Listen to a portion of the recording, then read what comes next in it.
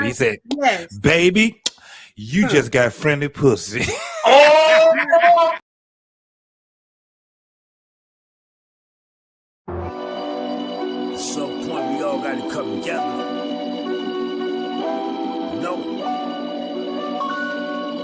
Yeah. Everybody got opinions. Let's talk about it. Communication is key. Let's build around it. We do this for the people. The people founded it. Black love stay strong. No way around it. We anti-genocide. We ride for the cause. Got love for our sisters and love for our dogs. Respect the young and elderly. You all been invited to be inspired. You come together. Better got violent. Gotta watch for the cops. Gotta watch for the ops. Gotta watch for the politicians that play with the eyes. If you know, then you know. Plant the seed and it grows. Welcome to the show. This is what we know. This is what we know. This is what we know. This is what we know. This is what we know. Yeah. This is what we know. We are in this thing tonight, y'all. Let's go, man. Let's go. Hey, look, goddammit, black man. Hell yeah, that's what I'm talking about, man. I was thinking about that. I was like, why the fuck I haven't put my theme shit back up on? I love that you did that, my brother. Thank you, man. What's going on? We already got him coming in the room. What's up? Embrace the grace. What's going on, Gracie? What's happening with you? What's going on? Man, it's been a long week, y'all.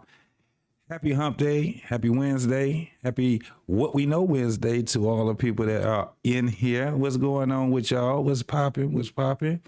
Man, listen. I was burnt out yesterday, y'all. I could not be on the panel yesterday. I was gone. I've been out here trying to work this damn channel, make sure that my channel was great, making sure Black Man, his channel was great, making sure we are great. You know what I'm saying? But I was a little burnt out yesterday, man, and I wanted to be 100 for the show here. What We Know Wednesday, you know what I'm saying? I definitely appreciate everybody that's coming in, the people that will be coming in. Don't forget, once you're in here, please wipe your feet off on the mat, which that means that you need to hit that like button. Don't forget to share. Also, if you are in here and you like the content, man, we do appreciate the donations. Do not forget to also, if you want to get exclusive footage that's going to be on Black Man Unfiltered, What We Know podcast, don't forget, man, y'all got to be members also. You know what I'm saying? On the What We Know podcast, it's the what's the name of it? Oh, okay. It's the know-it-alls. That's what it is for the membership that's there. You dig what I'm saying? And you can be a family member over at the Black Man Unfiltered also. We got a lot of people that have got a lot of these memberships donated to them too. So once you get that membership, man, make sure that you take care of it also. What's going on, Trey Ferg? What's popping with you, brother? What's popping? Hopefully I get you up here. Once I start showing this bullshit, you can come up here and you can give your opinion and reaction to all the crazy shit that I'm gonna be showing tonight, man. It's a privilege, man, to be out here and to be back again on another Wednesday on What We Know Wednesday on Black Man Unfiltered and What We Know podcast. Again, do not forget to hit the like button, y'all. Show us that you really appreciate the content we got out here, man. And on the Black Man Unfiltered, you can also donate there with a Cash App. Let me put his Cash App out here too, because my brother is out here doing this thing, man. And, you know, we want to make sure that his content is being seen on the Black Man Unfiltered as well as mine's on What We Know.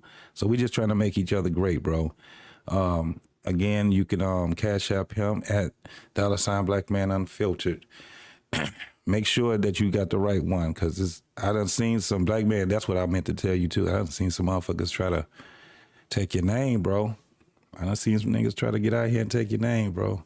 But also hit him with the super chat also. You know what I'm saying? With me, it's just a super chat right now. I haven't got my Cash App the way that I want to get it. My boy Freezy's in the building. What's going on, Freezy? What's popping with you, boy?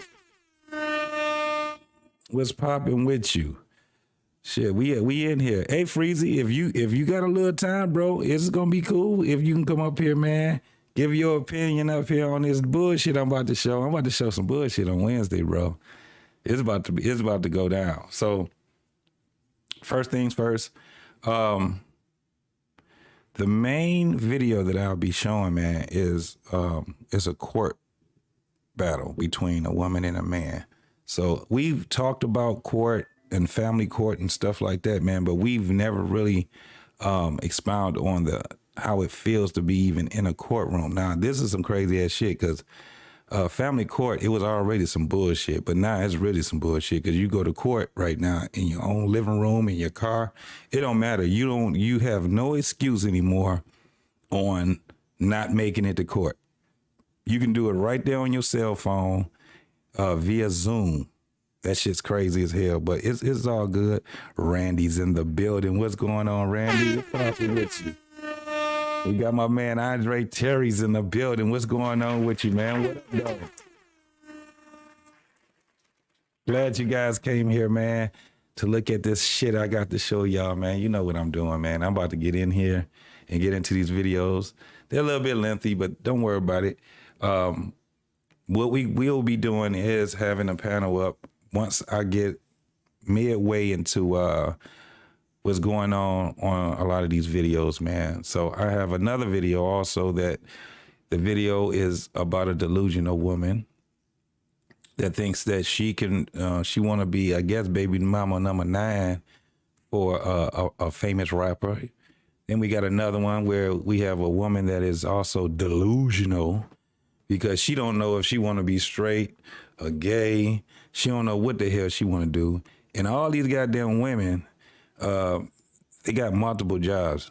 I can't understand how you got so many people that have so many fucking jobs. They should all be rich, the type of jobs they be having, you know what I'm saying? But you know, it is what it is, man. I'm gonna go ahead and before I get into this video, man, let me make sure that I've given the people that are in here that just do. Yeah, I think I got everybody in here. My girl Embrace the Grace, Trey Ferg, my boy Freezy, Randy, my man Andre. Yeah, we in here right now, man. So because these videos are a little lengthy, I'm gonna have to get right on into it. So my first video I'm gonna do, it is on a woman that is a truck driver, went on the Kendra G show, and she got multiple kids, multiple baby fathers, but she also said that she was in a homosexual relationship too. I'm gonna try to see what the hell is going on with this woman right here, because man, listen, this is some delusional ass shit. I'm gonna tell you, Randy, it's y'all fault. Yeah, it's y'all fault. Y'all did not tell y'all sisters that they can't walk around here being delusional. And Randy, I'm telling you right now, the money's gone. I ain't got no money for you right now. I know listen, I got a doctor that can do it for free on the Black Man Unfiltered show. That's Dr. Nakum. He'll be able to work out all the things that's going on in your mind right now. I know we be giving you, you know, a lot of crazy ass shit, and it's hard for you to process or whatever, and it's working with you. But Dr. Nakumbe, he'll get you straight. Don't worry about it. My lady Navoa is in here also. What's going on, Lady Navoa? How are you this evening? You ready for the bullshit? Are you ready for the bullshit? All right.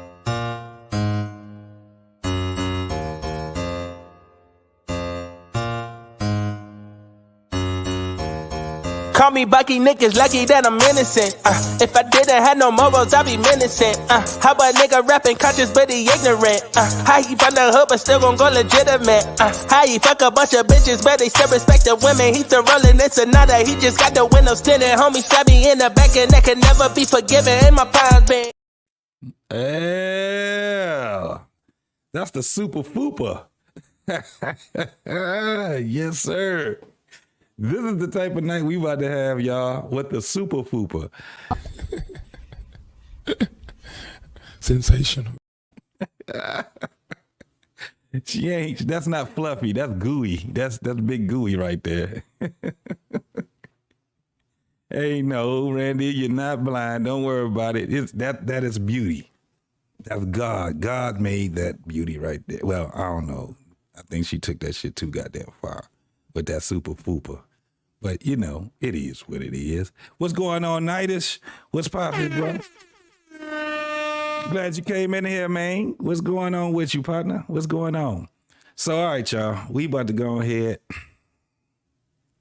and I'm going to go ahead and let y'all see this bullshit that's about to go on. Kendra G and the truck driver. Here we go, y'all. I'm a truck driver. Oh, you're a truck driver.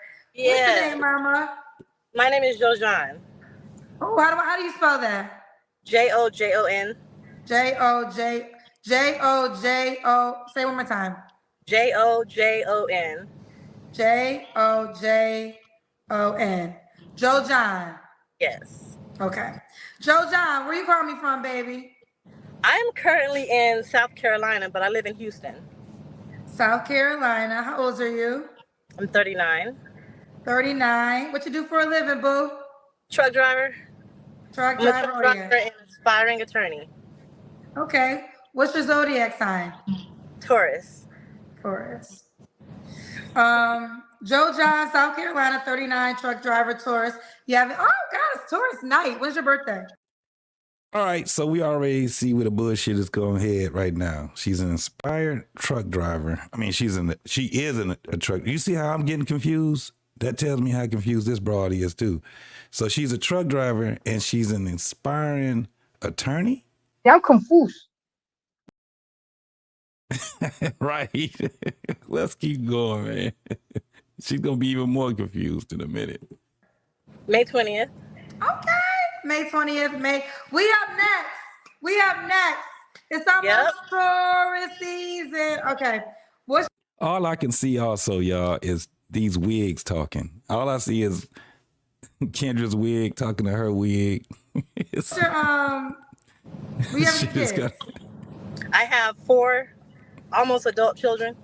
Okay, how old are your 4 almost adult children? 17 through 22. Give me. God damn. Y'all starting to see a pattern, ain't you? Y'all seeing a pattern. All these goddamn kids. All the ages. What up, Lou? 17, What's going on 18, with you, partner? 21 to 22. All by the same man? No. Hell no. How many men? How many men, y'all? Put them in the chat. How many men? How many men? How many men has she got for her children? One.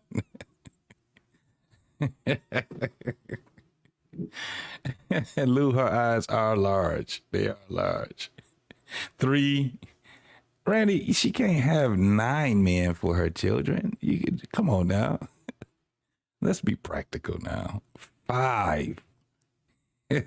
Dino, what's happening? Dino. All right, Lou said 2. All right. Here we go. I'm going to reveal it.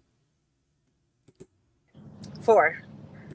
4 for 4. Y'all starting to see a pattern. Oh, shit. I'm telling you, it's just going to get even worse, y'all. All right, let's keep going. 4. Have you ever been married? Has she ever been married, y'all? Has she ever been married? Mm-hmm. Yeah. 4 by 4. Yep. We starting to see a lot of them, Dino. We starting to see a lot of them. Lady Navarre said no. Randy said mo, which I know she meant no. Let's go. I have been married to a woman, and it was like an arranged marriage. Wrong. She was imaginary married. That ain't no goddamn marriage. Let's go. So are you looking for a man or Four kids, y'all. 4 kids. And she was married to a woman. You see how they use us? I'm tired of being used this way. They just use our utility and then they try to make a family with somebody. All right, y'all, let's woman go. tonight? A man. How did you have an arranged marriage to a woman? I wanted to go to the military, and I was a single mom, so I was like, I need to get married. And at that point, I was like dating women, so I was like, I need to get married to go to the military. And my friend was like, I'll marry you, and it was You a long have to time be married to go to the military? Well, so if you're single, you have to give up custody of your children to someone just in case you get deployed or something. So it'll be a parent or a spouse or something like that. Like you have to share joint custody. So I didn't have my parent to do so. So I was like, I need to have a spouse. No, you don't have to.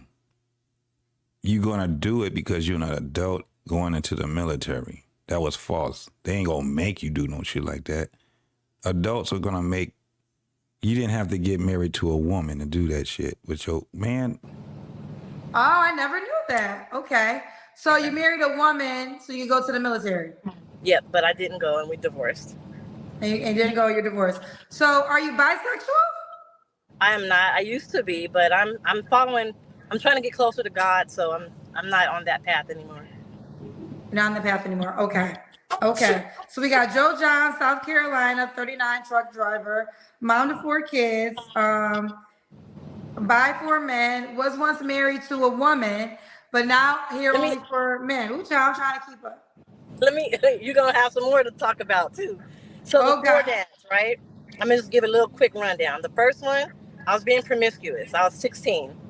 The second one, I was engaged to be married, tried to do it the right way. He molested my daughter. God damn. And the third one, the second one is Adrian Trinity, and we were engaged to be married. Everything was going good, and then he ended up molesting my daughter, the first one. So we broke up. The third one, we were together for 7 years, thinking everything was going to go good, and it didn't go good. And then the last one, I was raped. Oh shit! Oh my God! What the fuck is going on? Have you gone to therapy? I went to therapy. I've done all of that. I'm still in therapy. Not for that, but I believe in therapy, so I believe that's important. Ooh, child, that was heavy. Yeah. That was I wrote a book. I wrote a book about it. Okay. What you say? A man. I actually just came on here to say big ups to your channel. A lot of my friends and associates were like, you need to check out Kendra's channel and check out, And I'm like, I don't know. I never heard of her. And so I've been watching you. I love how you keep it real. I'm not looking for a man. I'm presenting myself for my husband to find me. And that's just where I'm at with it. So I'm just, Well, here's the question. So you want to get married? I do. Okay. What kind of man are you looking for? Well, what kind of man you want to find you? I want a man that has good integrity, good character, who is God-fearing. This motherfucker said, a man that's God-fearing. What the hell? What the hell? Oh my God. All right, y'all. I'm just gonna look. I'm not gonna force feed y'all this shit. We gotta digest some of this shit right here, y'all. Now this motherfucker is so-called.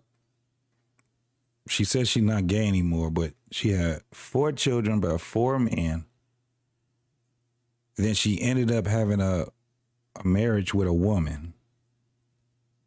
She's on a dating show, but not looking for a man, or she's not. I told y'all, I'm confused, Black man. I am fucking confused, bro.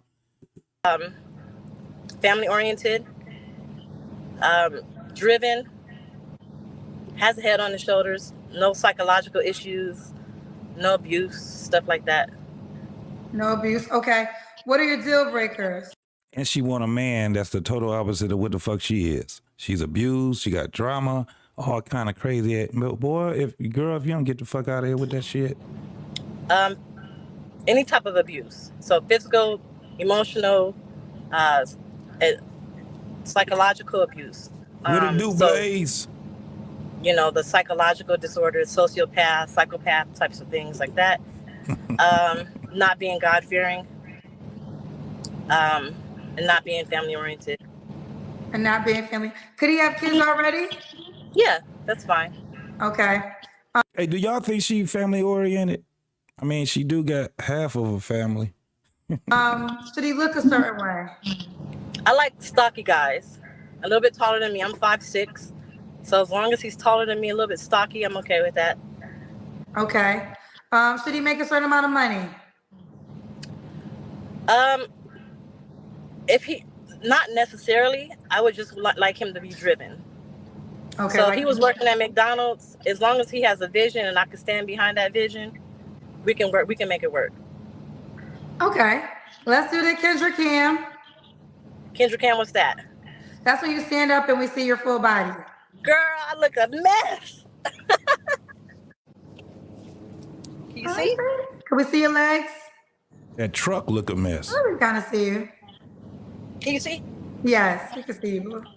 Okay.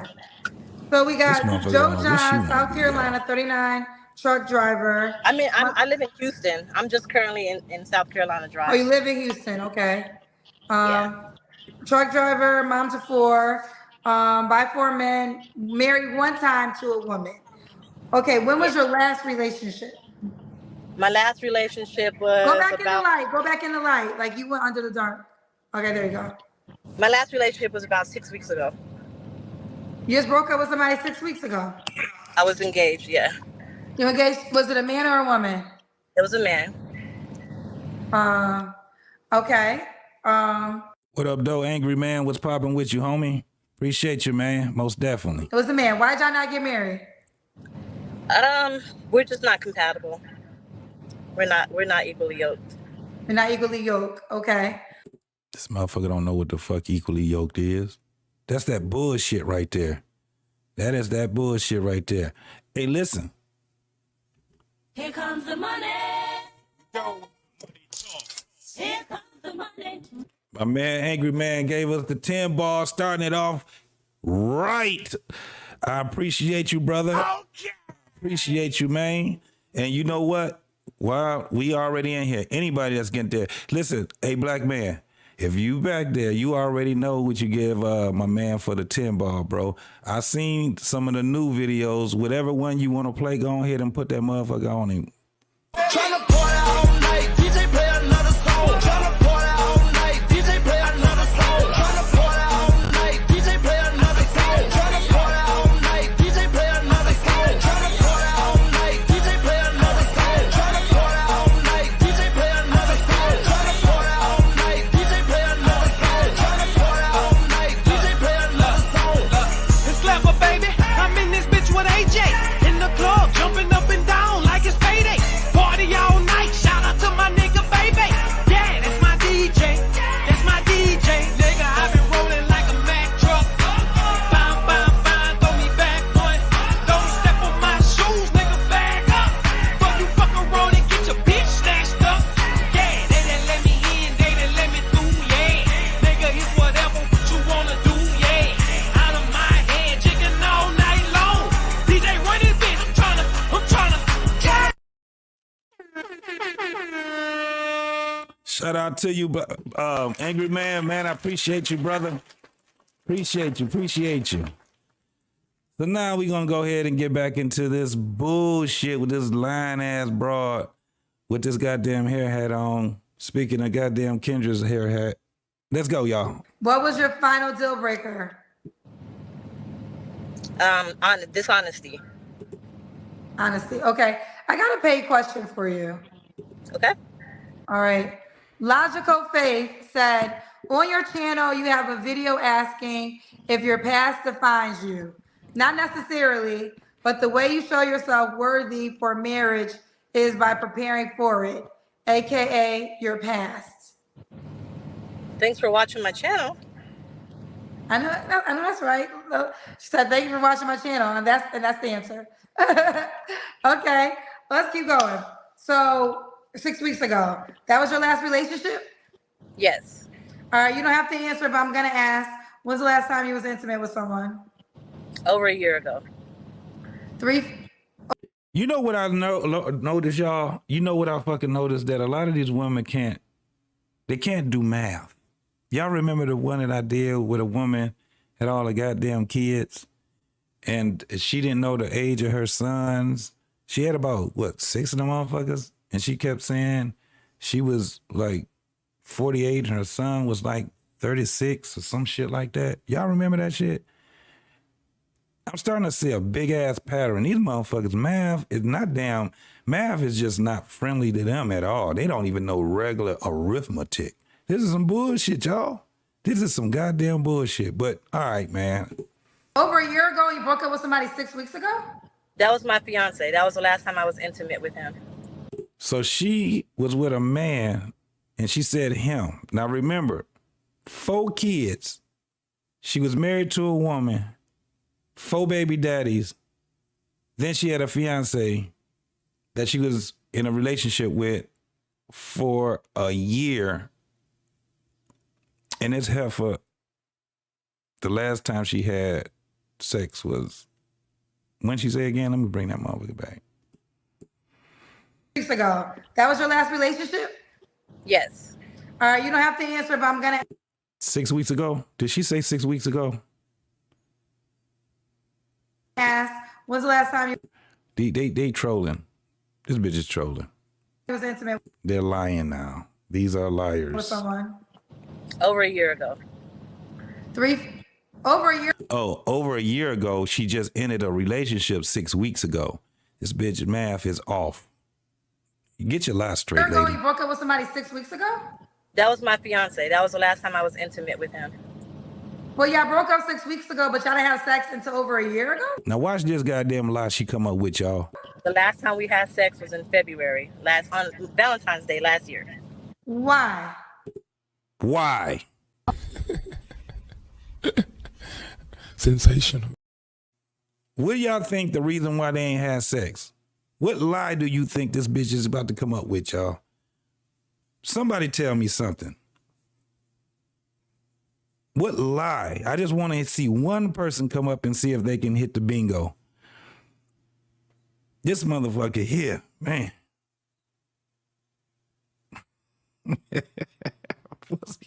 Her pussy got the flu.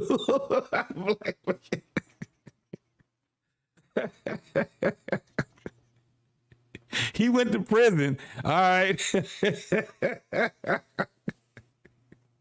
All right, nobody hit the bingo yet, but watch this shit right here.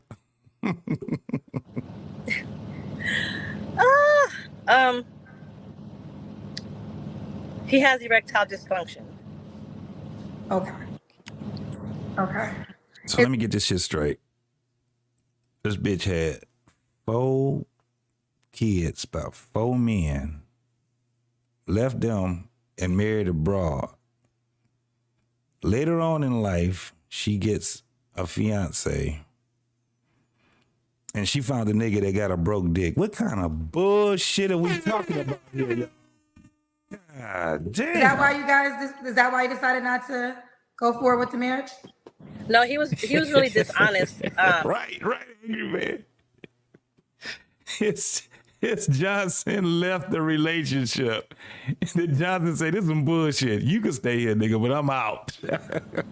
He was really dishonest. And there was a time where I got off the truck to start a business. And I asked him if, maybe I was wrong. This is a debate across my YouTube channel.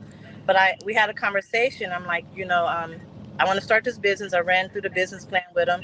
And I'm like, can you hold down the mortgage and everything while I get it started? And he was like, yeah, I got you. And he couldn't hold it down. And I almost lost my house. So I had to get back on the truck and drive. And he just stopped paying the bills. And then he lies about every little thing. I got into it too fast, too quick with him. So a lot of things that I learned about him that I should have learned before I got in a relationship with him. Okay. So at the end of the day, it's just a lot of stuff that just broke us up. Okay. So what was your final straw? What made you walk away? The dishonesty. Dishonesty. Okay. Lying ass heifer. Okay. Got you. Okay. Woo, child, that's Joe John. You did tell me. I might have to start drinking when I host this show. I wish I could drink right now. Why can't But you sound like you drunk. Mm-hmm. Okay. Well, what are 3 flaws you have to work on? I am insecure about my body. Okay.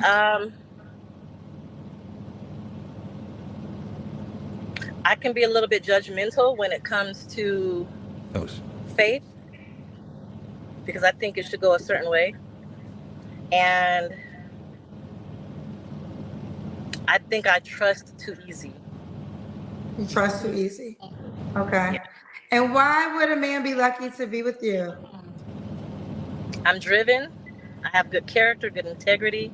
I'm smart, intelligent. Nah, heifer, you driving. You ain't driven. You just driving. That's all that shit is. You don't know where the fuck you going. I am pursuing a legal degree. Why the fuck you lying? I have my own place, my own home. I've raised my children. I have no baby daddy drama.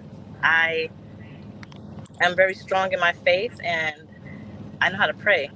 I would pray for my husband, and we would pray together, and we would build something great. Okay. All right, let's do it. Joe John Houston, 39 truck driver, mom to 4 kids, as a tourist, and you want to get married. This time you want to get married to a man. Yes. The woman was never a thing. Like, that was just a little blip in the past. Got you. What's the age range? Get out of here! Just get out of here! And F you, just get out of here!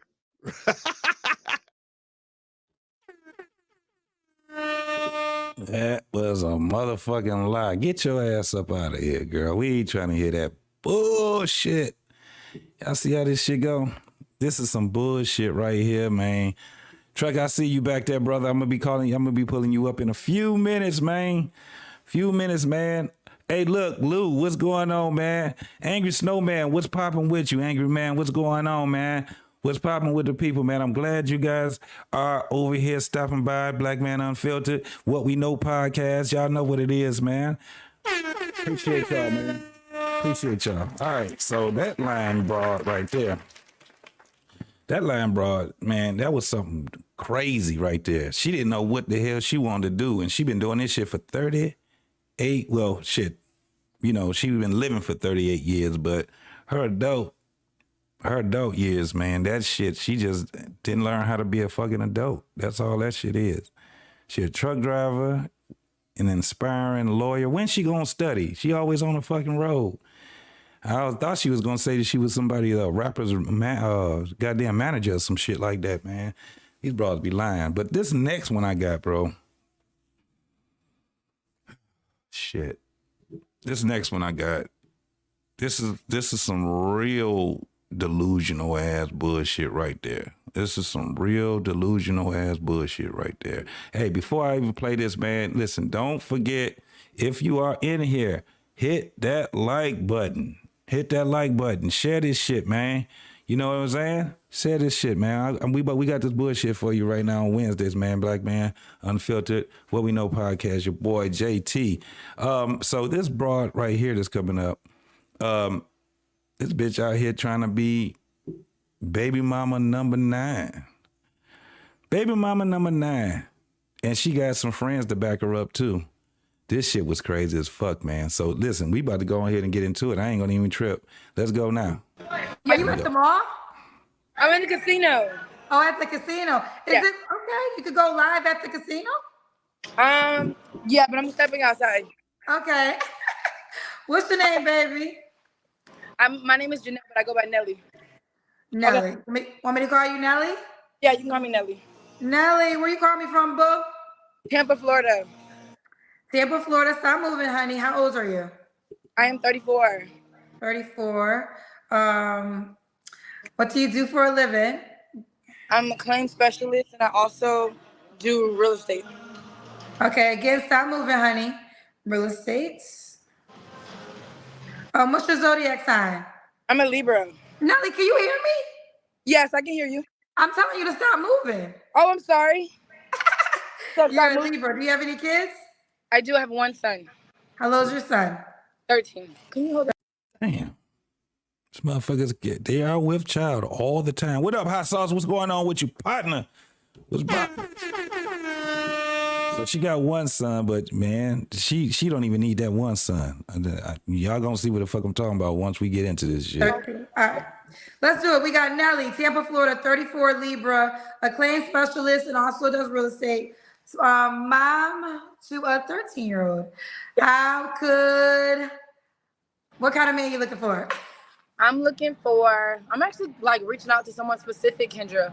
I messaged you. I'm not gonna tell the crowd who he is, but I actually reached out to a celebrity and like I mailed him, like had someone deliver him like edibles, and then like I seen him on stage and I gave him a gift. So I don't want to say who this celebrity is, but what does he do? He's a rapper. She's a professional Janelle? chair Nelly? sitter. Absolutely. We can't hear you. We can't hear you, baby. Is this guy trying to say? We cannot hear you, honey. We can't hear you. I need to hear the rest of the story. Oh my God. Nelly, you gotta call me back. Hell yeah. Because I need to hear the rest of the story on what rapper you sent edibles to. Who is this? So Nelly, get your Wi-Fi together. Oh wait. I think she's back. I'm back. Hello? Yes, I'm back. I'm sorry. Okay. Wait a minute. So name one of the songs. I can't because you're gonna know. I don't want people to like be in my like box, and I don't want to cause that type of attention. But okay, so do I know the guy because you said you do?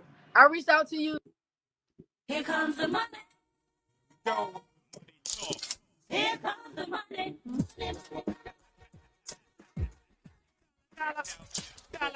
My man, Angry Man came with another 20, man. He said she's a professional chair sitter. Absolutely she is.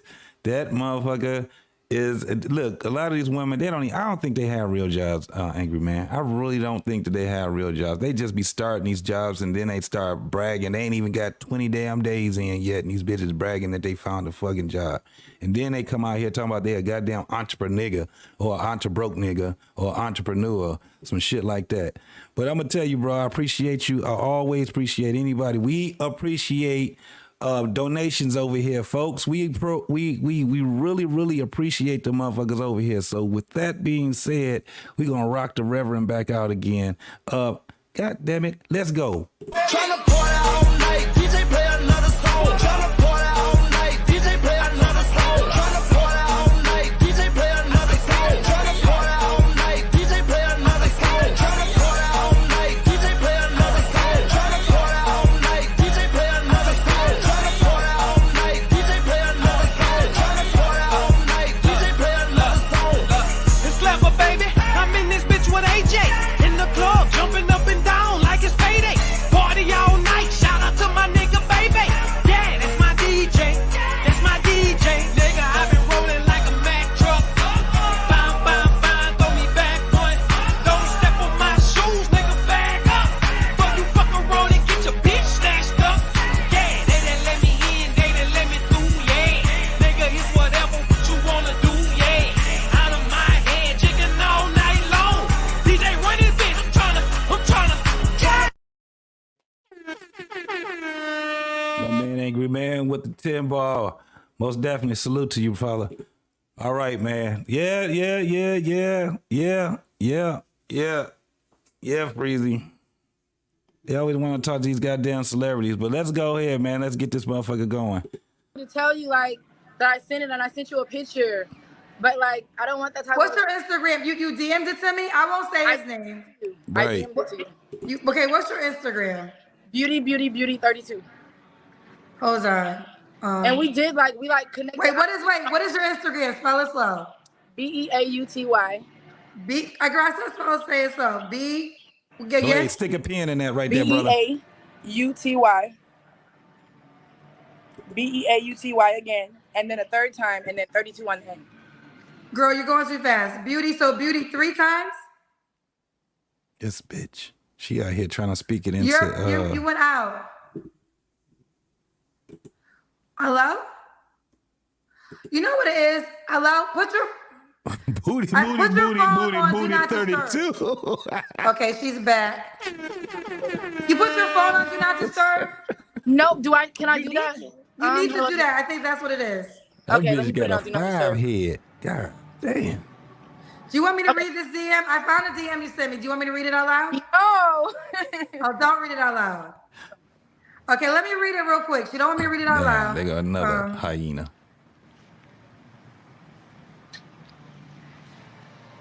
She's reading it. Let me show They already know who he is. You might as well just say who it is. Oh. You can't turn to Okay, so Nelly, I can't see your face. Yes. Okay, we need the light. Oh, she All needs right. So Nelly, what do you want from me? Like, what is your goal? I can't hear you. Did you put your phone on Do Not Disturb? Yeah, just put it on Do Not Disturb. I don't recommend this, honey. Hello? Hello? Do you have the phone on mute this time? I do. I blocked everybody. I blocked my babysitter too. Your babysitter? I didn't even get to that. Okay, you just put in. She called me a second ago. And this is Nelly, Tampa, Florida, 34. These motherfuckers be raggedy than a motherfucker coming out here trying to date. And then on top of that, this bitch is trying to be a goddamn groupie for a goddamn rapper. What the fuck? Libra, acclaimed specialist in real estate, mom to a 13-year-old. But she DM'd me. I never saw the DM until tonight. I just went to her page and I went. Come hold the phone. And I went to message. And basically, there's a rapper who she likes, and she's trying to get the rapper's attention. Now, you don't want to say the rapper's name. So how are you going to use my platform to get his attention? Because I feel like he knows what I've sent him. The thing is, the card, when I sent the edibles, the card got rained on because it rained. I mean, I'll tell you where the card got mailed, but I just don't want to say who it is. But wait, where did you send the edibles to? Miami. One of his Miami homes. How do you know his address? It was leaked online a long time ago. Girl, that's a stalker. You a stalker. Hell yeah. How? It was there. It was in the public records. I didn't go looking for it. It was just there. You did go looking for it because you had to go to the public record to get it. You a No, fucking when it was stalker. leaked online, I found out about it. A friend of mine knows that I'm in love with him and seen it. So she sent it to me. Girl, you don't think this is an obsession? I mean, I didn't go there. I just sent, I had. But wait. How do you, but listen, you don't even know this man. How can you love him? I mean, not love him, but I'm just saying, like, I'm attracted to him. I'm strongly attracted to him. So I won't, you told me not to read the DM you sent me, right? You can read it because it doesn't say his name in there. I was trying to, but it said. Okay, she sent me this DM. You sent me this DM earlier this month. Well, last month in March. Right. And the DM says, For sure Kendra, she I is, actually bro. have a question. I need a little advice.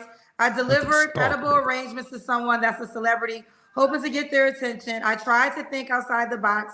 And I know for people who are rich and famous, sometimes people in their circle forget about them. But I'm honestly so attracted to him. If he didn't have the fame or the money, I would still want him anyways. Right. Just thought I would see what you think. Please, you need an advice column. Yeah. I would love to remain anonymous. By the way, thanks for saying this. Well, you're not anonymous now because I just read this with your face. You desperate, girlfriend. I'm ass. gonna be honest with you. Stop. You're doing too much. Right. You're doing too much, honey. If this man, I mean, he probably got the edible arrangement and was spooked the hell out. He's probably like, how the hell does this person have my address? Right. And that's scary. And this is not going to turn him on. You know, I want to just keep it real. You're coming across as a fan / groupie. And I don't know who it is, but if he's a famous rapper, women do this all the time. And the likelihood of him, a fucking fan is a fanatic. So she is absolutely what the fuck. It's short for fanatic. This bitch she's a stalker. Oh, creepy ass. This turning him on and saying, I'm gonna diss every woman in the world. No, this is kind of stalkerish, honey. I don't expect him to diss every woman in the world. I was just hoping that it would bring some, like, you know what I'm saying? Like, he would see, like, be curious of who sent it, you know, and just yeah, like, I would be curious and then I would call the cops. Like if someone sent me something to my house, I would then, my next phone call would be the police of how do they have my address? Because I would be scared. I mean, right, I didn't go there because again, I would be embarrassed. And again, I wouldn't know what to say. I don't do that. Yeah, but the point of the matter. You should be embarrassed right now. Alpha. On Kendra G trying to get in touch with a goddamn rapper that you don't even know, and he don't know your creepy ass. Matter is, this that bullshit right here. This that double standard right here, AM. Just that motherfucking double standard, bro. You are a stranger and you have his home address. That's scary. Public. You know, like what else do you know that he probably don't want you to know? But why are you so obsessed with this man? There's not regular guys. I bet you when them motherfuckers be rolling up on Sexy Red and them other females, they be calling the cops on them niggas. Think about that shit. What if a motherfucking dude was, and they do, these cats be out here being fanatics and shit like that, and them motherfuckers be labeled motherfucking, but what if a nigga sent her some motherfucking edible motherfucking panties and got her address and all this crazy ass shit and trying to come on JT's motherfucking platform trying to find a motherfucker. What if a motherfucker, black man, what if a motherfucker was stalking your ass? You would take that shit. You was a bad example, black man. My bad, bro. That you don't want to date a regular guy? I am. I mean, I'm interested in that too, but I just feel like the regular guys that I'm interested in, or that are interested in me, it's like they text too much and it's like they come on too strongly. I don't know. You about to, hey. Like I'm at the casino now. Angry man, you about to find out where this ego come from. This motherfucker got 2 backup singers that's about to show you where you about to see where this shit comes from. Oh, and it's like, Can I ask you a question? And again, she's not telling us a rapper, but do you wanna what do you want with this rapper? You want an exclusive relationship or you just want to meet him? Like what's your goal? Honestly, like you said, you can't say something. You can't genuinely say, oh, I want a relationship and you don't know a person. I would just love like a date night with him and just see what happens. That's it. You know, I can't promise anything else because I don't know him. Man. So that's about it. So you want, now on this date, would you pay for the date? No. So you're trying to get him to take you on a real date. Right. Do you not think you're coming across as a groupie? Right. No, because I've met him before, but I was so afraid of rejection. We were at the club. So I gave him the gift and I ran away. Wait, I thought you sent him the gift.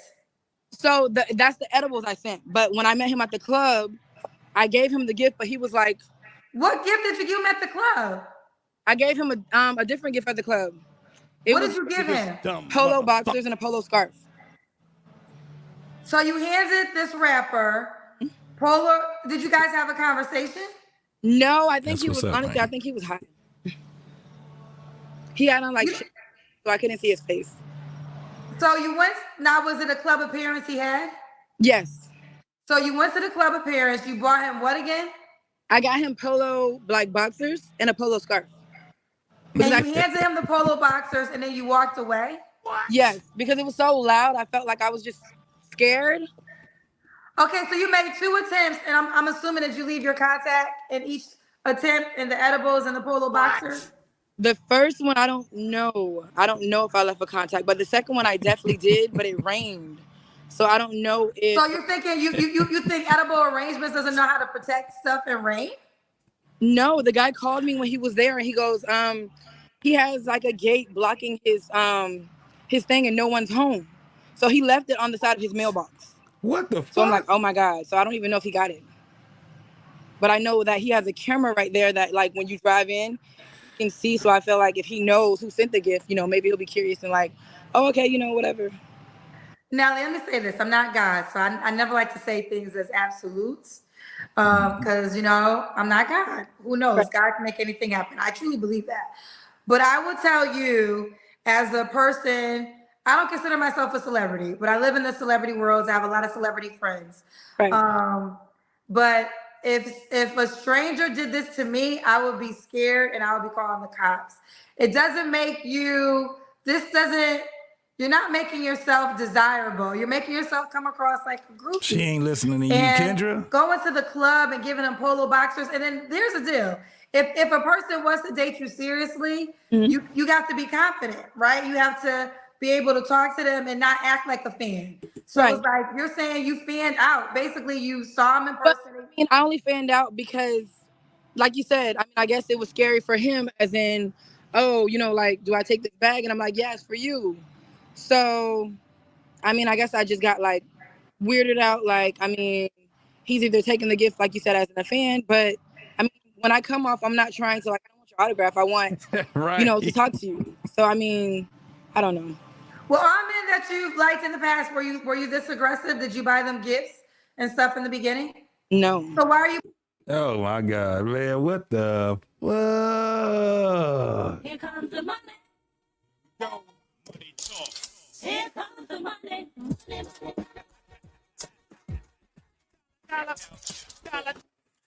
Big ups to my man.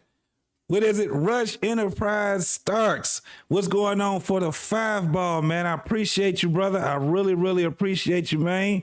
Hey, look here, man. Hey, man, it's mad love that's going on tonight, man. I really, really appreciate you, brothers, man. So with that, we're going to take a pause for the calls, and guess what we're going to do? Now, I was going to do the preach. I was going to do the preacher. But black man, because we are in some of this crazy ass shit, I'm going to give the people a treat. We about to go ahead and get super fupa up out here for my man, Russian Enterprise.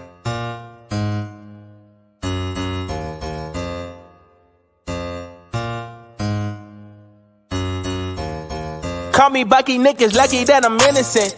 If I didn't have no morals, I'd be menacing. How a nigga rapping conscious but he ignorant? How he from the hood but still gon' go legitimate?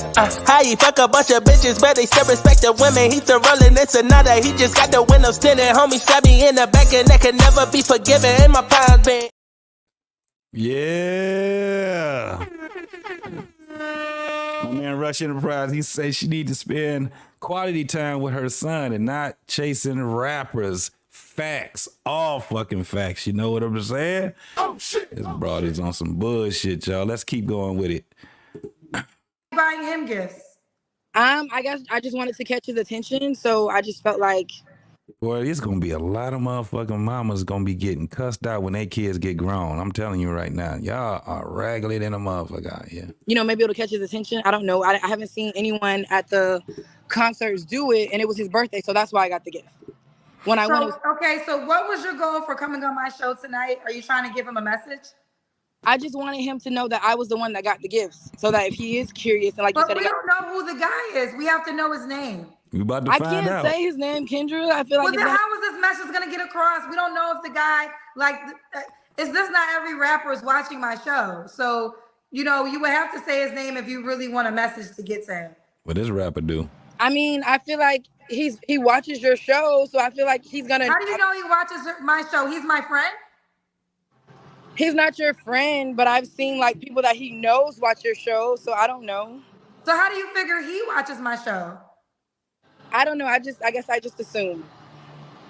So you're coming up here, you're not gonna say his name, and you're trying to get a message across to a rapper who you once gave, you met on the club at his birthday. When did you go to the club? Last year in November. So his birthday's in November. They about to figure it out What now. city? Was it a club appearance? No, it was a club in Miami. Do you want to give any type of hints? No. She just gave a Tell hint. us Watch. why. Goofy ass. I guess like you said, just coming this live, if he didn't, you know what I'm saying? If like you said, if it comes off stockerish, I don't want to seem like that girl, like, oh my God, you know. So that's too late. We way past that. But I mean, I don't think you don't think things out fully, because if you don't want to share his name, that's fine, I guess. But we don't know who this is, so there's no way that he can get this message. I think he will. He knows. Like, I looked him dead in his face when I gave him the gift for his birthday. She stalked the shit out of his Girl, man. That's he's why a famous rapper. Do you know how many women I have people that come on my show that I've... He told her, crazy, you crazy, ever get the fuck out my face. God Literally, damn. It's crazy though, y'all. Watch who is revealed. For the ones that do know, don't ruin it. Just let's keep letting this go. But if you guys want to, well, fuck it. If you want to, guess. This is only for the people that don't know. How would I know that you don't know? But go ahead and y'all can get y'all guess before they reveal it. Conversation Who the rapper is. with, and do not remember when they come back on a second time. I'm not trying to bust your bubble, but if he's as famous as you're saying, he meets women every single day. Why would he remember you? He does. I mean, I don't know. I'm just saying. I really don't want to say who he is because I don't want people in my DMs like, oh my God, really? You thought you were going to have a chance with him? So that's why I really don't want to say who he is. We got a couple of paid questions. Someone said his future, his birthday is November 20th. It's Future. Blaze, you said that shit right on time. That's why I told you to stick a pin in that shit. So you want to be baby mama number 8? No. It's motherfucking shit. And this broad got a kid. This shit gonna be on motherfucking, it's gonna be in the atmosphere forever. Forever in a motherfucking day. And this child gonna have to watch his mama talking about she is out here being a groupie for a nigga with a bunch of goddamn baby mamas. Boy, you know what? I'm gonna go ahead, man, and while we are simply in here, because we almost at the end of this motherfucker, but I'm gonna bring my man Trucker Yell up in this motherfucker. Trucker, you are in the show, man. We just can't see you. So wake up, man. Wake up, Trucker. Where you at? Oh, here we go. Here we go. Hey, wake your ass up. This shit is diabolical, my God. Bro, this is like the X-Files for Thunder Rats, my nigga. You hear? Bro, like, what? Like, Jesus. She said, well, I don't do regular guys because, you know, they come off too strong. Bitch, you sending niggas, did you sending edibles at a concert, nigga? Bro, what? Bro, this remind me of come on too strong. Right. This shit remind me of that scene from Pootie Tang, my nigga. Remember the beginning of the movie where the chick was screaming, ah, all on his face, and he had to put his finger to her mouth and hurry up and close the door, and then I nigga put the milk on the outside of the door. That's basically what this shit is. It's the updated version of Pootie Tang. Like, nigga, how you put, like, I know her son had to see this. No, man, this is some bullshit. Bruh, I'm baffled right now. I'm just sitting there like, wait, hold on, Trucker. You think this is it? No. Man, it gets worse. No. This shit get... Let's keep bro, it... we're doomed, man, bro. Let's keep the party going. Jesus Here we go. Christ. I didn't say I was looking for a baby. So you want to date a man that has 8 baby mamas? I mean, I would want to date him. I mean, I think judging someone and not knowing the full story, I mean, I would opt out of that, but I'm not. But this is what they call it. Like, we don't have to call it ignorance anymore. We just gonna call it ignore, right? Because that's the root word of ignorance. This bitch just said you don't judge nobody based off of what the girl. I'ma judge your ass. And right, Eda, man, she got that strong ass forehead. Bruh, Jesus Christ, that motherfucker out there. But the fact, this is what I be saying, like, we know y'all be knowing who y'all really fucking with. It's ain't no y'all running into a brick wall by accident. No, y'all doing 120 miles per hour in a Tesla. You know what I'm saying? Crashing into the wall on purpose because you know this man got 8, 9, 10 baby mamas, my nigga. 2 million motherfucker, right? But then he's a rapper. What the fuck? Like, yo, you sending? Bro, I've never. Nigga, she bought polo boxers, nigga. And brought a toy to the club, nigga. I gotta give Future his props, nigga. You got hoes doing that, nigga. Hey, shit. I just can't. God damn. Man. That's a full man. That thing's huge. What's going on, Angry Snowman, man? How you doing? What's going on, Angry Snowman? That forehead she got is something else, dude. Her hairline is trying to get away before she ends up catching a case. Nigga, that's a fist. That ain't a forehead. That's a fist head. You would knock everybody out with that Yeah, motherfucker. that's God trying to pull her away from being baby mama number 9. Like shit. I don't know how many clear signs you gonna get. Nah, She gotta that's her stop, hairline saying, I got an alibi. I had nothing to do with this bitch stalking somebody. Right. She said, "Well, I'm not a fan. I'm not a fan, but I'm like, yo, this is past stalker. This is It's about an to get worse. obsession, bro. This is obsession." Yep. It's about to get worse. What turns you on about Future? Because have you seen him treat women in a way you want to be treated? I did. I can say Des Dior, I didn't see him treat her in no type of way. Lori Harvey the same. So Lauren Harvey. Really? What is it about Future that you like, honey? I love the way he dresses. I love how nice he is. I like 9 baby mamas. I mean, again, like I said, I've met him before and he was genuinely nice. That's why I said I don't want to judge that because I haven't been in that seat before. So it's unfair for me to judge that. If So that you want you want one of the most popular rappers in the world to take you out on a date, of course, that he would have to pay for, and to take you seriously as a dating option. I mean, I would think that anyone that wants to date with someone, they would hope that someone takes them seriously, of course. How she But I'm not expect them to looking to take her get serious married when her tomorrow. So hairline it's don't like, take her serious? it goes by what you're looking for as well. And I'm not asking for marriage from him. I'm not asking to be anyone's baby mom. I have a son already. So it's like, it also goes by that as well. Girlfriend. This bitch said, I'm not looking to be his baby's mom. I have a son already.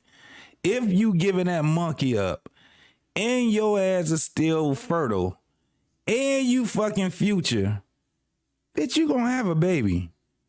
The only reason why you won't have one is if he don't want to have one with you. With your ugly ass. I ain't talking about the way she look in the face. I'm talking about everything about her. This is unattractive. There's no way you coming on to a motherfucking dating show being a fucking stalker. That's the craziest part about it. It's like they don't use common sense, man. Not at all. You keep forgetting, dog. You got professional women on Kendra G show asking for a kidney.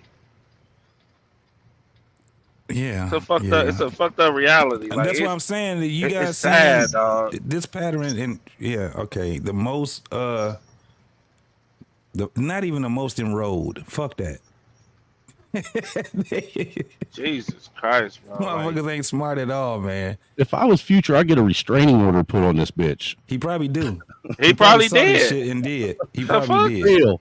Smart Shit, shit, I was man. 1,500 feet of me. Yeah. He a Bruh. celebrity. He ain't about to deal with this bullshit. The fact that she even knew he had a camera and all of that. Yeah, we went back. wild. That was like, ooh. I was That's like, oh, wild. wait a minute now. She gonna Hold slip up. and fall in front of him and end up pregnant. Hell yeah. God, shit. I would. Oh man. That's My wild. man.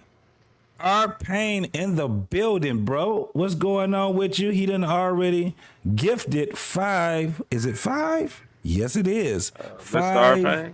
Yes. 5 memberships, man. He has gifted 5 memberships, man. So anybody that get those 5 memberships, to get the memberships from Arpain, man, please take care of them. Arpain, I really, really, really appreciate you, brother, for that.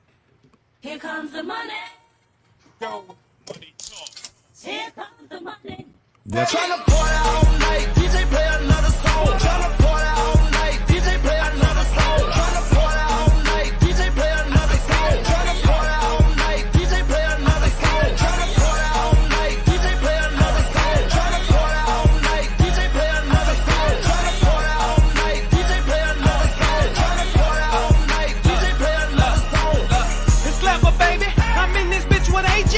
In the club, jumping up and down like it's payday. Party all night, shout out to my nigga, baby. Yeah, that's my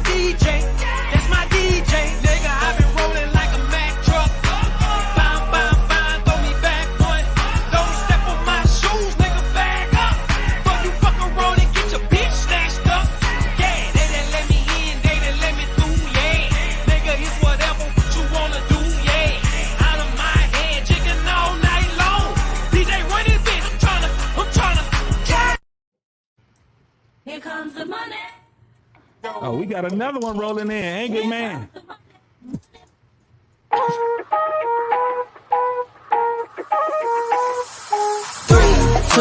1. Anywhere I'm at, turn the city up. I can flip a dollar to $1 million. I don't like to brag, but I'm really on. 3, 2, 1. Anywhere I'm at, turn the city up. King Sean gone Barrington living all off. Yo, Mr. Levy, tell him something. Oh,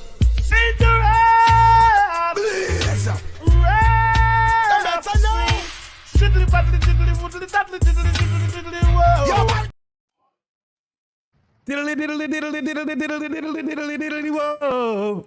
Sing. Oh, my man. That's what's up, bro. I appreciate you, Angry Man. I appreciate you, our pain, man, for the support, man. The 10 bill is coming from Angry Man. He says, Future don't want no chick that look like Lil Durk. Facts. Mad facts, bro. Most definitely, most definitely. Oh, my God. Here we go again. Here comes the money.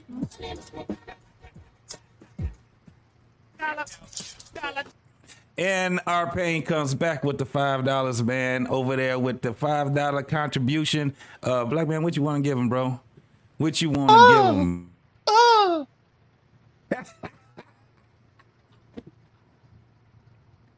He give you Black David boy. My name is Rosa. They say I'm supposed to sit in the back, but I'm tired here, so I'm finna sit right closer.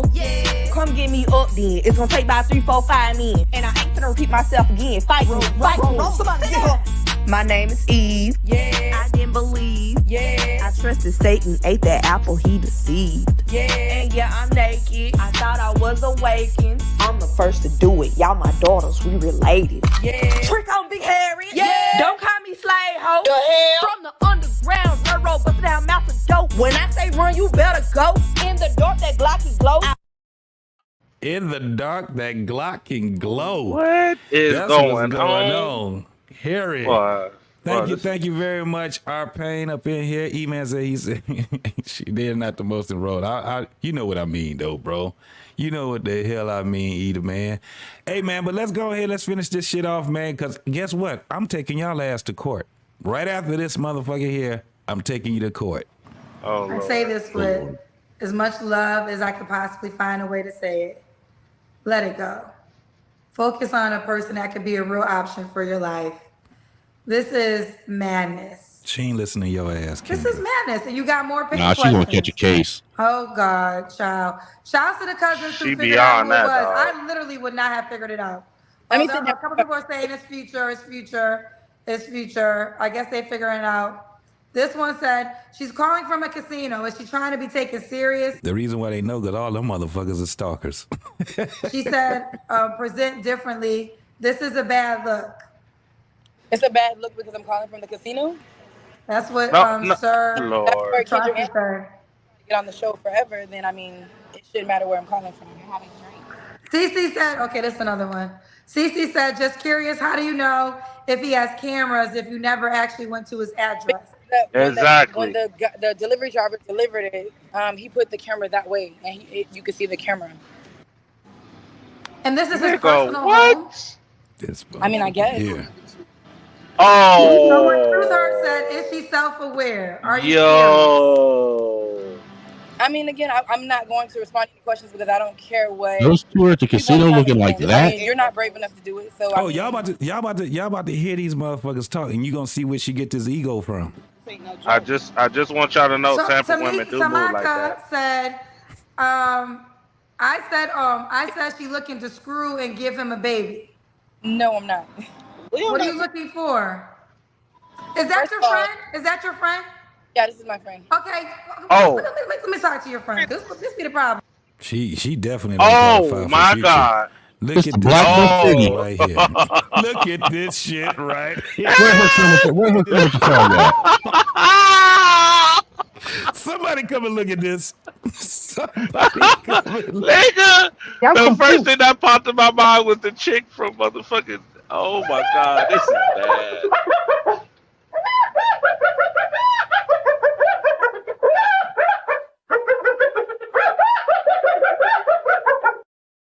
She don't eat pork because it'd be cannibalism. They travel in motherfucking packs, y'all. Damn.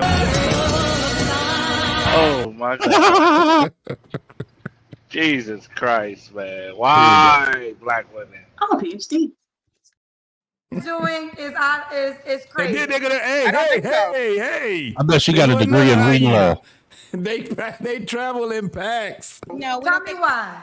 anything is possible. As a real estate broker, we see things all the time. She sees. What the You gotta fuck? call me back. Oh my God. What rapper you sent edibles to? Who is this? So Natalie, get your Wi-Fi together. Oh wait. I think she's back. I'm back. Hello? Yes, I'm back. I'm sorry. Okay. Wait a minute. So name one of the songs.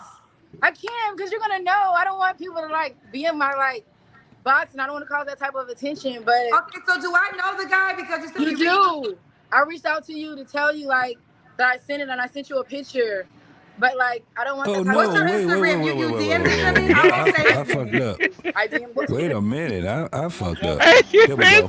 So to me, Tamaka said, I said she looking to screw and give him a baby. Producers, why did y'all go that route? If y'all know people that know him for real, Because why she did y'all not go respects there you. instead of calling me? She really respects you. Like, I don't watch your show, but I'm going to moving forward. She really respects you and want to go through you. Oh, she really respects me. But what I always tell people this: if you Who the have fuck left these things out the barn? That motherfucker. Will you get your goddamn pet hair out the fucking way? So if you're saying you have friends that know Future directly that are your friends, y'all should be focusing But one thing I know as a businesswoman, word of mouth is the number one topic of marketing. So I mean, but listen, I'm saying. She's trying to hoe her out now too. We so do. You have direct connections to That's Future. a pimp. You should, my cousins are in the industry as well. Okay, so hold on. Let me finish what I'm saying, honey. What I'm saying is, if you have a direct connection to Future, then why don't you use those connections? She could, but she's not trying to, go in sneaky. She's just trying to get the word out because word of mouth is very important. Nigga, what? This is sneaky. Go back to Nelly real quick. Nelly, where you at, honey? Look at Angry Man. I want you to do the Kendra Cam. What do you mean trying to get the word out? Hold on. She about to do the Kendra Cam. Hold up. Okay. You do have a nice shape. I don't say who this celebrity is, but You back in the tattoos on it? You're supposed to say that wait for a celebrity to find you. No, sometimes you have to go out there and find a celebrity. By any means. So the goal is for Future to see. Hold on. You know it's fine when Angry Man has. Did you see his? Did you see Angry Man's face? Did you see Angry Man? Look, we all disturbed right now. What's going on, Angry Man? What's popping with you, partner? What in the holy hell is going on up in here? It's a petting zoo. Angry Man, it's a petting zoo. Don't Man. Nah, bro, this is no damn petting zoo. This is the Everglades right now. Shit. You done found a gaggle of wombats. Don't feed the animals. I sure will. Are we paying for that interview? We'll be updating you. Paying for interview? Y'all call me? What you talking about paying for an interview? Y'all call me? I didn't call you. I didn't ask you to be on this show. He get hot, baby. What? He ain't getting nothing. Y'all call me. I ain't call you, so I'm paying you for an interview. We support your show. So what that got to do with it? You call me, I'm supposed to pay you because you called me. I called you. I didn't say that. They squabbling out Okay, here now. bye. Keep me posted how it goes, boo. Bye, sweetheart. Oh, hold on. I gotta go back to the goddamn Kendra Cam because I missed it to see what this motherfucker actually looks like. You sound like a straight stalker at this. You don't have you're not living in a reality world. You have to be different. If that's delusion, one person's delusion is another person's Hey, reality. JT. Like, yes, that's insane. They you know what they didn't realize? they started bumping their gums and they didn't realize they caught Kendra on the wrong day. She got the weave laid. You know she gonna show out today. Right, she was ready for their ass. You ain't gonna talk to her crazy when she got that new weave laid like that. That ain't gonna happen. That shit fresh and shiny and shit. Me and my weave is ready today. What the fuck we talking about? And we look, whole time old girl talking, that weave in her ear like this. I know you ain't gonna let her talk to you like that.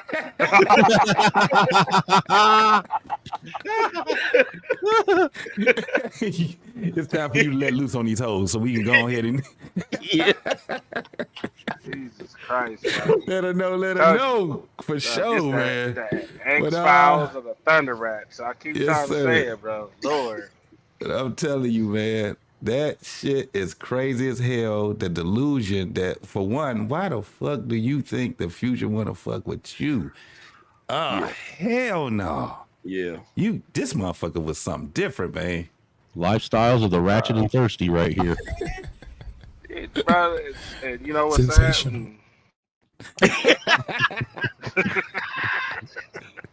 So we got to go ahead and get this bitch up out of here. Brother Clarence, would you please come and get this hoe? Get out of here! Just get out of here! And F you, just get out of here! Lord have mercy.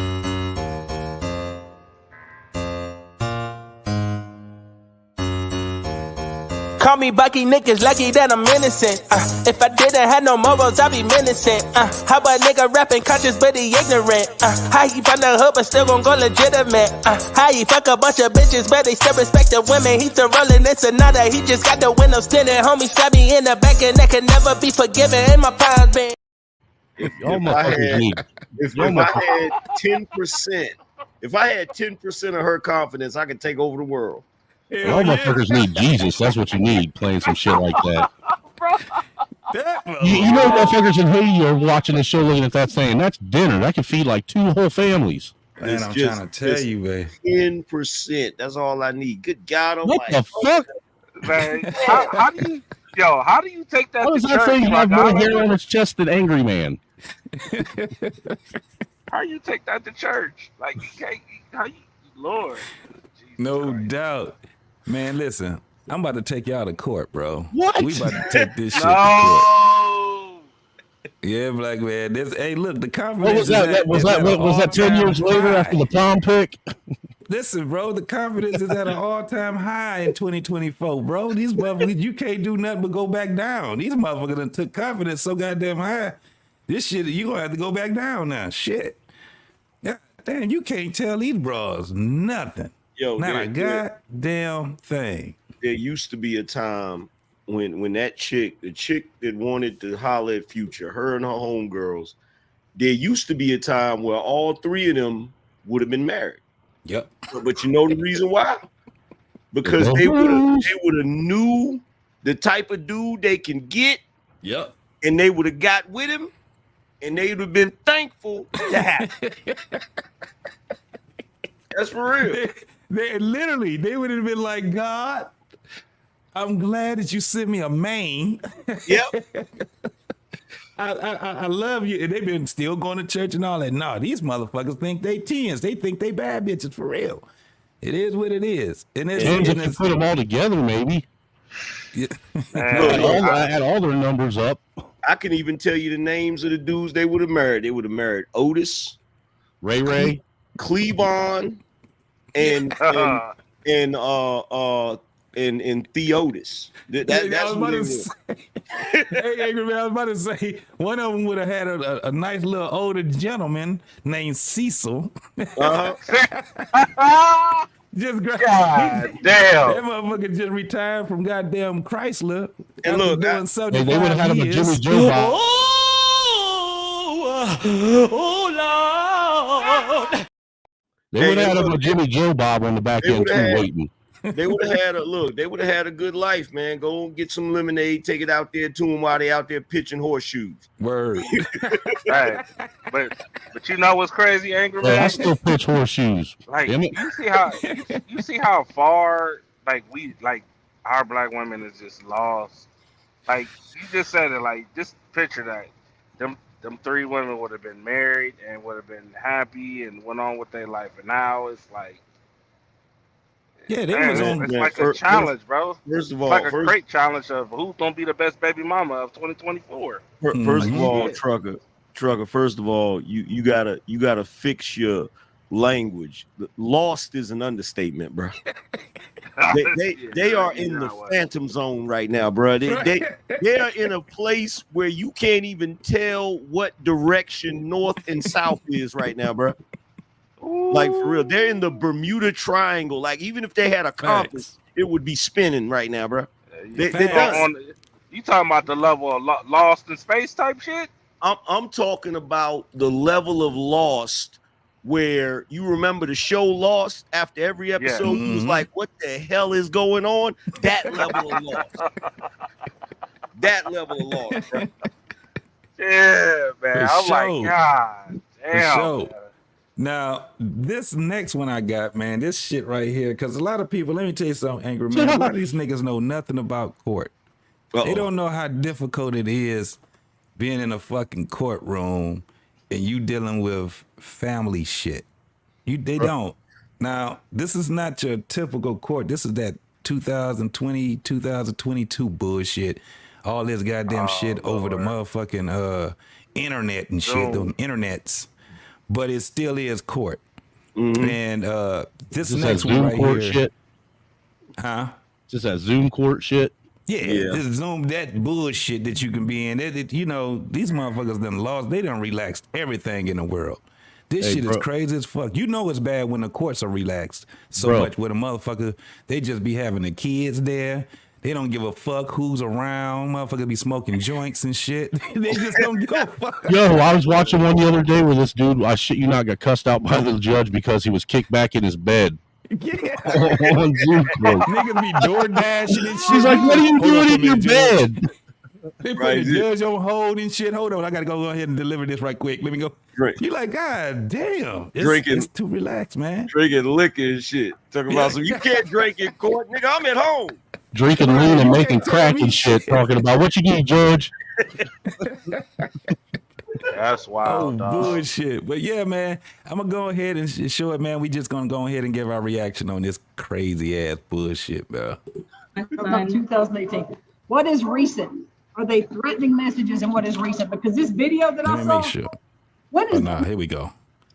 Tell me what. So February 1st, I arrived at Mr. Harrison's residence. Hold on. Time out a minute. To Time out. pick up our son, Preston. Time out. Why the hell does that judge look like she go by certain pronouns? Yeah. Oh, yeah, she's you know all it. of them. Why does the judge got faded blue hair? Why?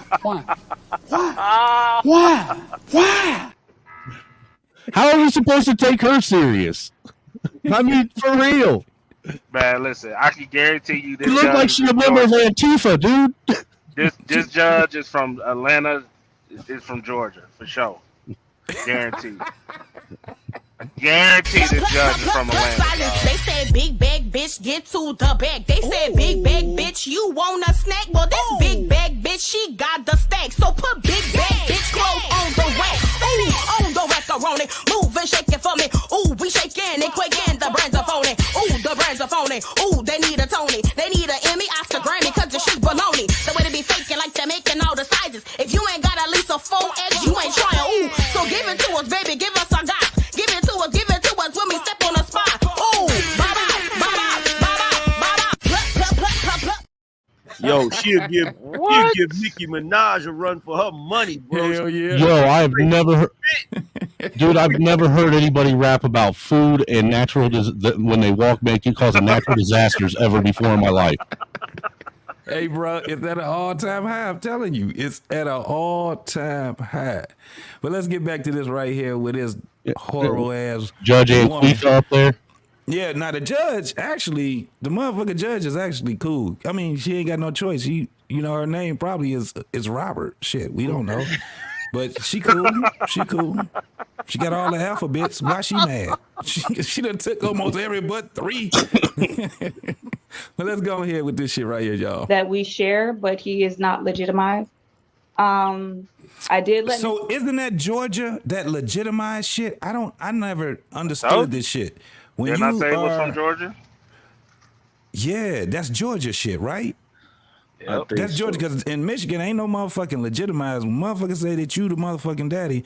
You got the rights and shit. You just gotta fight for your shit. But here, in order for you to fight for rights, you literally gotta go to court and legitimize yourself.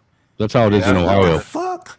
Yeah, That's how it is in Ohio, Georgia. dude. In Ohio, Yeah, you Ohio don't have and Georgia, yeah, in Ohio, you don't have no rights to your kids until you go to the courts and they give you pretty rights, much. unless you're married.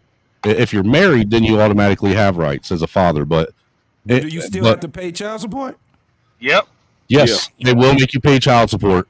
See, and what the other thing that they do, which I'm sure they do everywhere now, is that whole it's the affidavit of financial responsibility that they sucker guys into signing at the hospital, telling them it's birth certificate paperwork. Wow. Yeah. Well, That's another one. These niggas, man, motherfucker. This is how a motherfucker gotta fight the system and a crazy bitch. This is what it is, bro. This shit crazy. Mr. Harrison know that I didn't want to talk. I just wanted to get my son and leave.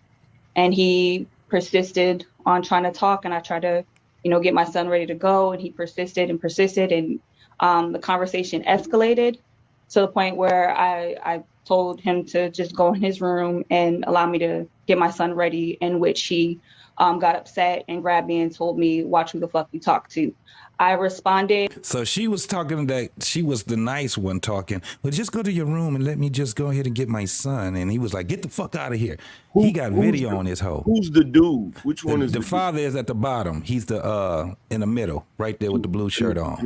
Oh, I thought he was the dude that's rolling the joint. Right. Oh, hey, man, shit. Look, they case be coming up next. They got niggas in the.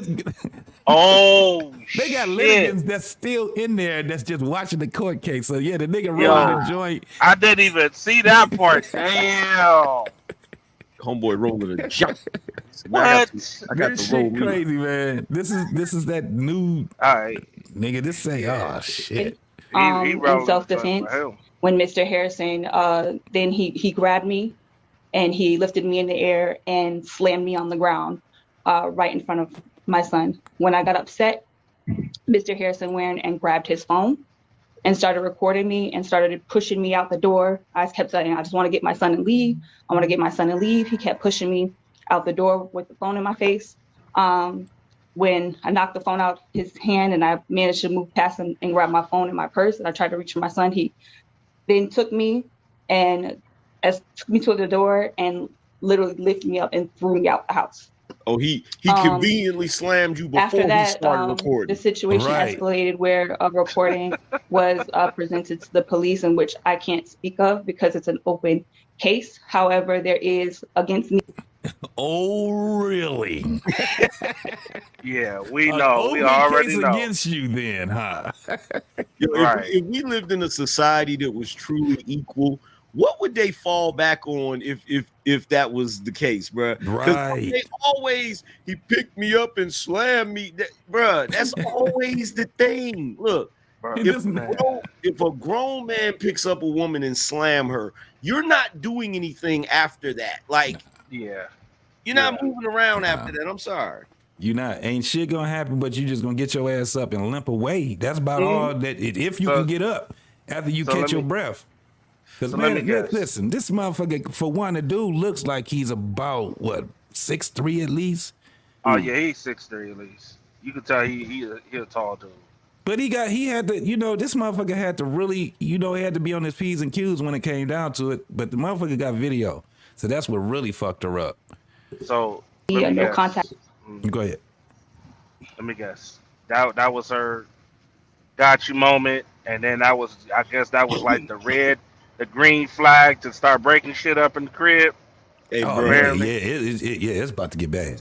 See, with my video skills, the court, the freaking Zoom court shit, I would have been fucking heads up with that shit. I'd have been like, Your Honor, I have the video, and as you can see here, Exhibit A. Yeah. All right, this is where she went haywire. Right. Order in which I've been honoring, and I have not contacted Mr. Harrison at all since the incident. And since She we looked share a crazy. son that has not been legitimized, I had removed him on the pickup list for the son because we do not have a parental agreement. On February the 6th, I received a phone call from the school because Mr. Harrison arrived at the school causing a commotion because he's trying to pick up our son, Preston. The school then, distraught because they didn't know what to do. They're not used to situations like this and they don't understand the Georgia law. Doesn't matter about that. Move along. So Mr. Harrison, Right. they relieved Oh, I Mr. like this Harrison. judge. They released my son to Mr. Harrison, in which, because we have a no contact order, I had to request a police escort. The officer Simmons. didn't. Yes. Is it no contact order because he was arrested? No, it was a no contact order because I was arrested. Oh, I knew it. I So it is knew a it. protection order against herself. I knew it. Oh, Look, my man say that was my guess. Wow. and Wow. you're right. And you're right, Angry Snowman. She's definitely crazy. She's a light-skinned woman that doesn't blink. Yeah. At No. all. Because of the footage on the video. So we share a son together, which he isn't legitimized. He took my son from the school, and I had to contact the police to receive a police escort to obtain my son.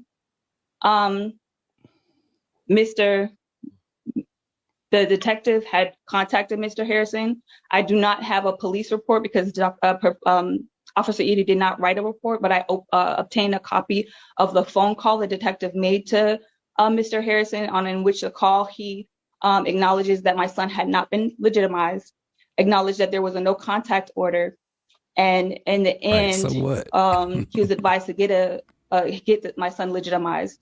And he was also defiant against the detective when asked to return my son. He said, well, what if I don't return him? Bitch, you sound like you're defiant against Which life. gives me cause to believe that this may happen again. Mr. Harrison has, I've not received any information about Mr. Harrison attempting to legitimize my son, but he has emailed me numerous times about contacting me numerous times to pick up my son. And he has also had friends reach out to me. And when I went to the office, Get your lies Look, straight. even Lies. your brain Get is it your brain together. is stroking out because it Get can't it figure this together. shit out. Listen, the reason why she doing this shit is because she know Vitcho is on the way. That's why my man's so quiet. He like, all right, well, keep talking, bitch. I got the Vitcho. the police station to inquire on how I can protect myself from him contacting me with this, because I feel like I'm being baited to contact him and avoid him going to my son's school and picking him up. He suggested that I get the CPO. There has also been situation. Wait, is there a pending legitimation case? So yeah. What? What my man had put on here, that was, he said, I wanted to see what proof she has for him being violent, seeing it was her and not him that was arrested. She know Vitio was on the way. She already understand. That's why her ass can't figure out. She was trying to, damn, this lie. She out here trying to edit the lie while she out there putting the lie out. This motherfucker is all fucked up right now. She like, damn. Notice she said, look, here's the funny thing. Notice she said, because he went to the school and got my son. Notice in that situation, it's her son. But if this was child support, she'd be like, he hasn't sent any money to his son. His son, like, right. Absolutely. She said, you're trying to bait me to call you, get my kid. Is? Like, what? Okay. Right. Ms. Free, the deputy's looking for you. Supposed to. I'm curious why all these other people are on this Zoom call. So you got the judge right here. You have, she is. Other witnesses? She does the filing, the paperwork or some shit. Yeah. No, these ain't witnesses. These are people that's waiting for their case. Some of these folks are waiting for their case. Normally you would have like a attorney, but normally when you see the attorney, you will see their name or you will see AAG appointed attorney. None of these guys can afford an attorney. Nah, They ain't Not trying a to do one that of them. shit. They ain't trying to do that shit. Yeah, they ain't trying to do that shit. They like, fuck this. This shit it's Georgia. My man, that's why he was fucking him up, man, because he never did legitimize his kid. You know, his father and established paternity that way. I'm like, damn, I didn't know that you had to do that shit too. I thought that shit came altered. That's why it's kind of like the case will be a little fucked up when you don't get your paperwork together. So he being in the son life is one thing, but you still got to be in this court, man. You got to understand how this shit work in these court systems, bro, because they gonna still end up fucking you up. You know what I'm saying? So. Listen, like in Ohio and Georgia, even if you sign a birth certificate, your name's not on the birth certificate. Damn. Even if you sign, like you gotta go downtown to get a specific paper to actually get put on the birth certificate. You feel me? And then even then, she put you on child support. Technically, they're supposed to send you in Ohio. They're supposed to send you to go get a DNA test. Yeah, but those don't even matter anymore as far as the court's concerned. Yeah, because even when they don't show, like, it's so bad in Ohio, dog, that you might get the shit, the paperwork. Trucker, I didn't know you was from Ohio. Yeah. I'm from Youngstown. I'm from Lima. What up, though, boy? I'm from Lima. Yeah. I got family in Youngstown. You from where? Lima. Oh, yeah, we ain't that far from each other. My nephew, hey, look, my nephew is in Lima, bro. I got a That's nephew. where I used to live. I lived there for like 20 years, man. Okay. That's what y'all get. Yeah, dog. That's what y'all get for living in a state. Hey, don't you be talking shit about Ohio now. Hey, you best just watch it. You best watch your mouth there. Well, hold on, Angry Man. You gotta cut us some slack now a little bit, because we ain't finding this information now. We can't be having none of that Ohio hate now. Hey, you gotta live there. You gotta live there in order to hate on Ohio, man. I'm just saying. Look, what can I say about Ohio that hasn't already been said about Afghanistan? I'm just saying. It's this bomb and depleted. Hey, the only thing different about Ohio and Afghanistan is the women get to stone the men in Ohio. The only thing I do in Ohio is drive through it on my way to Detroit. That's all I do. Yeah.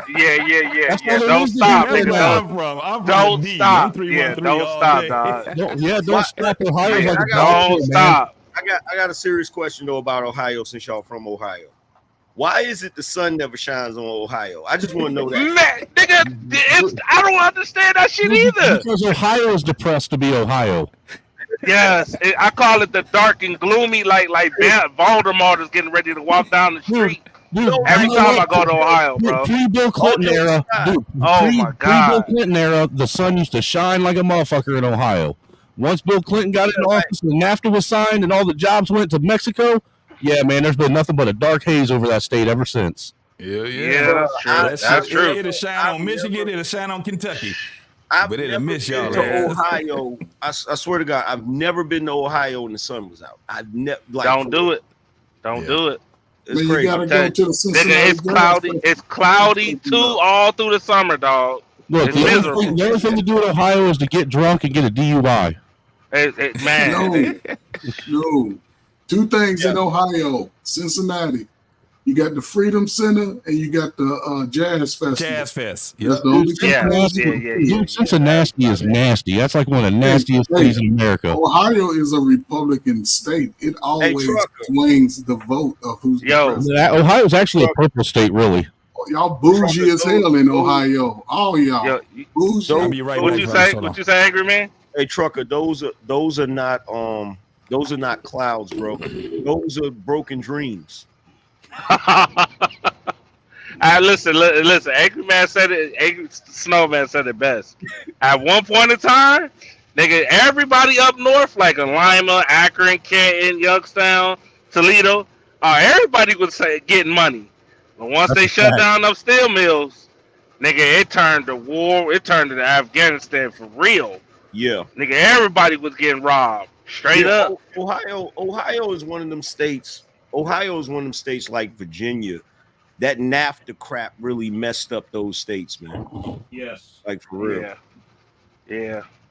Ohio just it's never really bounced back since the whole NAFTA thing, because what a lot of people don't realize is most of Ohio's industry is all the automotive industry. You know, there was a Ford plant, a Chrysler plant, a GM plant in almost every major city in Ohio. Not to mention, you know, we all remember riding Huffy bikes, right? There were two major Huffy bicycle plants that shut down in Ohio. You know, Crown lift trucks that makes them forklift trucks. There's luckily that's still around, but a lot of those got shut down.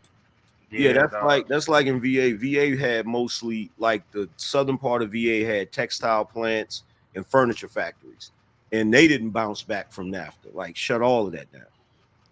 Right. So look how the powers that be broke the whole goddamn country, moved all of these jobs to these third world countries, and now look at what we lost.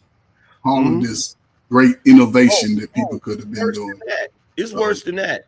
I was like 18 years old in VA when that first happened, right? I had a union job at a textile plant, and it was sweet. I didn't really do much and got good pay, right? And got laid off because they sent the factory to Mexico. They messed up the stuff, so they actually called us back as temp workers to try to fix all of the stuff they messed up. But so they took full-time workers and turned them into temps. Yeah, that was a big thing too. Right, and that was big. Yeah. Well, dude, I remember that. I remember big, after NAFTA happened, that's when the temporary agencies that like they it was like an explosion of them everywhere. You know, and that's what actually killed, you know, the middle class was those temp agencies, because they didn't have to provide any kind of benefits to people at all whatsoever. Not at all. Yep. You can only work a certain amount of days.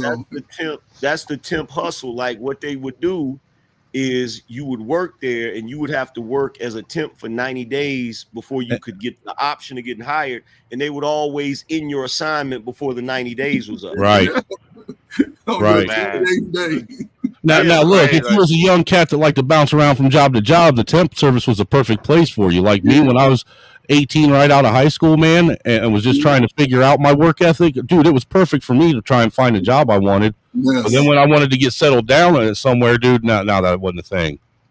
I mean, hell, they still have in Ohio, I think, like 5 Honda plants. I worked that one. There's 2 engine plants. There's what is it? The 2 transmission plants and an assembly plant in Ohio. Yeah, the assembly plant is in Columbus. That's the one I worked at. That's the glasses and. Did you have to work? Did you have to work as a temp for 2 years before they would hire you in? It wasn't no 2 years. It was 1 year. After that 1 year mark, if they ain't signed you on, you gone.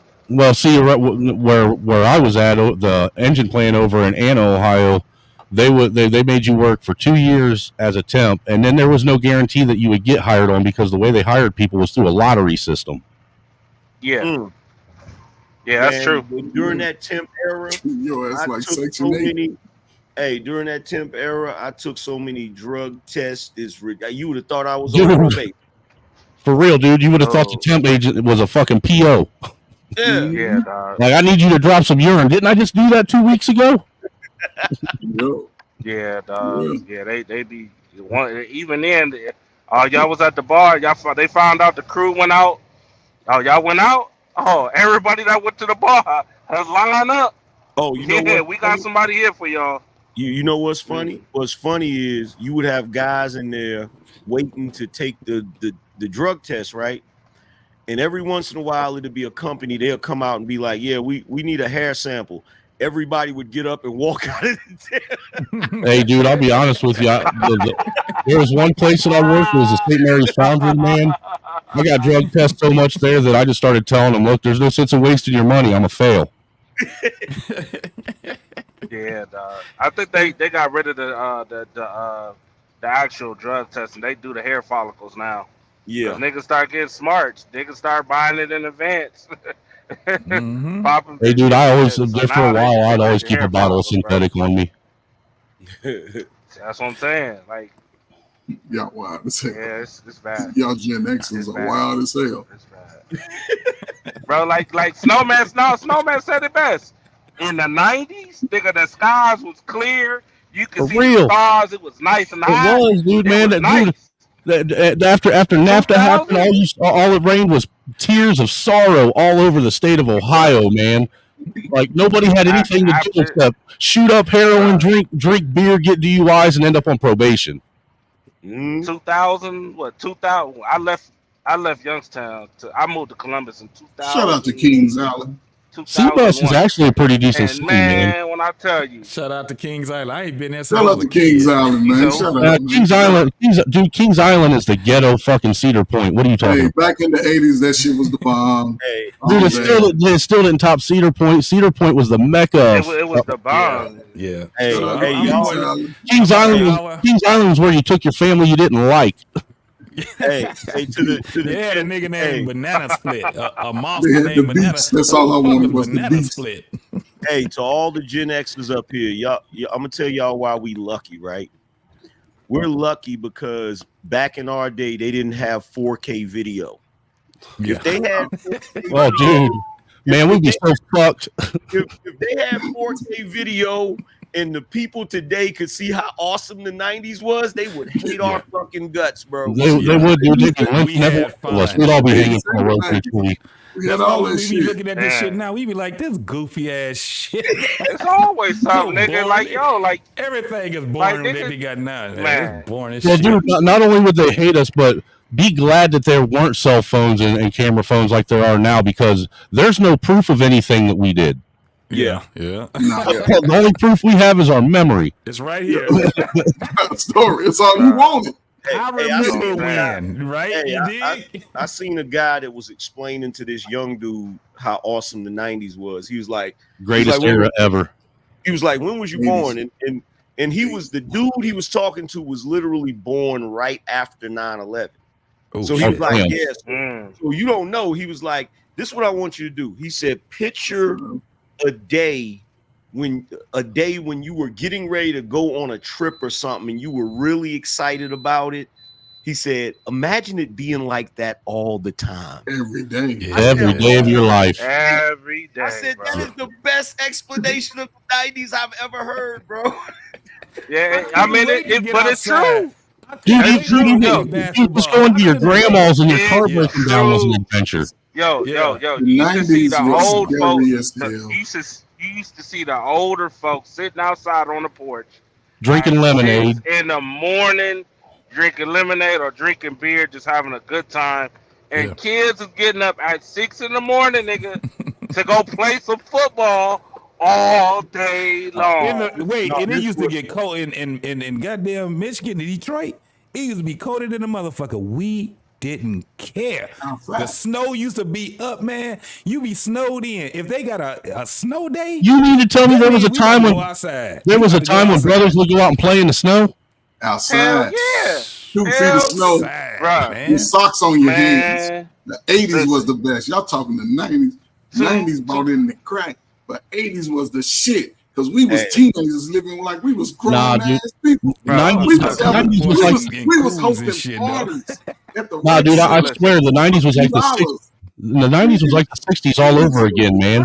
Yeah, because the 80s look 2 pair of socks, in the a 80s. starter DJ, jacket, a nice little hat. What are you talking about? In the 80s, motherfuckers used to drink 40s, right? And then them goddamn 40s. The Dude, 40s and Mad Dog 2020. 40s in the 90s too, man. Look, weed used to smell like weed. Everyone grew up on a diet of clean silver. Let's keep it real. Weed smelled like weed. It all smelled the same. And This shit smell like incense. The motherfucker smell like depression. Incense and bad decisions. Smell like bad decisions. It's just not good. It's Dude, I remember I remember in the 90s weed had two smells. There was weed and then there was skunk weed. And that was skunk. You know, you had regular weed and then you had skunk weed. And everybody knew when you had skunk weed because no matter how many baggies you put around that shit, you'd still smell it. My father was a motherfucking, they got weed heads. My father wasn't a weed head. He was a weed connoisseur. He did not smoke regular shit. Acapulco Gold and shit like that. He took pride in the weed that he smoked. Yeah, because back then, nigga, the weed was the weed. I think the weed might have been stronger back then. Nah, man, it's way stronger now. Nah, that's because they mixing a bunch of shit with it though. They mixing a whole lot of shit. Today's strains that they're making are way stronger than what they were back then, dude. Way stronger. Absolutely, sir. Absolutely. Oh, wait a minute. They fucked the game up when they went hydro. No, once they start going hydro. Would you say, Angry Man? The weed today is stronger. Yes, but it's not better. Right. Well, it depends on what strain you're getting. No, listen, weed today. Look, I've smoked some strains that make me fucking look. I've taken dab hits that caused me to fucking forget what the fuck I was doing before I did that dab hit. Moon rock and shit, y'all. They had like I was literally in the middle of playing a video game, dude, and took that dab hit and completely forgot what I was doing, didn't know what I wanted to do, and didn't know what I should do. Why you must have smoked that cookies and cream. That's what it was. Niggas get high now. They be wondering, why did I get this high? I just don't. Look, you go to sleep, you wake up, you still fucking high. Yes, I've had that happen, dude. You can't shake it. Fuck that. I don't want that type of a high. That's too much for me. The best part about the 90s for real is where you had to actually talk to the women. Oh yeah, dude. You had to have some real game. Not just talk to women. Actually, you had to get out there and really, you know what I'm saying, put in some work for real. Well, it wasn't given to you. You had to face your living troll too, man. Your bully, man, and that made men. To be honest with you, in my opinion. Yeah, that's right there. No, that confrontation and competition that we used to have as men back when we were kids in the 80s and 90s is gone now. Yeah. I've had to punch a nigga in the head because he kept thinking he can talk to me any kind of way, and at the end of the day, had to punch him in the mouth. Fuck it, we about to fight now, and then humbled the fuck out his ass. We still friends to this day. Dude, that's how a lot of us made friends back then. Yeah, that's how you made friends. That's how you met your homeboys. If that nigga wasn't willing to fight, then fuck then we can't get down, man. Because I need someone that's going to have my back when shit go down. Yes, sir. And you took your L with pride too. I got something for any young folks that's watching. If you want an accurate depiction of how awesome the 90s was, watch the movie The Sandlot. Yeah, there you go. Ooh, yes. Now, not the remake, the original one. The original one. Yeah. That's the closest depiction. Who remembers playing stickball with a pop can and a stick? Oh, it used to be in the morning, dog. You be gone all fucking day. I used to play basketball. Dude, I used to play basketball. The basketball with the crates on the pole. Dude, yeah, with the crates on the pole. I made a full court. If you can shoot a basketball into a crate, you can shoot it into a circle. Yeah. So nowadays, motherfuckers would get on a console, right? They'd get on a game console and they would play all fucking day. We didn't really get on our console until after we was playing outside. Or we went over a friend's house. Now we'll play all fucking night, but in the daytime, nigga, we out there. That's because during the day, you came in the house, you was made to do shit. No, you couldn't because first of all, you couldn't play the console in the house because the moment you start playing, they'd be like, "Go outside and play." Like, Yep. If you gonna stay your ass inside, I got chores for you to do.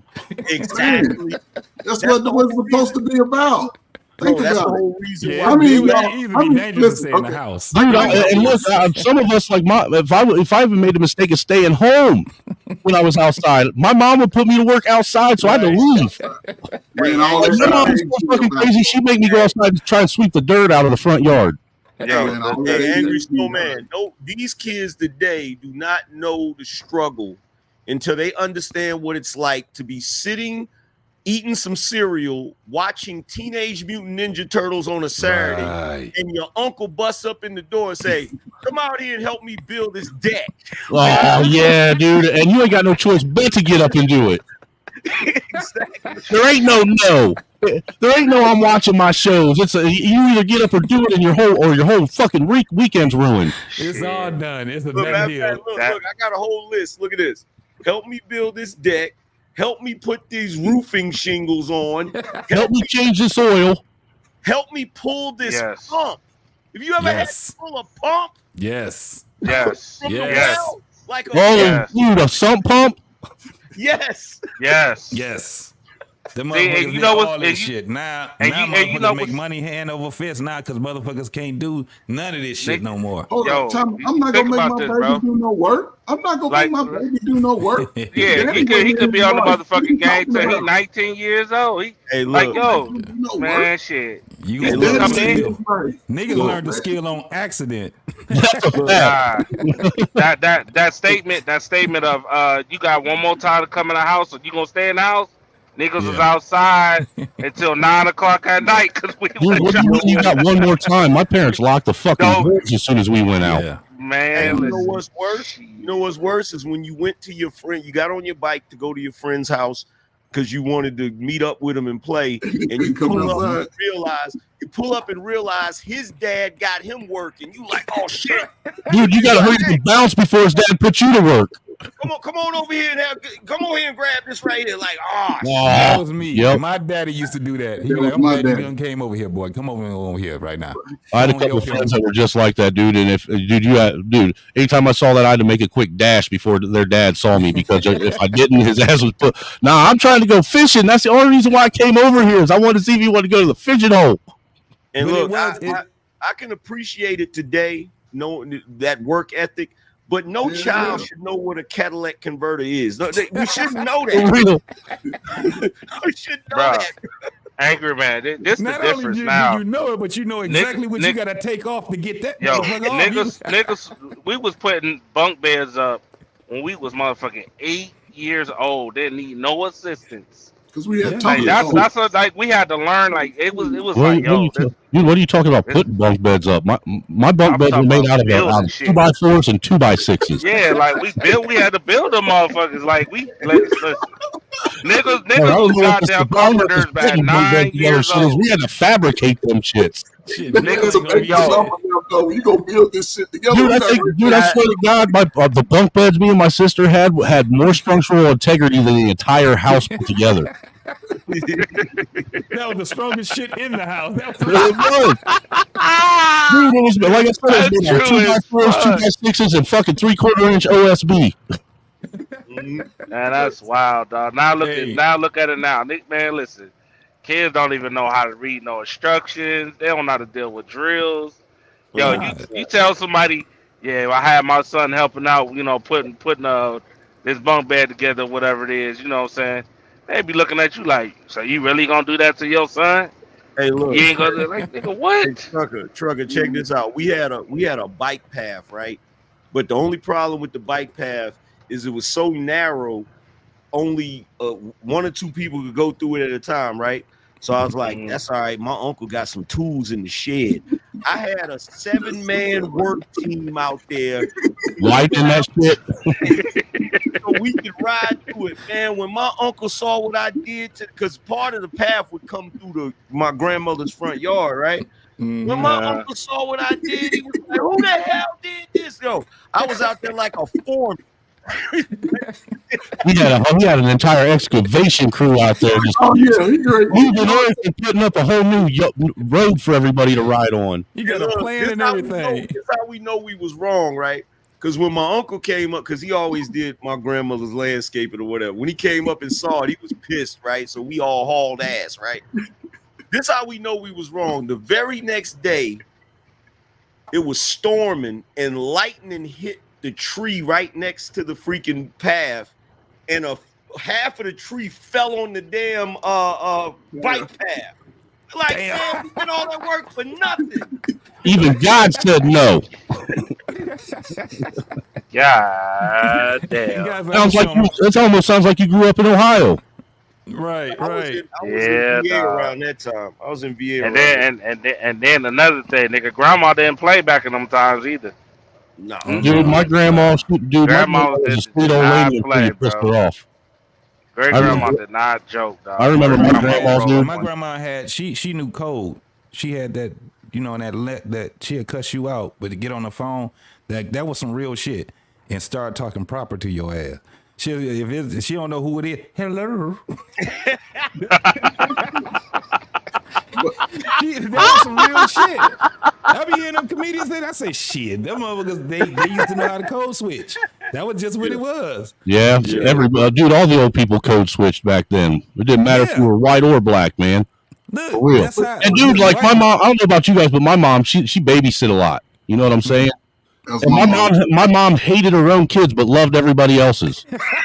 Yeah, that ain't the motherfucking truest shit right there. Y'all look like your daddy. She didn't like y'all. I can't stand you motherfuckers. Y'all mama ain't the best mama. Shit, you ain't got to deal with her. Soon as y'all leave, she gonna smack my ass. Your mom's so nice. The fuck she is. You ain't got to deal with that bitch every day. That's how look. That's how it was. Like if you went over to your friend's house, his mom would be nice to you. You feel what I'm saying? Yep. But be talking shit to him. Yep.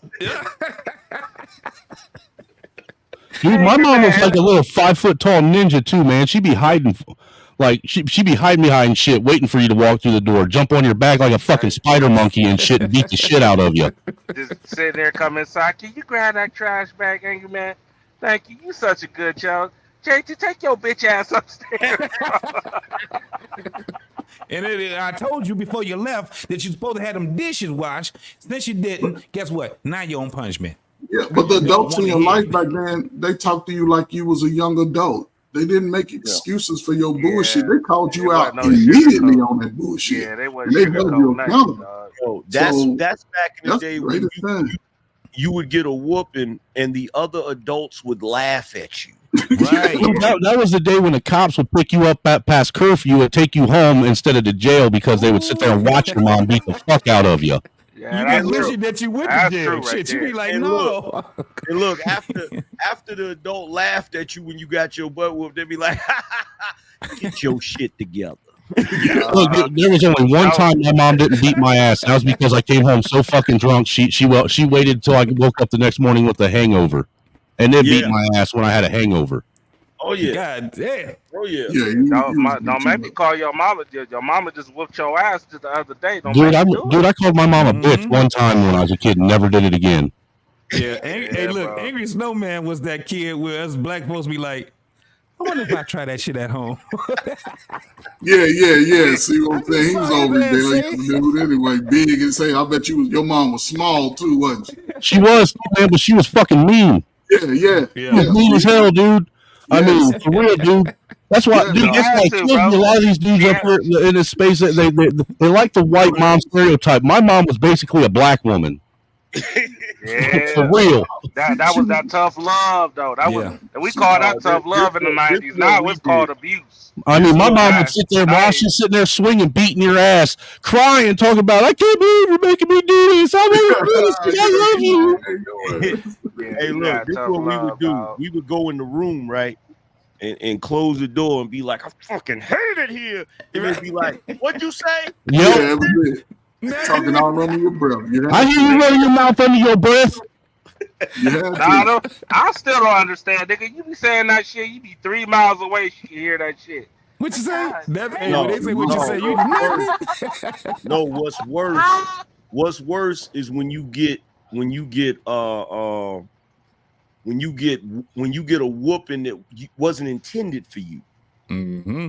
You feel me? Like, you mean when you had to take responsibility for something one of your dumbass siblings did?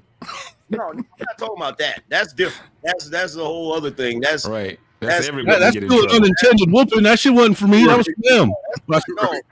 That's not an unintended whooping, because if you get in trouble, if anybody get in trouble and you with them, you gonna get your ass whooped too. That's normal, right? Y'all a gang. No, what I'm talking about is like me and my cousin that went out, and we was grown. We was 18. We went out somewhere, and apparently his pops had told him don't come back in his house after a certain time, right? Mm-hmm. So I'm with him. We going in the door, and we open the door, and we couldn't get the door open. Like, why the door won't open all the way, right? So we sliding in the door and close the door. His pops is behind the door. He jumps out, started beating like he had a belt, and I'm catching shrapnel like, You were catching shrapnel. That was intended for you too, dummy. That was indirect fire. That's exactly what that was. He was hoping he would get some collateral damage on your ass. Nah, that was. I don't give a fuck who you. I told you. That was the difference, bro. That was the parents did not care. It's you a got different your era, ass man. whooped in the grocery store. You got your ass whooped at church.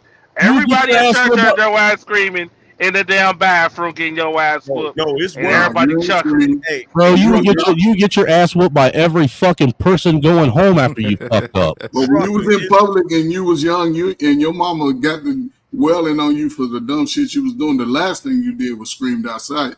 You held that shit in like Don't you dare make it sound like I seem like I'm in here beating you. No, because back then when you got whooped in public, everybody, including God, would look the other way, like right. That was embarrassing. Now they look at you when you start beating your kids. Back then, they all pretended like they didn't see it, hear it, or nothing. Sit there, he needed that ass whooping. I knew that ass whooping. I knew he was gonna get that life-changing ass whooping. And look, dude, they do it in the grocery store with a baby in one arm, smoking a cigarette, hanging out their lip and shit, and pulling the fucking belt out, beating you to death. Right down on aisle 5. Ain't that crazy how shit is now where everything is so motherfucking just everybody's so sensitive and shit. Everybody's soft as hell. I remember a time there was no such thing as a baby seat. I remember when there was no such thing as feelings. There was no such thing as a fucking baby seat. It was you get your ass in there, they put you in that seat belt, and that was it. I remember when this was the seat belt. Yeah, I was gonna say, I remember when seat belts were optional. When you driving and they put that arm across there, you know what I'm saying? That was the seat belt. That's when the front seat, it was just one big front seat. You feel what I'm saying? Won't no middle console. You feel me? Yeah, well, they would condition us for the bar because both of them be chain smoking up front in the middle of the fucking winter with the windows rolled up.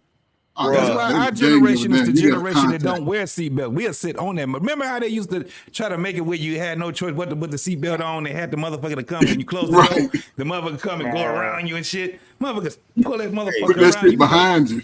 The funniest shit in the world. We was kids. We had got a little bit old. I think we was like preteens.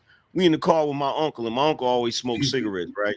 So he's sitting in the car. He smoked Salem's, right? So he's sitting in the car smoking a cigarette. And my cousin, his daughter, his oldest daughter, had the nerve to say, "Hey, Dad, you know secondhand smoke is dangerous." He said, "Not as dangerous as this secondhand ass whooping you gonna get if you don't shut the hell up." I said, "God dang." The smoke with us, man, with the windows. You was like, what the fuck? Hey, angry man, I got a question. This is one thing that I used to see. Was the nigga driving it and was still looking back at her, saying that shit dead in her eyes while he was Yes. Hey, and let's not even get. My uncle had a Cadillac Seville, right? He be smoking a cigarette, driving the car, right? And I've seen my cousins used to cut up. That's why I hated going with them, because if they got in trouble, I know I was gonna get in trouble, right? So he smoking a cigarette, she back there doing something. He kept looking back. Hey, and you best not hope that they can't do it while they're driving, because if they have to pull the motherfucking car over and beat your ass, they will. Because how many times did we drive down the road as kids and see a car pulled over off the side of the road with the kids getting beat? Hell yeah. You see that shit. Mama, you just see that belt whacking. And they're like, yeah, you fuck up, so go ahead and fuck up. I'm gonna fuck your ass up just like that, nigga. Everybody in the car is silent. Check this out. You couldn't even, like I said, you couldn't even escape it once you got like 18, 19. If you were still living at home, you couldn't escape it, right? So me and my cousin, we had a job at a furniture factory, right? Hold on, before you go any farther, how much of your money did your mom take from you and tell you she was going to put in a savings account that you never got? Oh no, I was good on that. I was at grandma's house, so I was good on that, right? Oh yeah, blessings for that. So he riding with me. I got me a little car, whatever. We going to work or whatever. First day of work, right?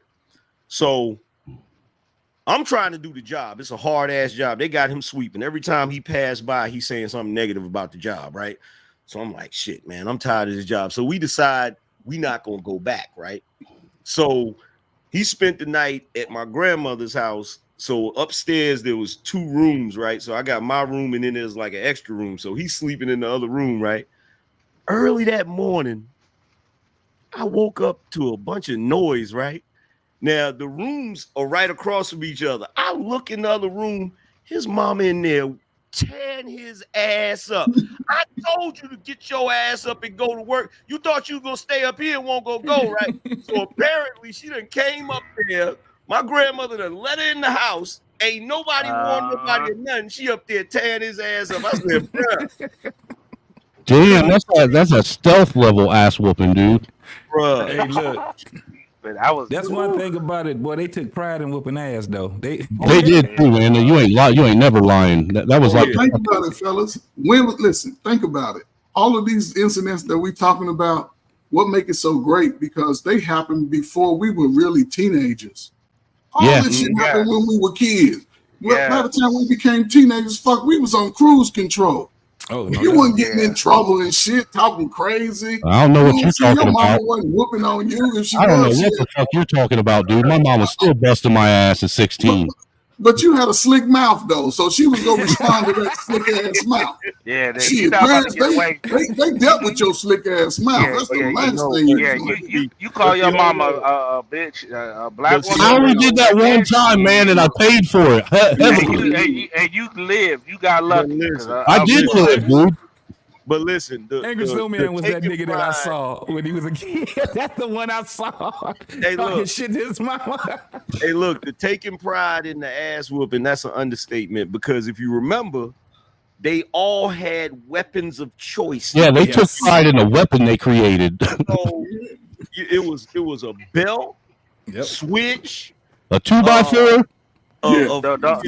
Don't forget about the wooden spoon, nigga. The wooden spoon. No, the Hot Wheels track. Yeah. The clothes hanger. Yeah. Oh, that was the one. Yeah. And I'm not talking about them goofy.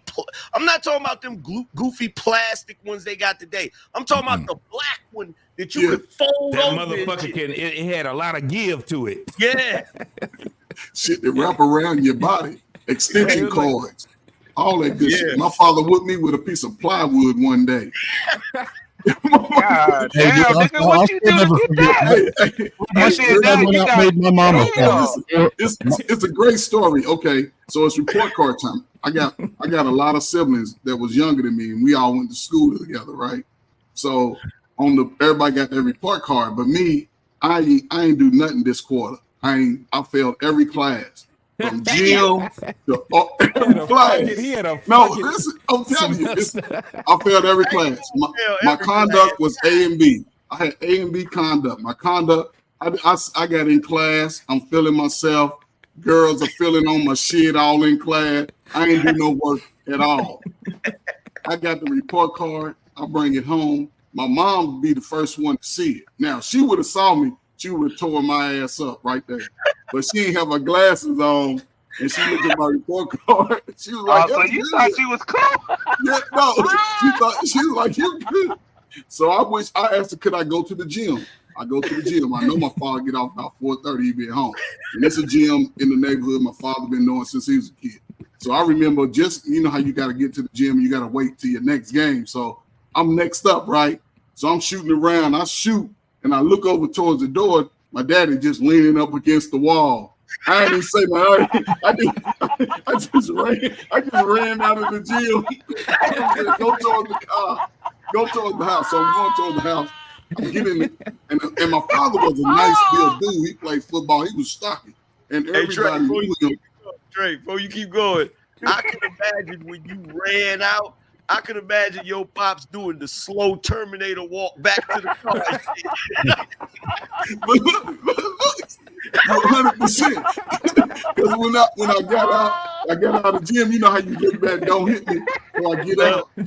I just started, some said, go toward the house. I seen the car, and my father, he was about 40 feet behind me, because he wasn't going to be close to me. I was making sure that. So all of a sudden, I heard something sound like a tree branch was falling. So I jumped and looked back and shit. I looked back, he got his foot on the plywood like, fuck his ass up. We get to the house, He laid him in the back seat like it was all nice and neat and shit. I'm fucking about 10 feet long. Damn. He went to the house. He said, "Go in the room. I'm gonna call you when I'm ready." So I'm in the room like JT said. That's the work for your That's the worst. That's the worst part, dog. It should get better though. It get better. So He downstairs about 5 eating food and minutes. He called shit, me. talking to grandma, storing up his energy to whoop your ass. Oh, Man, that it's a was house full of people. My mama got friends in the kitchen with her. I got people in there. My siblings, they got their little friend. I come out the room and I had to come to the back. And come out the back, I face the dining room. I look back towards our front door. I see dudes' heads stacked up on each other. Look at this shit. Only thing I heard, he got totally quiet. Only thing I heard was this. I'll never forget that. I used to tell my mama this crazy stuff. Only thing I heard was my daddy's name was Calvin. Only thing she said was, "Calvin, don't kill him." Don't kill him. That was it. I got 14 licks. I ain't had that was the last time. That was the first and only time my father ever whooped me. I never got in trouble in school again. Bro, that's a life-changing ass. Bro, and nobody has ever even commented to me about that. The worst thing is when you get your ass whooped in a house full of people, bro. Dude, you for real. Out the room, you in there talking about some. I hate everybody. I hate you all. That's the life-changing ass Like, with me. nobody help me or nothing. I ain't never shit about me. I ain't never act up in school. I passed all my classes. I was like, fuck that. But it taught me a valuable lesson to never give up, work hard, because my parents worked hard. And it was crazy. That was the only time he ever whooped me, though. Yeah, dude, I didn't learn shit when I was a kid. I learned how to cut hair. I was making about $60 a week cutting hair, man, and I was balling out there like. My old dude, let me tell you though, Trey. My old dude used to put fucking ass whoopings on a schedule. Like he's gonna, and he be like, "Listen, I'm gonna whoop your ass, but I got some shit to do." But you could bet this is my father used to always say, "You can take that to the bank." You gonna get your ass whooped. Take that to the bank. You can take that to the bank, Jack. You can put your money on this. You know what's funny? I done said that so many times on my show. You can take that to the bank. Now you remember where you got it from, don't you? My old dude, man, I had a delayed ass whooping, man, for about 2 weeks. God. Because it was like shit. He already gave me the promise, so it was already, the ass whooping was already in the ass whooping bank. But he had to wait till I did some more shit, so I could. Those are the worst. Or if one of my siblings did some shit, like he'd just be like whooping their ass, and he'd be like, "Sis, I'm whooping ass right now. Why don't you come over here and get in line too?" Hey, you remember 2 weeks ago, I told your ass not to do such and such. Shit. Get on over here. Hey, ain't it the worst when you sitting there hoping and praying they forget about that shit? Like, and they never do. They never forget about it. They never forget about that ass woman, bro. They're using it against you that way they can exploit your ass later. Yeah, you can do all kind of good deeds and shit. You done did shit you won't normally do and shit. You thought that was this nigga really right. You run around the house. Look, you think they done forgot about it, so you run around the house being extra nice and helpful and shit, and you know, and they talking to you like it's normal and shit. You know what I'm saying? And then the worst is when you think you finally in the clear. You get in the bed and you about ready to go to sleep, and you think you made it home. You home free, baby. And they come in that door, get your ass up. Get your ass up. Turn the lights on. All right. They used to be psychological, bro. That shit is crazy. Nah, nigga, the worst, nigga. I got jumped, nigga. I got jumped. Dude, our parents were terrorists. Nigga, I went and acted a fucking fool for a lowrider art, man. It was the first and the last time I ever caught a fucking tantrum, nigga. Went to the store, tried to get a low. You know, back in the day, they used to have the lowrider magazines, right? Yeah, they put them right next to the porn magazines. Yeah, you used to be able to draw them joints, right? So I'm like, all right, cool, grandma, I want this. She's like, nah, baby, it's like $5. You know, $5 was a lot back then. Yeah. So I went, yeah. She was like, okay, I got you. So I thought I'm sitting down watching the tube TV. I ain't gonna say television, but I'm watching the tube TV. I thought I was. So I saw my grandmama's friend come. Hey, Miss Rosalind. I see my grandmama, right? Then they out of nowhere, nigga. They sat there for about, just chopping it up. Out of nowhere, nigga. My mom came out, motherfucker, whoop out, nigga. Stop whooping my ass, nigga. And then my dad came out of the good mother. You gonna act like whoop my ass, bro? Whoop my ass. I couldn't go nowhere, nigga. I was spinning around, shit. bro. I was spinning around. They whooped my ass out of my clothes. They whooped my ass out of my shorts, nigga. I got dick everywhere, rolling around. Miss Rosalind looking at me, shit, laughing and shit. Nigga, that was the first time and last time I decided to do that shit, dog. My father was such a force on me because I used to lose shit all the fucking time. And I be losing shit like my key. So I was one of those kids that had his fucking key on a shoestring on his neck. I still lost the fucking key. So now mind you, I'm only 8 years old. And I'm coming home because they worked a lot. So I was like, well, shit, I don't know what to do. And I don't want to let him know that I lost my key. Guess what the fuck I do? I breaks in the house. That's dumb. I go right because I thought I would be able to do it right. You can't. That was dumb. I try to go through the window, so I break the motherfucking the screen, and then when that was mistake number one. Now this is what I said. This is God working. I goes through the fucking window because I'm short, so I end up climbing, and then I falls in the window. I falls in the window. My motherfucking foot. It goes back like this. I bust the fucking window. Oh, damn. And now, it gets, the plot thickens. I'm not telling nobody shit. I closed the fucking window. I tried to fix the screen. The screen was all fucked up. You ain't say nothing? Nothing. Oh, shit. It was kind of like the end of the summer. So they didn't know anything about that shit until fall comes. So about November, October, November. Also, when they had to put the storm windows on, that's when they found out. Well, you waited until it started getting cold and the bill was rising. Like, why the fuck is this air coming through? But they're panicking. They're panicking because they like somebody tried to break in the goddamn house. So they out here going on and on. And you didn't say shit. You let them think that, didn't you? I didn't say a motherfucking thing. I don't blame you. I wouldn't have either, man. The neighbor behind us, your ass, told my father. I didn't know that he knew them. He told my father, I seen somebody climbing in your window. And I think it was your son. Now, mind you, at this time, my brother wasn't even born at this time.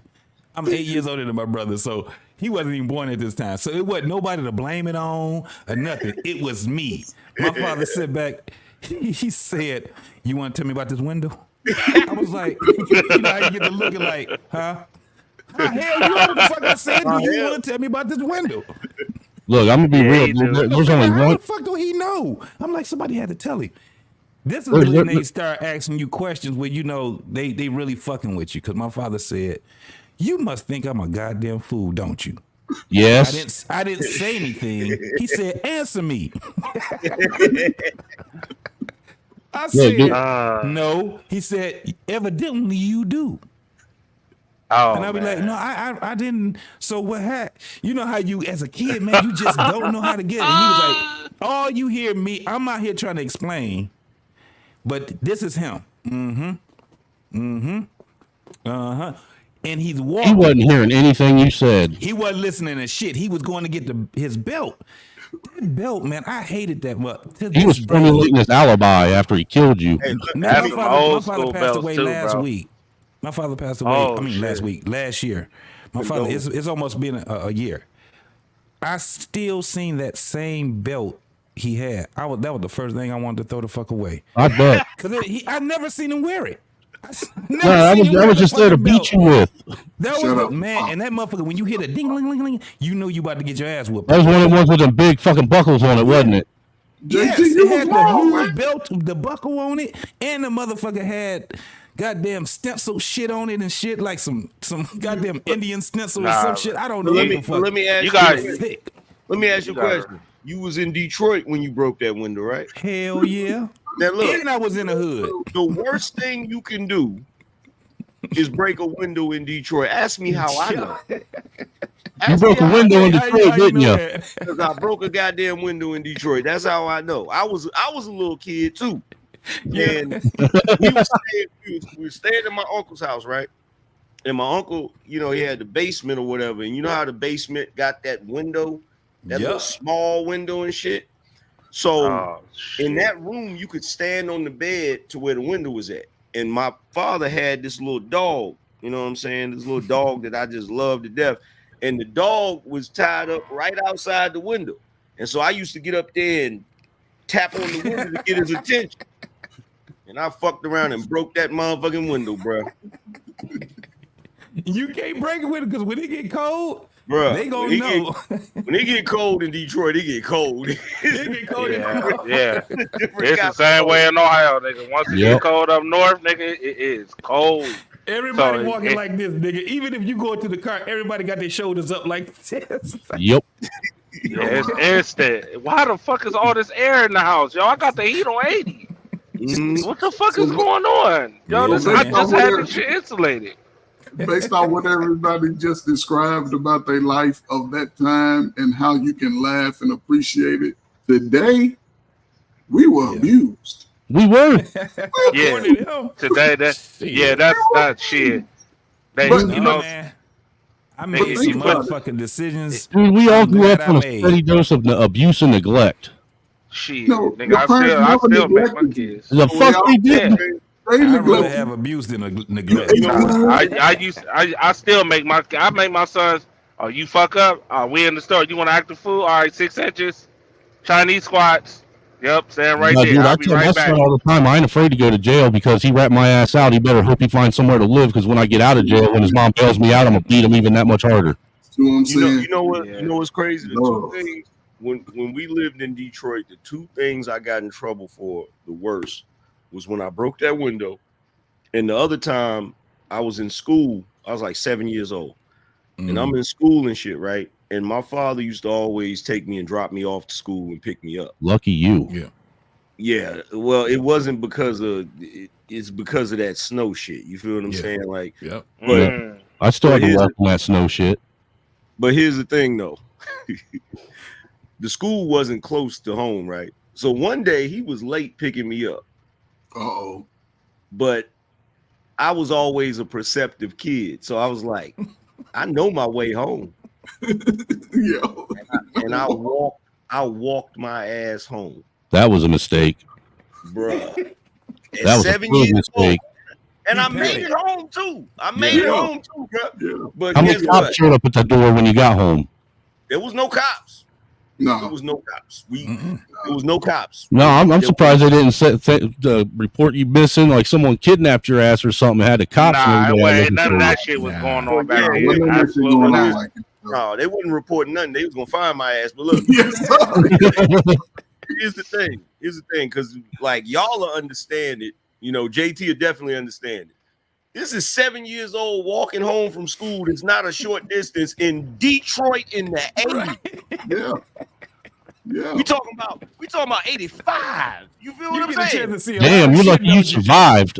You saw a lot of shit though, didn't you? But he saw much shit. My You see a lot of shit in the D, dog. If you go, because I've done it.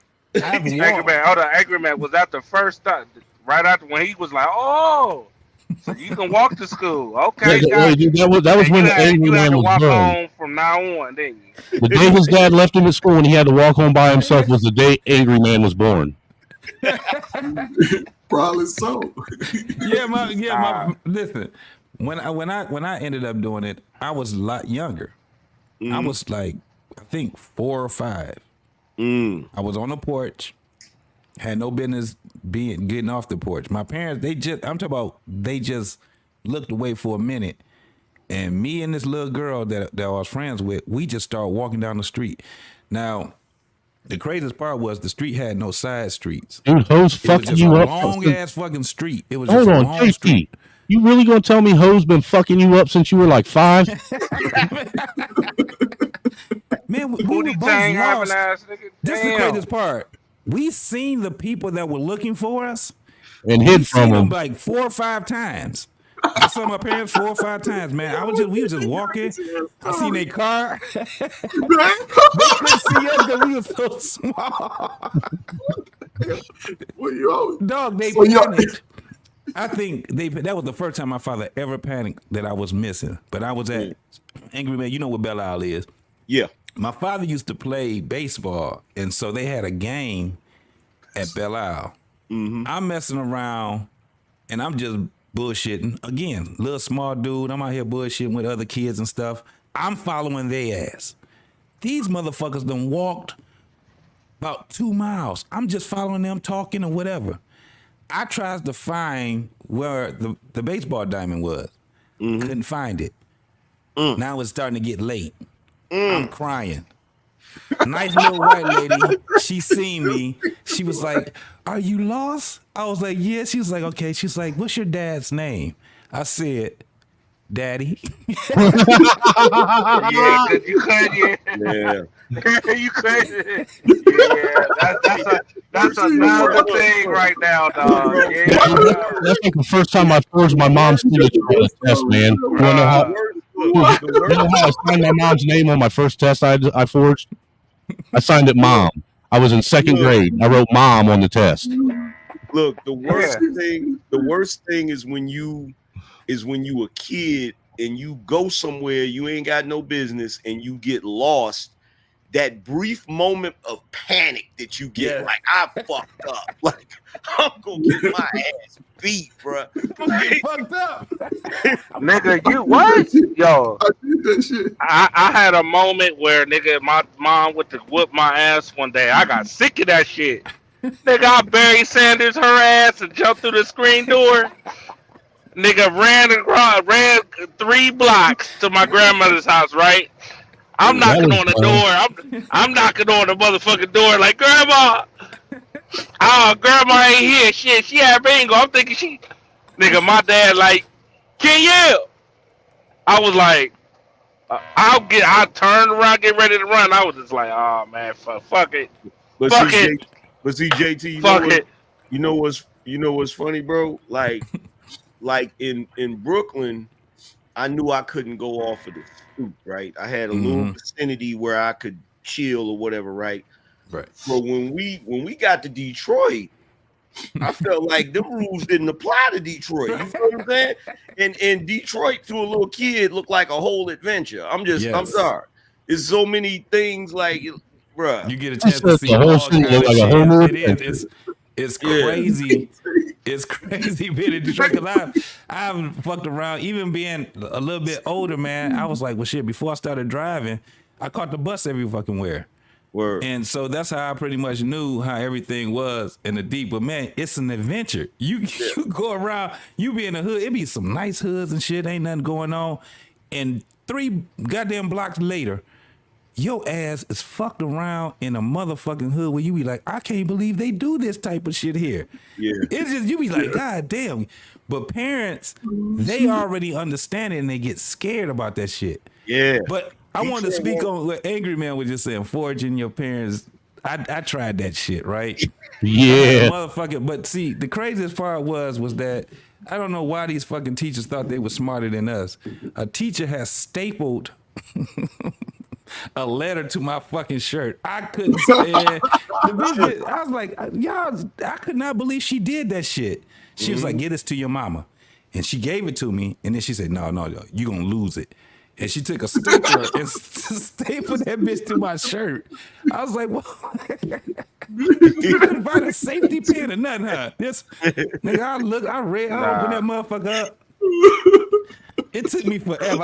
I had to draw my mother's. I had to get some shit with her signature, and I'm drawing her signature. I wasn't thinking, man. I was Hey, thinking look. like a fucking kid, but I I had poured a the shit out of Kevin that. Hart moment, bro. The Kevin Hart moment we was talking about. My mama said to tell you, yeah, I did that shit. I did that shit for real. Nigga, I told Miss White. Mind your motherfucking business, bitch. Yeah. I said my mama said if you, bitch. yeah, Hey, dude, yeah. I started out had a real forging my moment like mom's. that, bro. I started out forging mom's signature MOM. All right, in second grade. But by the time I was in middle school, I had her actual signature down to a fucking art form, dude. Like I forged me, my sisters, all our report cards, all our demerit slips, all our detention slips, everything. My mom, dude, my mom never. Look, we No never wonder got why bro. There was a reason why you was getting your ass whooped at 16 years old. The fuck, nigga, you was a damn con man before you even. He said you was a con man. But that's the difference between the younger generation of old and today. We were smart as hell. We figured that shit out on the fly. Yo, trying to give us the answer. We come up with that shit and fix that shit. We was Dude, Trey, what you're saying, when he was telling that story about that window, the story that came to my mind, me and my sister were 18 months apart, so we were like two brothers, basically. I used to beat the shit out of her. She's the first person ever. She's the first person to ever give me a black eye, too. You know what I'm saying? But look, we were in high school. We were in high school, all right. And by this time, my parents had just finally got a brand new set of furniture. You know, it'd been the first set of furniture they had for probably a decade. You know, so we weren't even allowed to sit on the shit yet. You know, we had to sit on the floor. You know, well, one morning, me and my sister get into a fight. And I take my sister and I shoved her so fucking hard she went and hit the back of the fucking brand new sofa and it broke the leg on the bottom of it, dude. We were sitting there all like this, and I was like, "Oh fuck, dude!" Like instantly, the fight was over. Me and her made up, and we're both sitting there like, she's like, "What the fuck are we gonna do? We're in trouble." Because mom was at work, you know, our stepdad was at work. I was like, "I got this. So I go out in the garage, I grab some sawdust off the table and some wood glue. And I take that fucking leg, because all it did is it broke it to where it pushed the back of it out. So I took and jammed some sawdust and put a bunch of wood glue up in there, and then I put that leg back up in there and set it down on the floor. And I said, "Now don't touch this motherfucker, and don't sit on it, don't nothing." All right. Look, like a week and a half went by. Me or her we didn't touch that fucking thing, didn't go nowhere near that thing. And then get this, one day my parents had this fucking really fat obese friend. His name was Greg, dude. All right? Greg just sounds like a fat dude. I mean, you know what I'm saying? He just sounds obese. But anyhow, he come over and he went to sit down on that fucking brand new sofa, and as soon as he hit that, the back of that motherfucker was like, "Tink!" It hit the fucking floor, dude. That's the only time we ever got away with anything, because they swore up and down that motherfucker broke their brand new sofa, and me and her didn't say shit. We just silently laughed at each other. Man, was like, "Yes, we got one over." You done schemed on your parents for 4 years, man. What the hell? All right, man.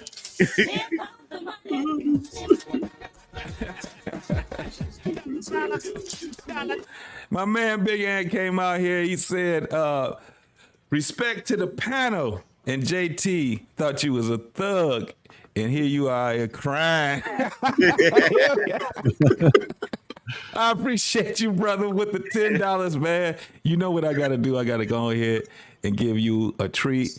Do I want to do? No, guess what I'm going to do? I'm going to go ahead and give you the pastor, bro. Let's go, Bishop.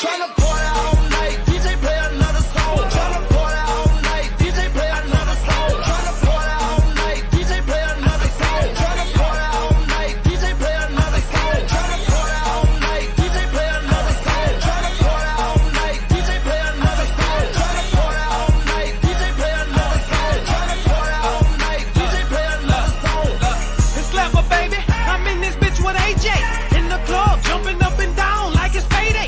Party all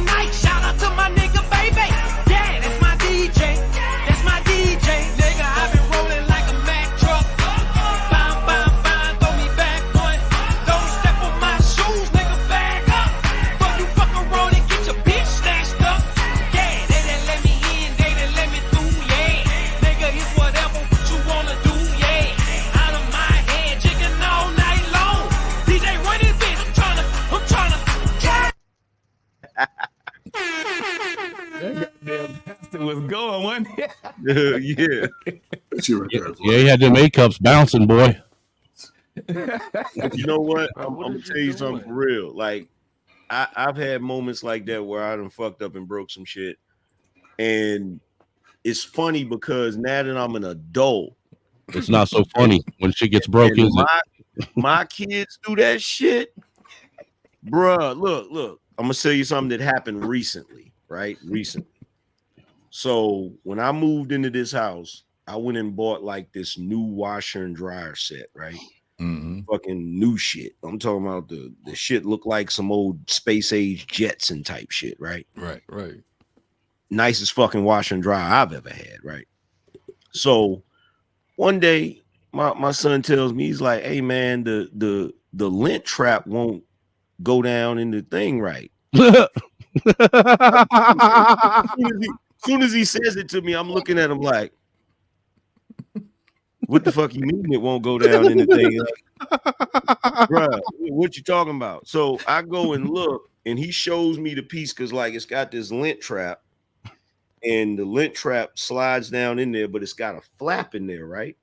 So when you take the lint trap out, the flap comes back up so that nothing won't go down in there because you know that's a fire hazard, right? Right. So the flap is fucking broke. And I'm looking at the shit like, bruh, wait a minute. How did this happen? Right? How did this get? I don't know. I didn't do it. I was cleaning the thing, and and I'm like, bruh. So I'm looking at the shit like, what the hell? So I'm like, okay, let me look and see what the hell. So I'm looking because he grown now, right? And I'm sitting there like, so I'm looking on the internet, right? And I can't find the replacement flap, right? So apparently you gotta buy the whole freaking thing, like the whole mechanism. You go to Menards and get some plastic and fabricate that shit. That's what I was gonna do. You feel what I'm saying? Like I was gonna just rig it up. You feel what I'm saying? But I was like, then I thought about it. I was like, wait a minute, you got a job. Oh, you're a dick. You made him buy you a brand new dryer, didn't you? I made him pay for that replacement part, man. Like, look, now I know. Now I know because like that shit happens. That shit used to happen all the time. Like something would happen to something, and they'd be like, I'd be like, yo, what happened to this? I don't know. And I'd be like, dude, was you mad at yourself because you felt like your parents afterwards? Nah, you know what? I'm gonna tell you exactly what I felt. I felt like this is karma. This is and I'm broke.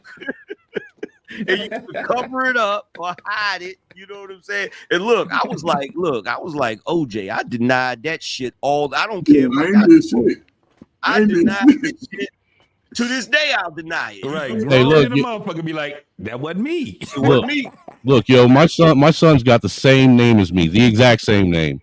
And there's been a couple of times he's pissed me off so bad I had to yell, you know, where you yell their whole full name out.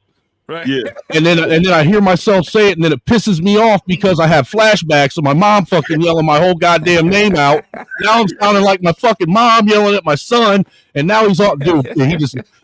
He tries his best not to make sure I don't ever have to say his full name because it is 10 times worse. There's PTSD behind it. Oh my God! But you know what's crazy though? What's crazy is I don't remember, like I did little regular shit that kids do or whatever, but these kids nowadays do weird shit, bruh. Yeah, like shit that don't even make logical sense, man. You be looking at them like, what the hell? Like, for instance, like my patio, you know them fucking blinds, the ones that come all the way down to the floor that turn like that. Yeah. I fucking hate those blinds because if you don't open them all the way and then you pull the thing to open them, it'll fucking rip one right off the goddamn thing. It'll rip off the fucking thing, right? So I'm like, I'll come downstairs or whatever, right? And I'll open the blinds. And I'm, you know, here I am being super careful and shit, opening the blinds. As soon as I open the motherfuckers, one of the bitches fall. Who the fuck did it? Like, who did it? Like, oh my God. I'm like, bro, who the fuck did it? And I'm asking who did it. Nobody knows who fucking did it, bro. Nobody. It's like, no, yeah, they know. They know. They know. Nah, all three and oh, so ain't one of y'all gonna come? Oh, y'all now one of y'all. All right, all three of y'all getting y'all ass whooped. Yep, that's how it was when we were kids, man. Dude, I remember when we were kids. Look, I lost a whole summer because nobody would admit who ate a whole pan of brownies in the middle of the night. Wow. Wow. Look, dude, to this fucking day, we still don't know who ate that whole pan of fucking brownies in the middle of the night. To this day, my mom's dead. But Angry Snowman, you was good. I lived in a family with 7 children. Now in a black family, listen, I ain't gonna say a black family. I know in my family, guess what? Say if I brought home my leftover McDonald's, my nice if I had 5 pieces, I want to eat 2 pieces later on tonight, and I put that shit in the refrigerator. Somebody would take a bite out of that shit a couple of times and put that shit back in there like they ain't nobody ever touched it. Sir, I find out who did that shit. Sir, I don't know. I need to let you know, sir, that there were 7 kids in my house growing up. There were me, my brother, and my sister, my stepbrother. There were 6 of us. I'm sorry. Me, my brother and sister, stepbrother, and then we had a foster brother and a foster sister that lived with us. And look, we weren't even allowed to fucking get a snack on our own. We weren't allowed getting in the cupboards. We weren't allowed getting. Dude, if my mom heard the refrigerator open up, it turned into World War III in the fucking house. Look how big y'all ass is. Dude, I was little. When I graduated high school, I was 5'11" and I weighed 150 pounds. Bro, but you was setting up fat niggas for the. You was setting up niggas as soon as they sit on the couch. Hey, you know what? That fat motherfucker got what he deserved. But you know what? Here's the thing. I hated that shit growing up, like not being able to get certain snacks and shit like that, right? Mm-hmm. So I call myself trying to fix that problem. I'm gonna break this generational curse, right? So I'm like, so my kids, I'll be like, look, if you want something, when I go to the grocery store, just let me know what you want, and I'll get your own snacks. This your snacks. That don't fucking work either, dude. This what? Yeah, exactly. But this is how it works, though. This is how it works, right? So I'll go get their little snacks or whatever, get my fucking snacks, right? So I go down to the, I'll be sitting here doing a show or something, chilling, happy as hell, because I'm thinking about the snack I'm gonna get later, right? Take my goofy ass down there to go get that damn snack. This shit is gone. But they snacks is still there. And I'm like, bruh, like, why theirs don't taste the same as yours, angry man. That shit ain't cool, bro. Theirs don't taste as good as yours do, man. Yours got that extra special goodness on it. You know the fucked up part about that is that they be having the same goddamn candy as you. Yeah. They eat your but shit, it don't taste the same. It don't taste the same. So whose gene does the kid have? Does it have yours or their mama's? What's up, man? Man, bro. Look, my thing is this. This is the weirdest shit to me, right? So I'm like, the one thing that I can't understand about the situation, right? It's like, if they run out of something that they like, they'll be like, hey, dad, we out of this, right? But they won't tell you when they eat all your shit. Exactly. So you go to the freaking store and you was just at the store and you come back and your shit is gone and you like, why didn't you tell me that it was gone? I don't know. I guess they think, oh, well, you would have known it was gone because it's your stuff. Like, you know what? You know what? You were literally you were reminding me why I got the shit beat out of me all the time when I was a kid. Shit like that make you want to shake a motherfucker. You sitting there like, I'm about to beat your ass. Nah, see, when I was a kid, I used to sell my mom's roaches and shit. She used to have this little. I'm not even lying, dude. I was like fucking 14, 15 years old, stealing my mom's roaches out of her bedroom. In which part of Ohio? Well, the closest city to us was Lima. I grew up like right in between Lima and Dayton.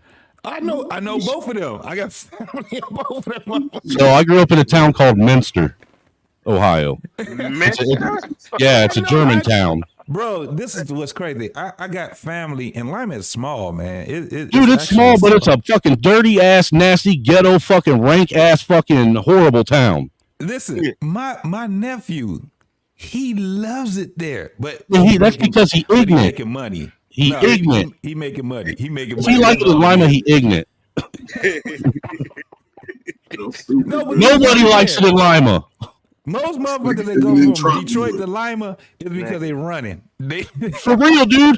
And that's what it is, dude. There's like a constant fucking ebb and flow of people going from Lima to Detroit, and Detroit motherfuckers going to Lima, all hiding from the police. Every now and again, you'll see him, make a pit stop up in fucking Toledo or Oregon or something. Now, he's neither one. He has a family. He has kids. He love it, but he's making money. You know what I'm saying? When he went there, it was just for the simple fact that he had a job there working at the plant. He worked for one of the locals? Yeah, he's I think it's Ford. He works for, and he not only is that, but he's a skilled tradesman too. So he making bread. That's what I was asking. That's why I was curious what local he worked for. Probably yeah, is he a pipe 32 fitter? years old. Yeah, man, he making money, but. The motherfuckers, you are absolutely right. Motherfuckers that run from Detroit, they go to Lima until they get caught there too. So then they got to go, guess where? Motherfucking Wisconsin. Wisconsin is a bunch of motherfucking Detroit motherfuckers, bro. It used to be Texas until they found out Texas shit is even worse. But Wisconsin is they shit. That's a Detroit thing. I was like, what the fuck? All the motherfuckers that run, that's where they end up going. I'll be like, God damn. Hey, trucker, your kids ain't teenagers yet, are they? Nah, not yet. Oh, nigga. Dude, just wait. Look. Dude, just wait.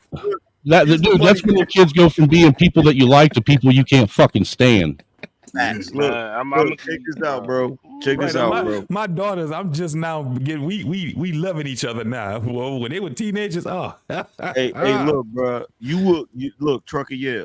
If they small kids right now, I'm telling you right now, savor it because when they get older, you're gonna wish they were small again, right? Yep, that's a fact, dude.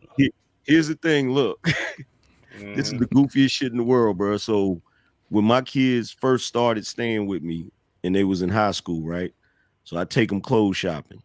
I got one son that thinks he's Liberace or some shit. I don't know what's wrong. Oh shit. So he be wanting designer clothes and shit, right? Like, bro, I'm not buying you no designer clothes. You can forget about that, right? So the thing about it is, and I'm trying to make him understand, like, look, I got to get all three of you Negroes clothes and stuff. Like, I'm not buying you no designer clothes. Plus, I'm not buying you something I don't wear. You feel what I'm saying? So you know, he'd be all upset about it, you know, like I'm trying to stop his shine, like I'm trying to stop him from being great and shit, right? You are. So look, so this particular one, right? Because I know how he is, right? I said, look, you need a trade, blah, blah, blah. So I paid for him to go through barber school, right? So he got him a trade, right? He a barber now, right? So one day he comes to me, something about his freaking phone or whatever, right? And I was like, well, you can upgrade your phone. It's just going to cost X amount of money, right? He's like, okay. So because I told him, I said, look, if you upgrade your phone, the most you got to pay for is the taxes on it, right? Which is like $100. And then you have a little small payment in just your bill every month, right? So he's like, okay. So weeks go by. He ain't said nothing about it. He ain't said nothing about the money or nothing, right? I ain't said shit because I don't really give a fuck, right? So one day he tells me, he's like, man, my phone ain't working right or whatever, right? I said, bruh, I told you what you got to do to get your phone, right? And he looks at me, he's like, I'm just saying, you know, money's tight right now. That's funny. That's funny shit. Not for Liberace. Like, what are you talking about, bro? And this is a dude. Look, this is the dude that one day I go to his barbershop, right, to talk to him. I'm like, yo, you busy right now? He's like, nah. I was like, I need to holler at you. I go over to his barbershop to talk to him, right? So I pull up, I tell him, yo, I'm outside. So he comes out, he comes walking outside. I'm looking at him. I said, does this nigga have on some Alexander McQueen's? Like, what the fuck? Like, bruh, like, one of those. Like, you know what I'm saying? Like, I why you can't do certain shit because you trying to ball out of control. Like, bruh. And money. That's why money's tight. Nigga, That's exactly. Yeah, it's weird, but this is the thing. It also shows that you are absolutely a good father, though, because they don't understand how cold it is out there until they have to get into adulthood. That adulthood shit right there. That's what wakes them up. It wakes their ass up. My daughter, she getting ready to graduate from college, man. My oldest daughter, she done experienced all that. So she's trying to tell my youngest daughter, you got to stop doing this. You got to stop. No, you got to, she just looking at my oldest daughter like, you don't know what you're talking about. And my oldest daughter is only 5 years older than her. But I'm talking to her mom, and her mom was saying, yeah, it's about to be bad for her. Mm-hmm. I was like, why? She's like, look, as soon as she graduate, that's it for the insurance. I done had her on my insurance all the time. I wasn't supposed to have her on my insurance, but that shit, I was like, yeah, because she was trying to get me. I was like, hell no. Hell no. You in Louisiana? I'm in Michigan? No. My shit already expensive. So, no. I probably eventually would have had to do something, but fuck that. Hey, now it's at a point where she's just like, okay, she out here ready to ball out or whatever. And we kind of like, we gonna do the whole thing with her graduation because she didn't have a high school graduation because it was doing that whole COVID bullshit. So, so she the same age as my oldest son then. Okay, yeah. So now for college, what we did for our oldest daughter for her high school, we have to actually do that and more for my youngest daughter because she missed out on a lot of that stuff because of COVID. I tell her that I wouldn't do none. I tell her to deal with it. Ain't your fault the world got fucked up. It's cool because it's her last. She don't realize what this party is about. This the last meal, goddammit. It's the last supper. You better enjoy it. You better party this motherfucker the fuck out because after this day, it's about business and you gonna have to deal because she like I must live here. All right, I'm gonna travel here. I'm gonna do all right. Because my other daughter, she stay in Tennessee, so she like, I'm gonna do this, but they just two different people, man. So when your kids, let me tell you something. You got, how old is your oldest one, Trucker? She's 13. Ooh, your life's about to get shitty. No, wait, hold up. I your life's about to get really sucky, dude. I'm telling you. No, it's gonna get real shitty for the mama, because mama giving me problems, so I'm just waiting for that. I'm waiting for that phone call. The first time she come home with a period. Wait. Let me ask a question. Let me ask you a question, Trucker. So the 13-year-old, she stayed with her mama? Yep. Oh, that's about to change. Go get her. Oh yeah, because her and mama are gonna be fighting like cats and dogs. You don't know. That's about to change, bro. Yeah. Because that's look, you gonna get that phone call pretty soon. Yeah. Remember, I told you this. You gonna get that phone. Hey, Dad, I want to stay with you. Yeah. I already got that phone call. I got that phone call. I got that phone call, and then I'm waiting for the mama to be like, come get her. I'm gonna be like, nah, you deal with her. Nope. Nah, man, go get her, man. I'm telling you, man, it'll change your life, bro. Hey, check this out. Hey, check this out. Look, let me tell you something, Trucker. And I believe I speak for all the fathers up here. Stop ducking that fade, nigga. Stop ducking that smoke. Because look, we had to go through it. Stop ducking that smoke, man. Because I'm telling you right now, it's gonna happen, bro. She coming. You might as well get ready. Nah, later. Fuck it up and deal with it. Yeah,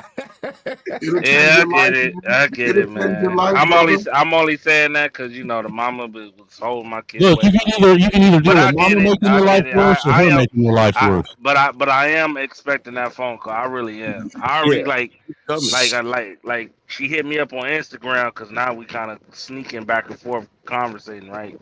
She's like, then she hit me with the dad. When can you come get me? Because I don't want to live here no more. I want to live with come down to Texas. So I'm like, okay. I'm like, well, anytime. I'm like, but what's your mom thinking like that? She ain't said nothing back. She was just like, I'm like, okay.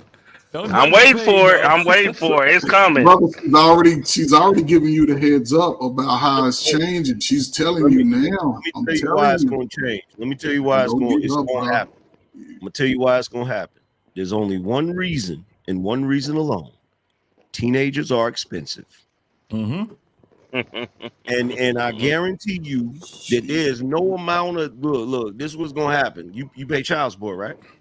Mm-hmm. What she gonna do? She gonna start calculating, is that child support worth it? Don't get it, bro. That shit The conclusion she gonna come to is no, it ain't worth it. It ain't worth it. The headache ain't worth it. See, that's the difference between a white baby mama and a black baby mama. Because a white baby mama, she's gonna milk your ass for every penny she can until that kid turns 24. God damn. Yeah, because the kid going to college. I don't know. Y'all ain't no black woman?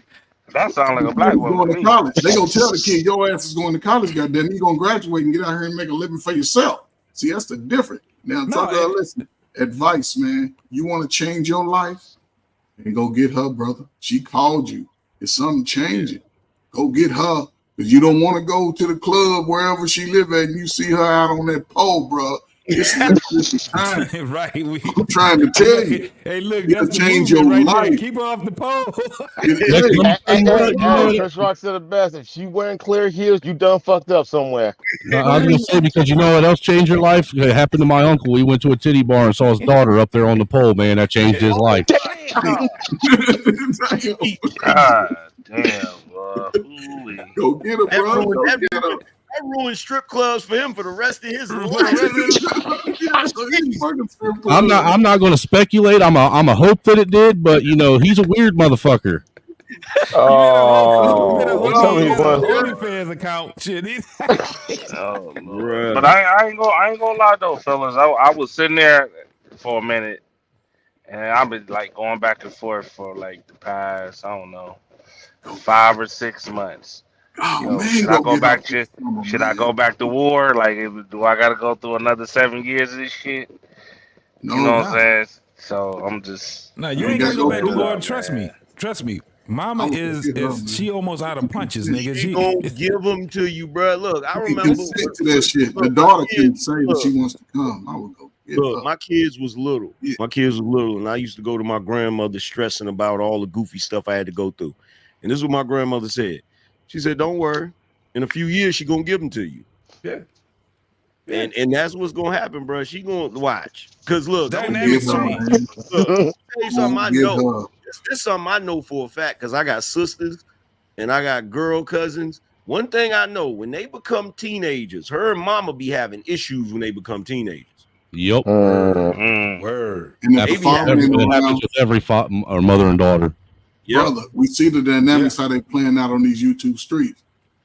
That teenage years, if the father's not there to balance things out and let her see, she turns into sexy red.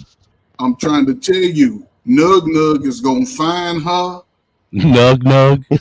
and it's over. It's over. It's the greatest time, brother. Go get her, man. You give her a different perspective of what reality actually is, because you're just gonna be dad. You know what I'm saying? And you ain't gonna let that shit fly like her mama gonna let it fly. And mama don't give a fuck at this point, bro. She is getting to a point, just like what Angry Man said. She calculated what that damn child support gonna be. She like, shit ain't worth it. Ain't worth it. As far as I know, I can tell you this: I ain't got no baby mama, I got no ex-wife, ex-girlfriend with kids. Thank God. Oof, thank God. My brother went through some nonsense with his ex in regards to my niece. She's 14 now, and it was a lot of shit. Like, she was like, the ex was giving him grief, and ironically, like, her and I actually are pretty cool. We have a really good dynamic with each other. She's actually the same age as me. My brother's younger. So when he was going through his nonsense with her and everything, there were times like, yo, you want me to talk to her? Because I was like that voice of reason. Yeah. She wouldn't give me a hard time. So there were times I had to play the middleman, and people were like, wait, why is she willing to listen to you? I don't know. That's actually what I was sitting here questioning myself, be honest with you, brother. She's talking to the brother, man. Because I guess what it is, because like when my brother and his ex-wife got divorced, like, of course, you know how it is. Everyone's going to play their side, so on and so forth. Like, I got my brother's back regardless. But someone had to be that voice of reason. Someone had to be that bridge to let them know, like, listen, both of y'all fucked up. Y'all gotta find some type of truth, because it gets to a point when if my niece keeps seeing this type of bullshit, she's gonna resent the both of y'all. So y'all gonna have to come up with something, Hey, one way fam, or the other. Hey, fam, let me tell you something. Even if these guys don't tell you, I'm gonna tell you something right now. Salute to you, because I used to wish I had somebody to talk to my baby mama, because that motherfucker was tripping, and there was nobody that she was willing to listen to, like for real. Like My baby mama wouldn't even listen to her own mama. Damn. Yeah. Facts. So, but look, I tell you what though, hey Trucker, guess what I can say, bruh? What's up? My youngest son turned 18 last December. Your youngest? Man, you angry as fuck, angry man. No wonder you gotta dye that beard, sir. Listen. Hey man, talk to him, dog. Yes, sir. That's a whole different ball game when you talk about it, man. Oh man, hold up, Get your fellas. ass Just give me out a the minute. water. The leverage is gone. Dude, I got one that's just turning a year old this year. What the fuck? For real? Yeah, dude, my oldest is 26 and my youngest is about to be 1. Look at you. That's the thing. See, now hold on, Angry Snowman. My oldest ain't nowhere near no 26 now. Mm-hmm. See, I had mine back to back. My oldest two. Okay, yeah. My oldest daughter, I was still in high school when I had her. Look at you, hot ass shit. No wonder your mom beat your ass. You hot Dude, as I told, dude, you see it says reform Pookie right underneath my name. It says reform Pookie right there, right underneath Angry Snowman. Reform Pookie in the white box. Yeah, I did like this. Look, 20 right now, 21, 20, and 18. You feel me? Yeah. And that was it for me. I was done. You feel me? My oldest just turned 26 this year. I got a 26-year-old, a 22-year-old. That's my oldest daughter, my oldest son. Then I got an 18-year-old. My middle daughter is turning 18 this year. She's a senior in high school. Her brother turns, I think, 14 or 15. He's the one that isn't mine biologically, but I've been taking care of him his whole life because his dad's a douchebag. And then I got the 3 kids I have with my wife. You know, my son that I have with my wife is 9, and then we have my daughter's going to be 4 this year, and then the 1-year-old will be, well, she's 7 months right now. She'll be 1 in July. She's born. And ain't no way. Damn, Angry. Wait, hold on, Angry man. How many goddamn kids you got? I got 7, motherfucker, 7. Man, I got 4. I got 4. My wife and I. Hey, pull like this. My wife and I, we got 4. We have a 9-year-old, a 4-year-old, 9-year-old girl, 4-year-old boy, 1-year-old girl. We have that together. And our eldest is 19. She'll be 20 on the 20th. We fostered her. We fostered to adopt her. Well, technically, we didn't legally adopt her. We fostered her and everything else for a good period of time, even though nothing was official, but she still calls us mom and dad and everything else. So she comes to us when she needs anything. And my wife's the oldest of 10. And they used to butt heads at times, you know, but she'll come to me. She still calls me. Like, she needs anything. She's like, hey, dad, this, dad, that. Hey, dad, can we talk this, that, and the other? And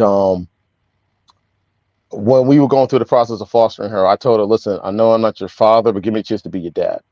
And because of some of the stuff, sadly, that happened to her when she was young, I was that first guy that gave a fuck. I was the first guy that came into her life that gave her that validation. And she just held on to that. And I remember an incident that happened where I had to say something to one of her friends. And I basically was letting him know, like, yo, listen, my wife is the shepherd, but I'm the sheepdog. And I had to let him know from the jump, like, yo, listen, she's now part of my flock. You got to understand, this is not how we roll. And I remember when I was talking to him, I'm giving him the knife hand, and Trey, JT, you know the significance of the knife hand. So I was giving him that, and she's like, Antoine, I'm like, Zeta, give me a minute. I'm saying what I have to say to him. She says my name the second time. I'm still saying what I have to say to her. Third time, Dad, stop, that's enough. And then after that, it just went from there. And then when we came home, she's talking to my niece, and I call her my little sis. I mean, she's my wife's sister, but I call her my little sis because my wife and I have been together for so long. So I helped her raise her brothers and sisters after my mother-in-law died. So basically, I've been in for a lot of her siblings, half their lives to majority of their lives to there from day one. So when my daughter told them what went on, my sister and my niece laughed at her, like, now you're officially part of the family. And she was like, what do you mean? My niece told her, listen, if he's like that, that means he loves you. He cares about you. He's going to do whatever it takes to protect you. He's going to make sure that you're safe. He's like that with all us girls. He's very protective of us. He does care about the boys and make sure that they're okay, but he's very protective of us girls. My little sis said, basically, he will go through hell to find you if something happens. My niece added, he will go through hell and come out holding the devil's head in one hand, and Cerebus will be on a leash in the other hand. So that's how serious I am, like when it comes to protecting, my daughters, my nieces, any young lady in my family. Salute to you, man. I tell you what. Salute to all you dudes that got small children. I had to buy Pampers for 3 years straight. I will never buy Pampers again, ever. In life. It's worse when you buy, dude. It's worse when you're buying them for multiples, sir, multiples. I'm buying pull-up and Pampers right now because because the one in pull-ups refuses. That little bitch refuses to fucking learn how to potty train. My son is trying. My son's trying to potty. I mean, he's going through potty train. He's trying, so I give him credit for that. The other diapers I'm buying is for a 1-year-old. Nah, dude, she ain't even trying. She ain't even trying, man. Bro, listen, I had to buy. Daddy go clean that shit up. My first two sons are only a year apart. I had to buy multiples, and then on top of that, my second son, he was a preemie, so he had to have. The doctor told me he's got to have this particular type of milk specifically, right? That's like soy milk shit that's not hard on their stomach. No, it's There's a difference in that. It's that good start shit. Oh, okay. It's That's not expensive as fuck too, man. No, but here's the thing. The one they told me he had to have, it's not the one in with the purple top. That one don't cost that much. It's the one with that it's the orange one. It's like orange. Yes, my nephew had that. My nephew had to take that when he was born. Did you say $20? It's 30. It was $30 a can back in the day. I don't know what it is now. That's about $50. About 40, 45, give or take. But my nephew had to take that. He's 14. He's no, not 14. He's I think 12 now. No, but he had to take that when he was. For all you men out there that's got babies, get online and get a hold of what is it? All these places like Enfamil and whatever the other companies, the Similac and shit. Yeah. And they will literally, dude, I get coupons every month for like $15 to $20 off any size or any type of formula they make. And you'd be surprised how much money that fucking saves you, dude. Definitely. Definitely. Them cans a good start was kicking my ass so bad I almost enlisted in the military. Look, dude, I'm to the point now where the baby ain't allowed having formula no more. Look, she's like 8 months old, 7-8 months old, and she's done on formula. I'm done giving it to her. She can have powdered milk. Formula. I got she gets powdered milk. That's what she gets if she wants to keep drinking that shit. This is what I was saying. I said, shit, if we gonna vet goddamn women, we need to start looking at their titties. Hey, look. Hey, honestly, my wife breastfeed all that shit a string back down. We had problems with breastfeed for a little bit, man, for like the first 2 months that she was around. Honestly, all the three, they had difficulty latching on to my wife, and she at times got frustrated. I think they only latched on for comfort, but nothing for feeding. And she had difficulty trying to build up a supply, so it was always formula. As long as they got that it's called colostrum or whatever, as long as they got that the first couple weeks that they were alive, that actually helps brain function. Hey, yo, check this out. I don't care. That's why with my kid's mother, she can't talk. No, I don't care how much shit she talk, run her mouth. Look, I was a dad. You feel what I'm saying? Like, we couldn't afford freaking daycare. So what we used to have to do is work different shifts. Yep. You know what I'm saying? So she worked the day shift, I worked the night shift. And let me tell you fellas something. Neither of you guys slept.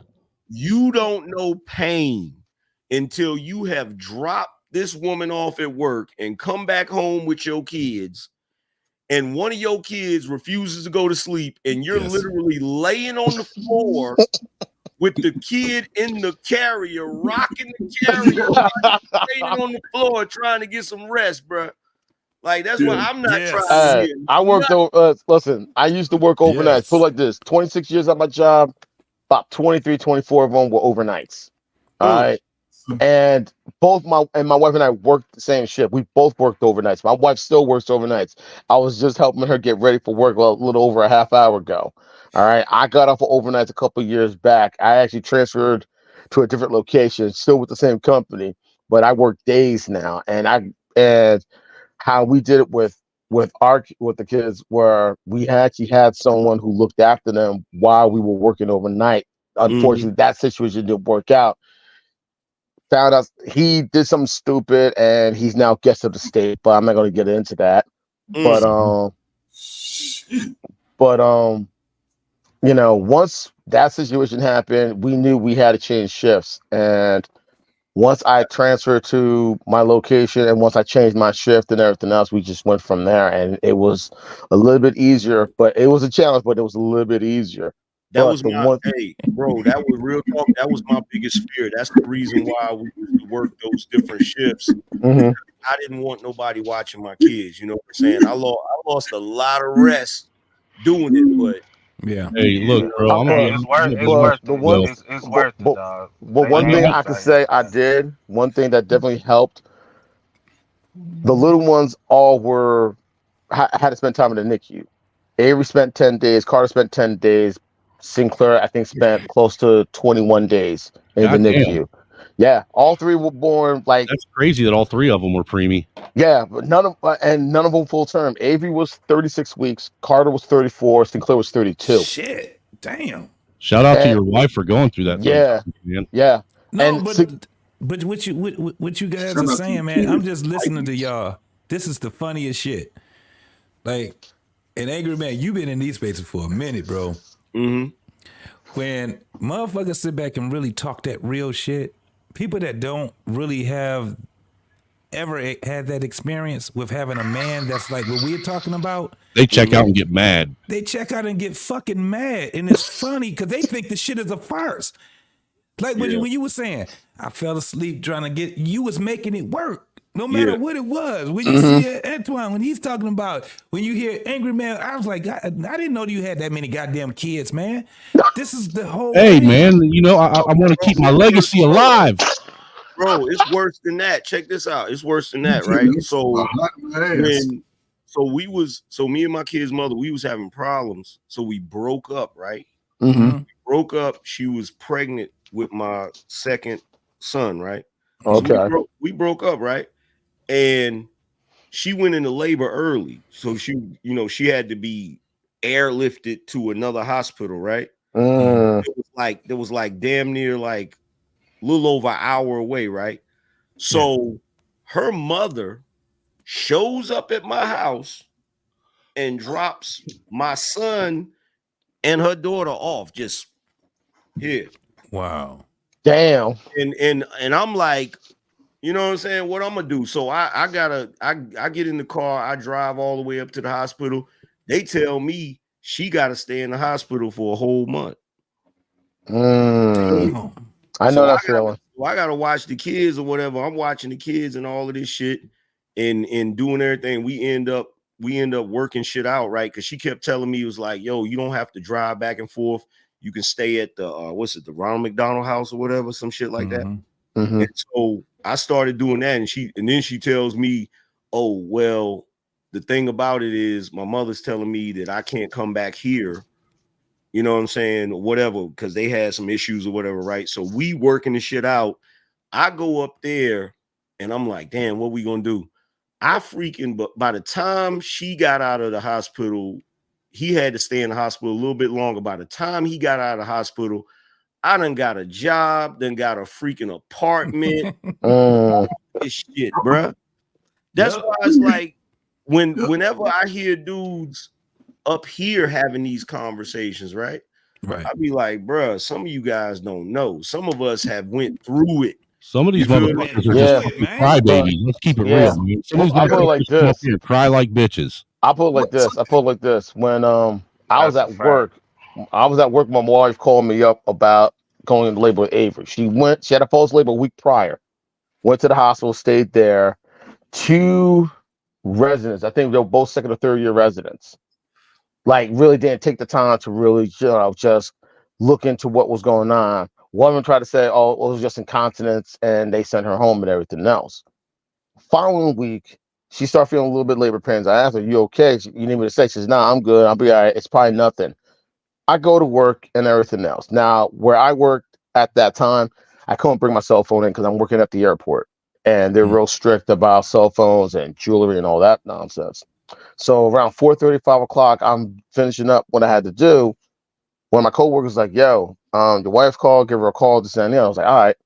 I called her up and she says, I need you home and I need you home now. All right, on my way. So everybody already knew.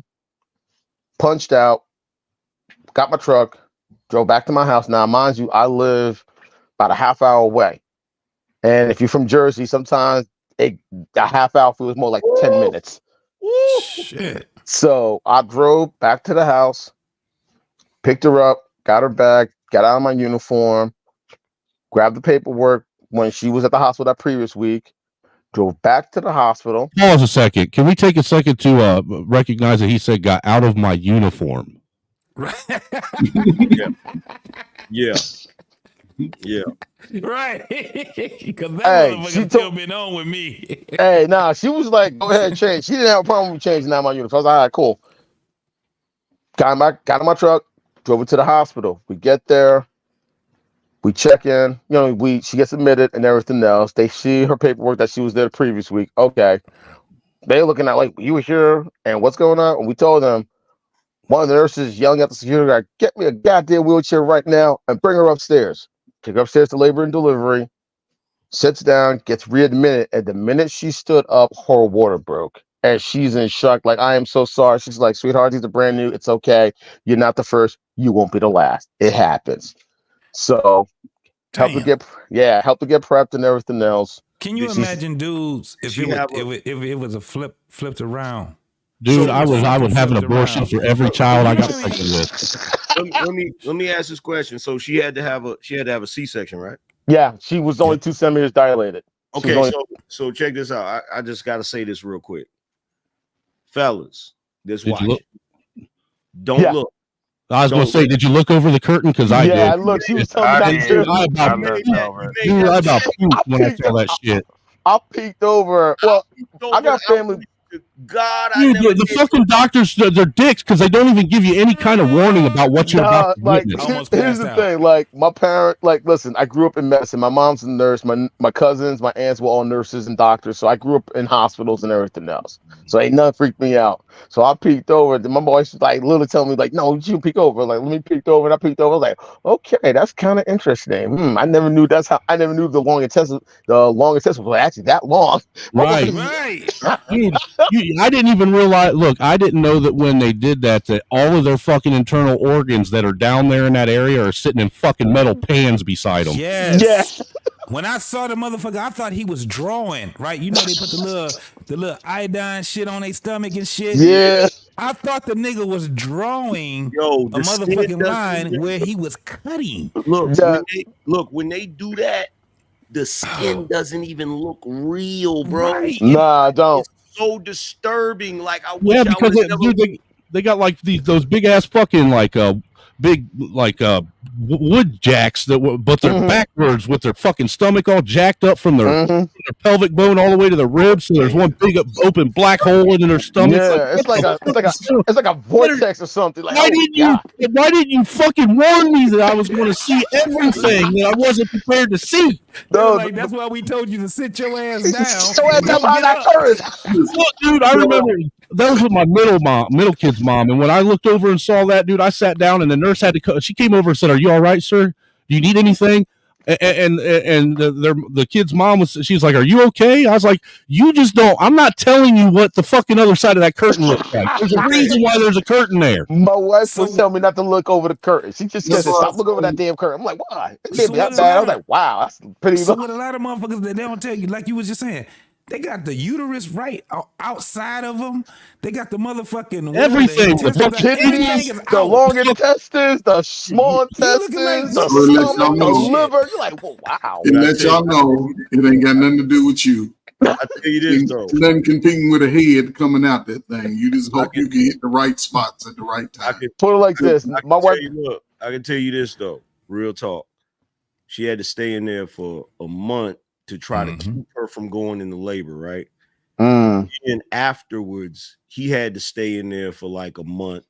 And I'm gonna tell you something right now. There's nothing in this world that will test your resolve than going there to see your kid in that freaking incubator. I've never had to go through that. My sister did. Her daughter was born, I think, 2.5 months early, man. I remember when they brought that baby home, when they brought her home, because she was in the NICU for almost 2 months. And when they brought that little girl home, I wouldn't even hold her because she fit in the palm of her fucking dad's hand. That's how big she was. I mean, he could literally carry her around in his shirt pocket if he wanted to. The only good thing about my kids being in the NICU, being the parent, you got 24/7 access. So after Avery was born, like my wife got left the hospital a couple of days later, but Avery had to stay. I was, excited, but it was tough. One of the problems that was happening was the feeding. And I remember one time my wife and I came home around 9:30, 10 o'clock, went to sleep. I got up at 2 a.m, drove back to the hospital to be there for the 3 o'clock feeding. Stayed there for the 6 o'clock feeding, came back, got my wife up and everything else, did everything again. I did that for a couple of days. I think one time when I went up there for the 3 o'clock feeding, it was around 3:30, she called me up.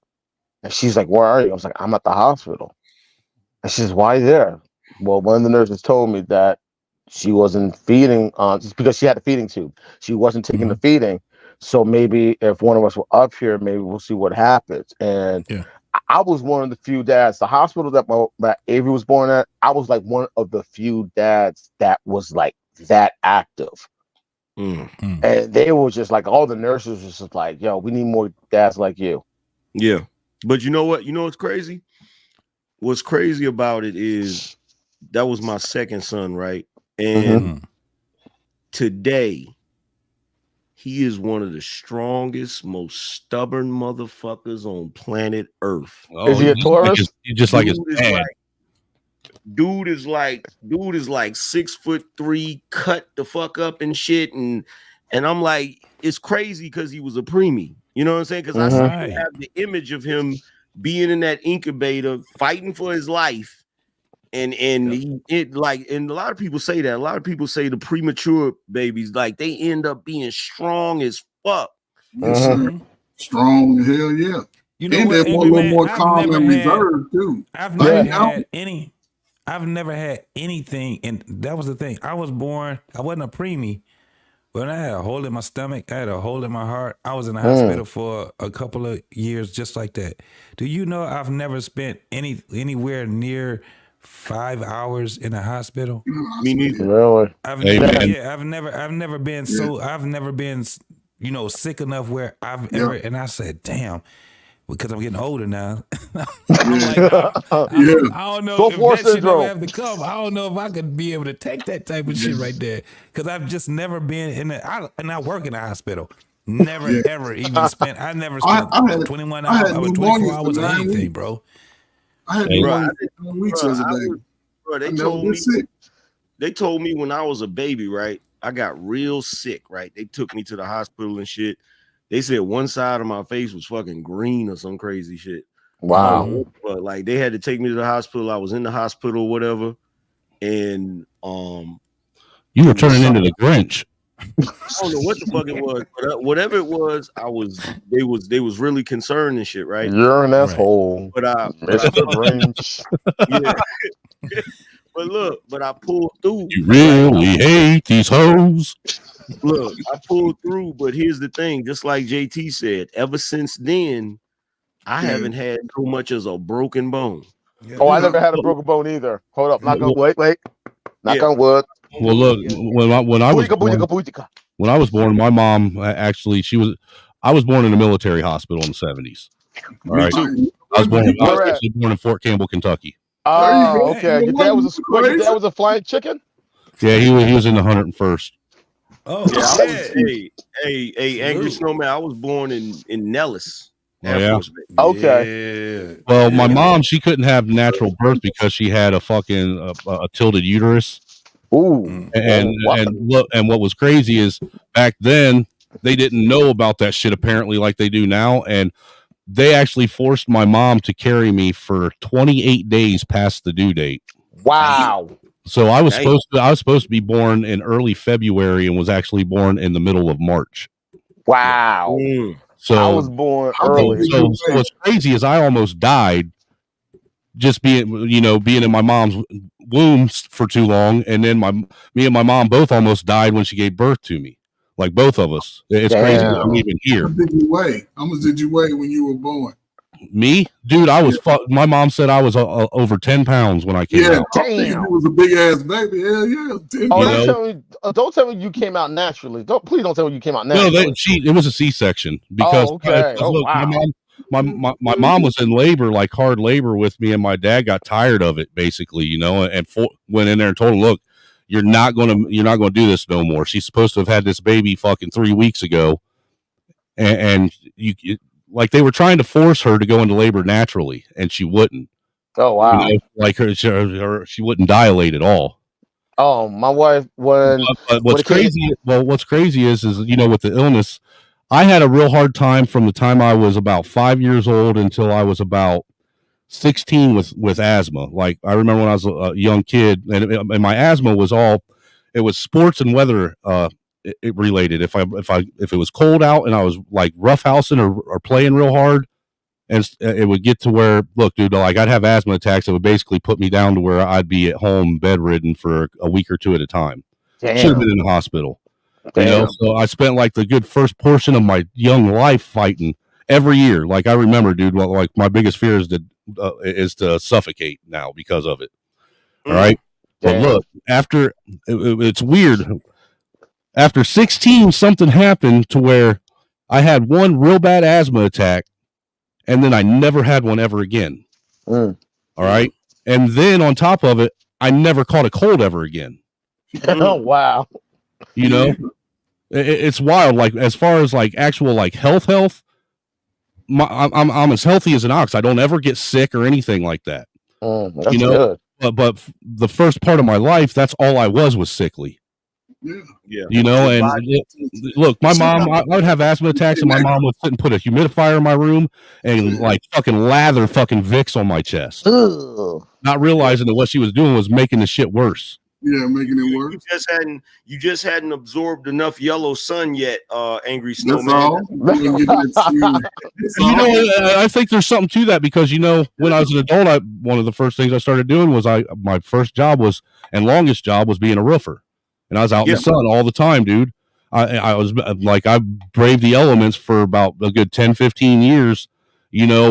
Summer, like we didn't get laid off in the winter. Like we had to go out and work through the winter, up on the roof, even when it was fucking snowing out, and I was out there when it was hot as fuck out, dude. And I really do believe there's something to what you said, being out in the sun and having that vitamin D, that natural vitamin D all the time. Because, dude, I was one of them white guys that in the summertime I look like a black dude. That's how much I tan. Oh shit! and I was a black dude that looked like a black dude in the summertime too. So. Right, I bet, dude. I bet. I was good in the summer, but that's the difference of the young of old. We were outside 10, 12 hours a day. Exactly. Going home was a punishment. So you could weather the elements. You didn't go home in the rain. You found a fucking shelter and you waited the rain out. Mm-hmm. Go home when you fucking damn near dislocated your whole left side. You waited that shit out. You didn't let. But that's the difference, though. It's like, and I always, and you see how we talk about that time, man. you didn't get sheltered by your parents. Right. Yeah. You were put in real life situations and you had to work. You were being MacGyver type shit. Yeah, you were forced to figure it out. Yeah. You was a man to be a man, and nobody made excuses for when you was on that bullshit, and you didn't take shit too fucking personal. Mm-hmm. I don't know how many of y'all could laugh at yourself when you do something stupid, but today they take everything personal. Like ain't nobody got fucked up. Go pull out everybody's fucking high school picture. Dude, they didn't grow. They didn't grow up, having your mama joke wars like we did. Yeah. How many near-death experiences did you have, dude? Bro, there's one that stands out as soon as you said that. I was into riding bicycles, BMXs all the time when I was a kid, and look, right. There was one day that there was a set of buildings that was on one side of the road, and there was this big fucking loading trailer it was spring loaded, so if you went up the back of it, it'd lift up, and you come down it and it'd drop back down, so it'd give you a little bit of speed, come across the road, go across the railroad tracks, and then there's a big wooden loading dock for the railroad right there. Okay. That's a fucking ramp off the loading dock. Uh-huh. Well, we always had somebody watching guard for the road because, you couldn't see the traffic coming. All right. Well, one day, dude, I almost got smoked by a fucking 18-wheeler at fucking 11 years old. I come flying down that motherfucker, dude. And I remember my buddy that was living with us, he's like, there's a fucking truck coming. Stop. And dude, I was too late. I couldn't stop, man. This motherfucker come running as fast as he could and jumped in the air and clotheslined me. And now my fucking bike, dude, and we just watched my bike roll right underneath that fucking semi. Damn. Hey, look, check this out. I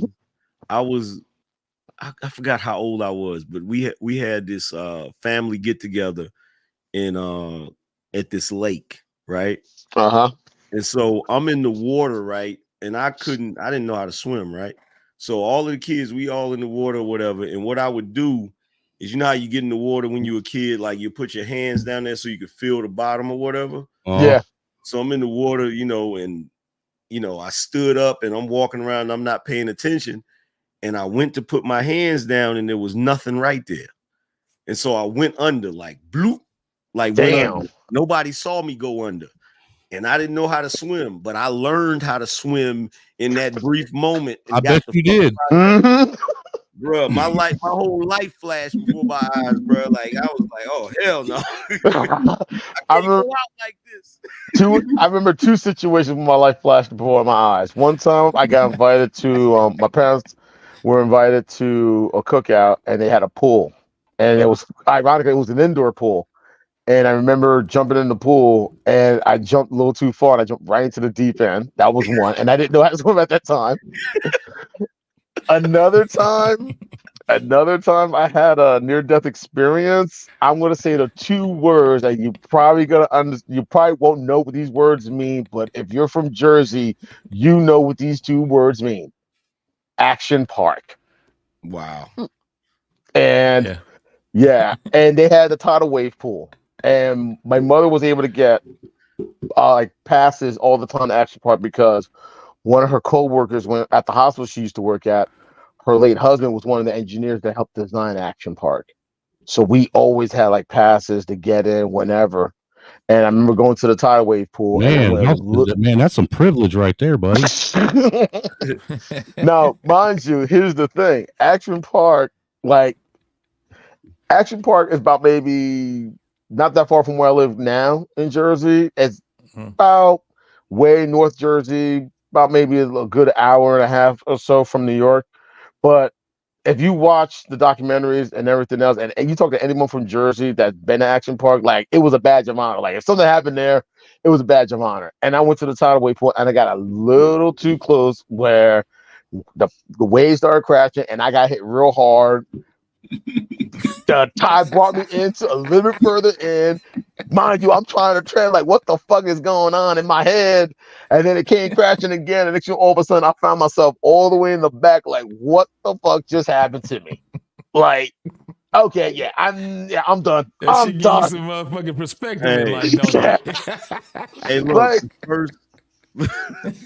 look, the first time that I almost caught a bad one. I mean bad, right? I remember this. I was 5 years old, right? Mm-hmm. So my family had went to the hospital to visit somebody. And it's this hospital. I can't remember what hospital, but it's a hospital in Brooklyn, right? So me and one of my cousins, right? We're in the front, like where the emergency room is. Like you got like the waiting room or whatever, and they got them doors. You feel what I'm saying? Yeah. You said you were 5? Back, yeah, 5. That was when you could still smoke in the hospital. Yeah. Yeah. Just stay away from the oxygen. Keep in mind, just stay away from the oxygen. Lanes everywhere. Keep in mind, right? Keep in mind, like they had the doors, the doors that open, right? Right. So this is something new. You feel what I'm saying? Like we didn't really see that. So we playing, and the adults is watching us, but they're not watching us. It's the 80s. You know how it goes. Yeah. So we keep going in and out of the door, right? So we just venturing further and further out, right? And this is the parking lot, right? So we out there playing or whatever, and this freaking car comes around the freaking corner flying. You feel what I'm saying? And I'm like in the middle of the motherfucking parking lot where the car is coming and shit, right? And I don't know how I got the hell out of the way of this car, bro. But this shit was, and he didn't stop. He kept fucking going. And keep in mind, this is the 80s, so you know what kind of car it was. That bitch was all steel. Yeah, straight motherfucking steel, bruh. When I tell you I was able to get the hell out of the way of that car, man, I was so scared, bruh. And look, me and my cousin ain't telling nobody nothing because I ain't want to get an ass whooping on. Hell yeah. You know what I'm saying? Bruh, and look, most people don't know this.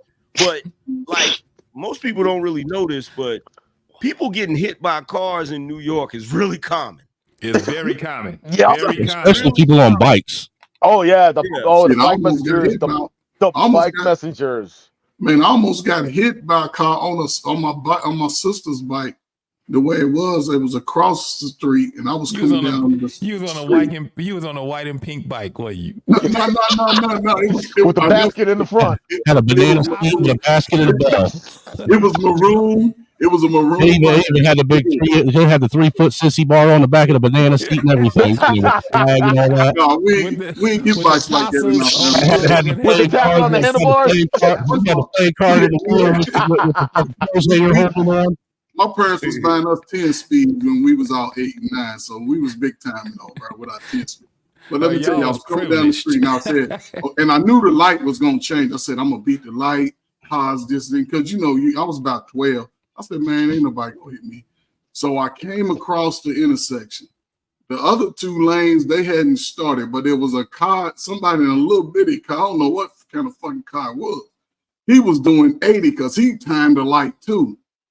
Only thing I did was I looked to my left, I just saw the car coming. And what I could do is, I played football since I was a football player. So I said, okay. And I'm telling you how fast I can. If it hit me, I ain't gonna die. But when it hit the back wheel, and I jumped off the bike and like jumped from the street to up on the sidewalk, standing up. Everybody at the light, did nobody move at the light? The only one that moved was the car that hit me. He stopped immediately, jumped out, came over. He grabbing me, looking at me. He said, "Did I hurt you?" I said, "No, man, I ain't hurt. Man, I'm all right. It wasn't me. What the hell you doing?" I said, "Show your ass then." He said, "No, what?" I said, "Man, I'm tough. Man, I don't get hurt out here." Man, I was shaking. Man, I got off the street, man. I fucking started peeing and shit. I'm like, man, what the fuck is going on? I was nervous. You know how I know? Nobody. You know how I know Trey had a privileged childhood? He said that he got a new 10-speed. Yeah. We all got 10 You want to know how I know that? Because when I was 10 years old, by that time, my parents had stopped buying me bicycles, and I was going around picking up everybody else's old bicycles they threw out at Christmas. And I had a stack of bicycles in my garage that I used for parts. That way I could piece bicycles together. Piecing them motherfuckers together. Hey, I know somebody that was I had a bicycle graveyard in my garage. Did you learn how to change your tire on the bike? You had to learn how to change your tire on your bike. Oh, no, the fucked up part was the chain. No, dude, A bicycle was the first thing I learned how to tear down all the way and build all the way back up, man. Yes, sir. Hey, look, you was telling that story, and that reminded me the other probably almost death experience I ever had. I was riding my bike down the road, all right, coming from a buddy's house. You know, I was just sitting there hauling ass, you know, on this mountain bike I put together. And there was I come up to this clearing, and there's a bunch of kids out in the field playing football with girls out there, you know, pretending to be cheerleaders. And I was sitting there, I kind of looked over, and I got fucking zoned in on this one girl I had a crush on and wasn't paying attention to the road and where I was going. You know what I'm saying? And I had been doing like 10, 15 mile an hour on that bike, dude, because I was just hauling ass. And fucking went head on, smacked right into a parked car, dude. I did that. My fucking bike hit the front of that fucking parked car, dude. I swear to God, dude, I went all the way up over the fucking car, bounced off the hood of the car, and slid down the back of the fucking car, down the back of the trunk, and my head bounced off the bumper before it hit the ground. That's like that Redman video. Look, bro. My uncle. Yo, Angry Man, that's like that Redman video. Yeah. Wait, it's worse. Look. I feel his pain. Because look, my uncle used to park his car, right? He used to park his car in his driveway, right? Mm-hmm. But the way I would ride my bike, you couldn't see the car right there, right? But I knew what time the car would be there because he would, you know, I knew what time he got off work, right? So I come around the corner flying. I'm thinking the car ain't there, but evidently he had got off work early. Man, when I hit the front of that freaking car, just like Angry Snowman said, yeah, that tire will hit that bumper and it'll immediately stop and it'll make the whole yes. Bruh, that was the worst, man. Oh my God. Dude, because you can't control, you have no control. All you can do is ride it out at that point. Yeah, that's it. Look, you gave me PTSD with that. Bruh. Hey, dude, the only other near-death experience I had was I had my stepbrother. He used to come over in the summer times when we was little, man, and I couldn't stand that little motherfucker. I hated him because he got preferential treatment because he was there for 3 months a year, so they treated him like he was some kind of fucking golden child from the movie Golden Child. Oh, shit. You know what I'm saying? Well, I was out riding my bike again that day, and I was coming down the alley behind our house, man, and there's this tree that was cut down, and I used to ramp the tree stump, you know? And I was coming down the alley because I was going to ramp that tree stump, so I was hauling ass. Well, my parents had just got home from picking him up from the airport, all right? And he was standing out back, and rather than hit that fucking tree stump and ramp, I stuck my arm out and clotheslined that little motherfucker, dude. Knocked him the fuck out first day home. Dude, I thought for sure that my fucking stepdad was going to murder me. That man beat me within an inch of my life. Boy. You was bad. I did. Let me tell you, I did a lot of near. Dude, look, I clotheslined him so hard he did a backflip. Damn. I did. This is the thing about being in Detroit, especially living in the hood. You always do some near death shit. We fucked around, and you know when you building ramps and shit, we kept building them bigger. And bigger until it was so high that you couldn't even land it if you tried. Yes, and this is the craziest part. We was going on because there was a bunch of damn vacant houses where we was at. So we was going around the vacant houses taking the boards off of the windows. And we had this one that it was a big ass picture window board, right? So we had hammers and everything. And I know motherfuckers seen us doing it. Motherfuckers just didn't report shit. We fucked around. It was just kids being kids back then, man. Yeah. But we fucked around, made this huge ramp. My dumb ass want to be the first one to try it. We was doing all kinds of shit. Test dummy, you big dummy. And I volunteered for the shit. Bro, when I tell you, I hit that motherfucking ramp.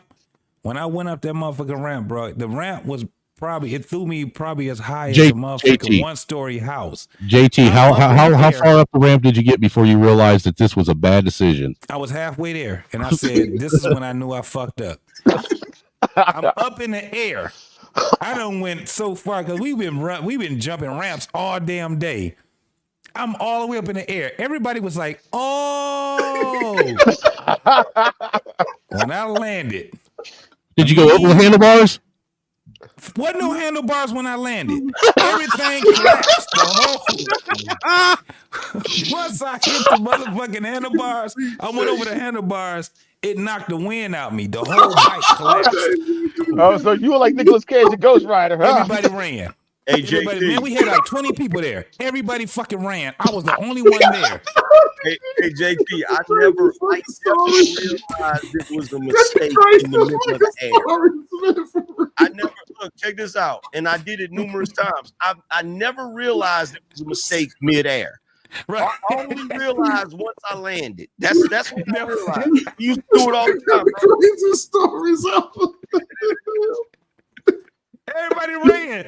There was 20 motherfuckers there to see this shit. Because look, check this out. All of us back then wanted to be Evil Knievel. Yeah.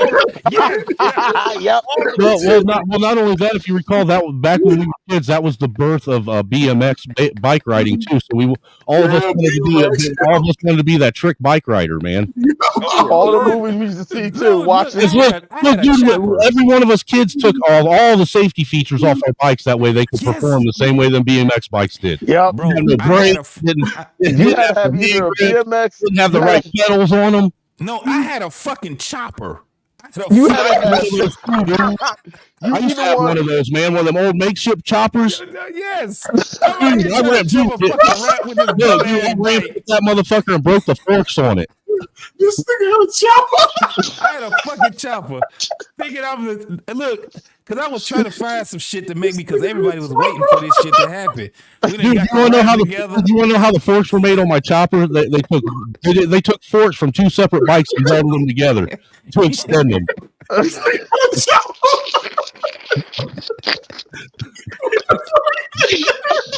look, a nigga stole my bike. He took the bike from me. He couldn't ride it, so the motherfucker left the motherfucker on the goddamn corner. Hey. My father was like, "Who you let ride your bike?" I said, "I didn't let him ride it."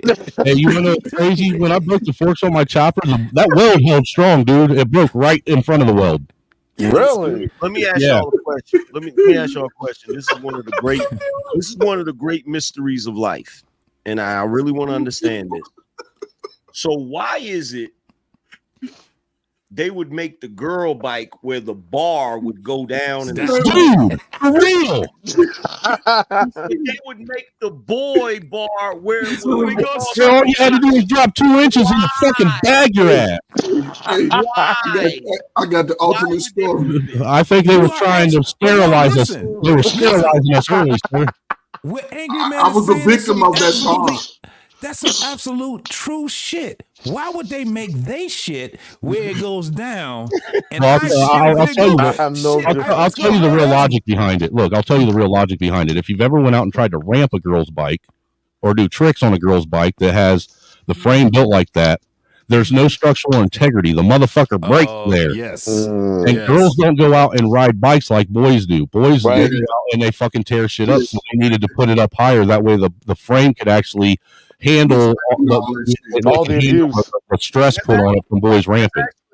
That's actually true because there were girls, whenever we would put the ramp up, there were girls that would try to jump the ramp. They couldn't do it. Yeah, because they couldn't pull up with their front arms like we could. Yeah. So like when they jumped the ramp, as soon as the bike hit the ground, they would just come down with the bike like collapse. Yeah. We would land on the bar, which is really horrible, but you know what I'm saying? That's what happened with me. I had everything braced, but man, when I came down, the whole bike collapsed. And me.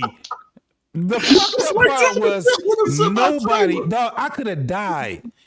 Nobody was there. You would have died alone, sir. That shit looked like a concert, bro. I swear to God, it looked like a concert. Dude, they weren't even there. They weren't even sticking around to They weren't checking to see you okay. They just like, you know why, JT? There would have been no witnesses. They were like, they might shoot shit out there. They left like they scattered like roaches. Wait, you want to know why, JT? I try to explain this to the younger generation. Like when the younger generations be on these panels talking, I be trying to explain to him, like, bro, you really don't understand the level of I don't give a fuck that I have. You don't. Right. Look, I come from the generation where if you're riding your bike with a bunch of other kids, and you ahead of everybody, and you mess around and fall on your bike, they're gonna run over you. They sure the fuck are. run over you, bro. You gonna be walking around with tire marks on your shirt. You feel what I'm saying? And what's even worse is we were so insensitive that you couldn't even cry about it, because if you did, they was gonna laugh about it. But Well, look, and then there was always a couple jackasses that rather than just run you over, they try and bunny hop over your ass. And Back tire and shit. Exactly. They try to bunny hop you, and that back tire wouldn't clear, and they just pop you right in the back of your head or your cheek or something. You try to get up, you get knocked down by the back tire. You're like, oh fuck, man, we really did some dangerous shit. I swear to God, dog. I We did did. no shit in the world. How many Dumbest got shit in one the world. helmet? We all used to do no helmets, no nothing. Nope. We would go on. Dude, helmets were gay. Let's keep it real. No gay. helmets, no chest protection, no No shoulder pads, elbow no pads. nothing. We even took the pads off our bike that they came with. Yes. Bro, I fucked around and we used to do backflips a lot. And we started doing backflips on the grass. Then we started doing it on the fence. Then we started to it was like kids doing this shit. We would get on a house, right on the edge of the fucking house, and start doing backflips. That shit used to be the dopest. If you was one of those dudes that can do that shit, you was out cold. But we used to do backflips on the mattress. Yeah, I used to do that shit too, man. Dumb motherfuckers, we not understanding the polarity of gravity. Yeah. We did understand the polarity of gravity because we always tucked and rolled like we were supposed to when we hit the ground. But this is the craziest part. We had mattresses. I don't know what the fuck in my neighborhood what was going on. It must have been a bunch of motherfuckers getting evicted. Because we ended up finding 5 mattresses, bro. We going around the neighborhood dragging mattresses from one block to the next block. Dude, imagine a kid doing that today. Oh God! You'd have children's services and the police on your ass. Nobody what the fuck you doing? Evicted. Nobody was getting evicted. See, what it was is when motherfuckers got tired of their mattress, they just threw it outside. Yeah, threw it out. And they let it sit there, and they let it sit there. They'd leave it sit there until the trash man picked it up, even if that meant Or you had some people that live in those apartment buildings, and there was like a fucking abandoned lot. And they just said, but fuck it. this is the thing. This was all houses. This was all houses. We fucked around and we had 2 mattresses. Then we was like, no, that's not good enough. We had 5 fucking mattresses on, and these were some hard. You know how the mattress was back then. It was just all spring. All spring. All it ain't spring. the orthopedic shit. It ain't all this shit. How many? Speaking of that, how many of you guys slept on a mattress where you stuffed a sock down inside the hole to keep the screw poking in the back? I never had that. Thank God. Listen, I had a fucks good around mattress. I again. had dresser drawers up under my mattress. I fucks around trying to be motherfucking again. Well, this was before the bike shit. I fucks around. And because I can do backflips really good, you know, I was one of the little dudes. I used to be able to. And we were really good at flipping. I tried to fail. Okay, too many we get times. up on the house. Now imagine, you know how we got up? We didn't have a ladder. We didn't. You climbed up the TV antenna like I did. We broke in the house. We went all the way up because they had bungalows. So we went all the way up in the window, and then we just clammed up from the window to the drip edge. I think I could have died. I fucks around with my dumb ass. I go first. You in the crash test. I did like a no. I was just you a guinea pig, man. That's what you are. You a guinea pig, dude. You know what? My acid plug in the '90s would have loved you. It was certain shit that we just wasn't scared of. That was one of the things where I was just like, because everybody was like, "Ooh, I got a story. Ooh, when he do this, ooh, man." I said, "All right, I'm about to just do this one up right here." No, I didn't have fear either, but I didn't volunteer to go first every time. Dog, when I flipped, I did like a triple somersault, back somersault.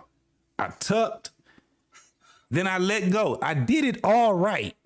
Except for sticking the landing. When I landed, that motherfucking mattress threw my ass up in the air, probably from where I went. Bro, I'm going down. I'm trying to figure out how I'm going to land. I land like this. Knocked the wind out myself. But I tried not to, you try not to be hurt. Dude, how long did you lay on the ground after you knocked the wind out of yourself? Yeah, he's like, I'm good. Nigga, I went back down like, couldn't breathe. I was going to say, how long did you lay there before you started coughing? Hold on. Yeah, he hit the grab it. Oh, that shit hurt. That shit hurt so bad. I went home. Wait, I don't even know why I was limping because my legs wasn't hurt. It was just my stomach. Yeah, and I was I'm crying and shit. I said, boy, if they had some goddamn cameras back then, they would have seen some shit, man. Because I'm crying going home. Dude, our kids, if our kids could see through video the shit we did as kids, they would think. Oh my god! Please, my nieces and nephews would be shocked. My kids would be like, "Are you serious?"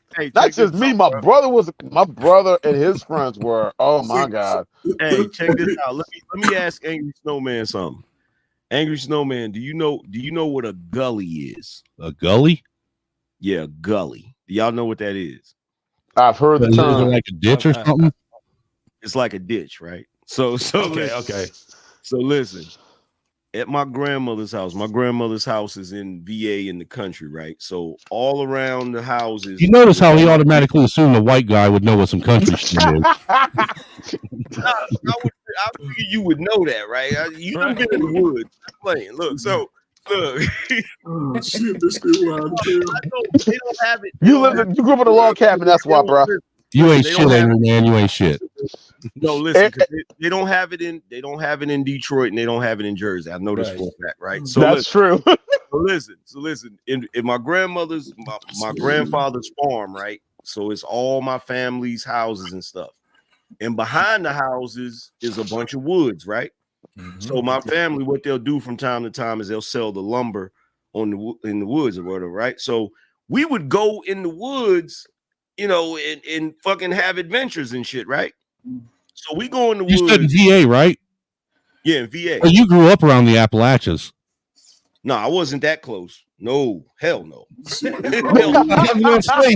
was gonna say, if you played in them woods, you know about playing in some real woods. Look, one thing I don't fuck with is the Appalachian Mountains. Hell no. Look, so look, we in the woods, right? And there's the way it works is there's one side that's like this big slope, right? And then the other side is a big slope, right? So there was a tree that had a vine on it. Like an actual goddamn vine, right? And so these knuckleheads was swinging from one side to the other, right? And I'm out there, you know what I'm saying? Because like I was used to being in the city or whatever, so I'm like, yo, you sure that's safe? They're like, yeah, man. So they swinging, like my cousins and shit, they swinging or whatever. And so right around the time that they're swinging across this vine and shit, right? There's another dude another kid that lived out there. He's trying to break down this tree. Like it's like a dead tree that he's trying to break down or whatever. I don't know what the fuck he was planning on doing with the shit, right? But he's kicking the tree, trying to knock it over, right? So one dude we know, he goes to swing on the damn vine. And right in the middle of the goddamn swing, that fucking vine snapped. And this motherfucker fell in what we call the gully. He fell down. We're standing there looking like, oh shit, right? So he falls, he plummets. Like this nigga plummeted, right? So we're standing there right at the moment that he finally hits the freaking ground and shit, tumbling or whatever, right? The other dude done finally broke the tree. And it's a shit. It was a yellow jacket nest in it, right? So we're standing there watching as he falls, and just as he falls, he's breaking his tree, and all of a sudden, these fucking yellow jackets start hitting all of us. Shit. You be running out of the fucking woods, getting stung the whole time. We let him down there in the fucking hole. You don't even know what. We don't know if he alive or dead. He was probably going down there and saying, "As you wish." Dude, you literally just described the opening scene to almost every fucking horror flick out there. The only difference is you were the black guy and you survived. You're stupid as hell. Bruh, we used to do some of the stupidest shit, bruh. Like, Dumbest, honestly, one of the dumbest things I remember a lot of us did where I grew up at, is we played hide and seek in the cemetery. Yeah, night. we did that shit, dude, all the time. We used to do that all the time. Like, ironically, like the house I grew up in, my parents still lived there. They still live there, and right across the street from the house is the grammar school we went to, which is now closed, and right around it is the church. I grew up in that, and a lot of us, grew up in that church as well. And ironically, this one block, you had the school, and then you had the cemetery. So the cemetery took like 85% of that block. And cemeteries are fun to play hide and seek in, though. Yeah. Especially at night. Yeah, especially at night, dude. Because your heart gets racing. Because also the good thing is there's no surrounding lights once you're inside the cemetery at night, and there's like 3 entrances to get to the cemetery. There's just quiet. It's quiet as fuck in there. Okay. There's one gate across the street, like somewhere down the street. There's another opening on the other side. It sounds like you grew up with white people. Okay,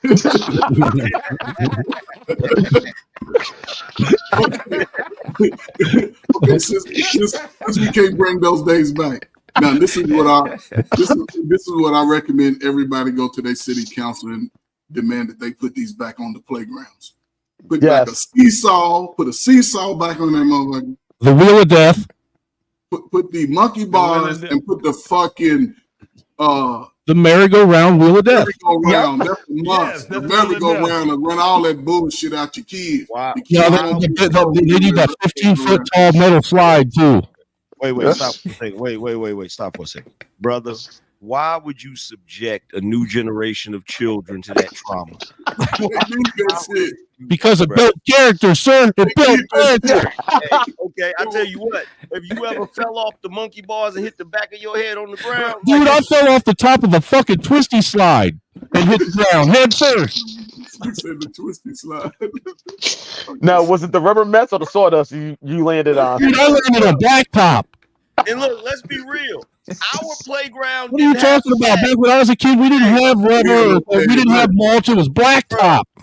Bruh, our playground did not have no plastic, nothing. Everything was metal. It was metal and wood. Remember that hot ass fucking that slide?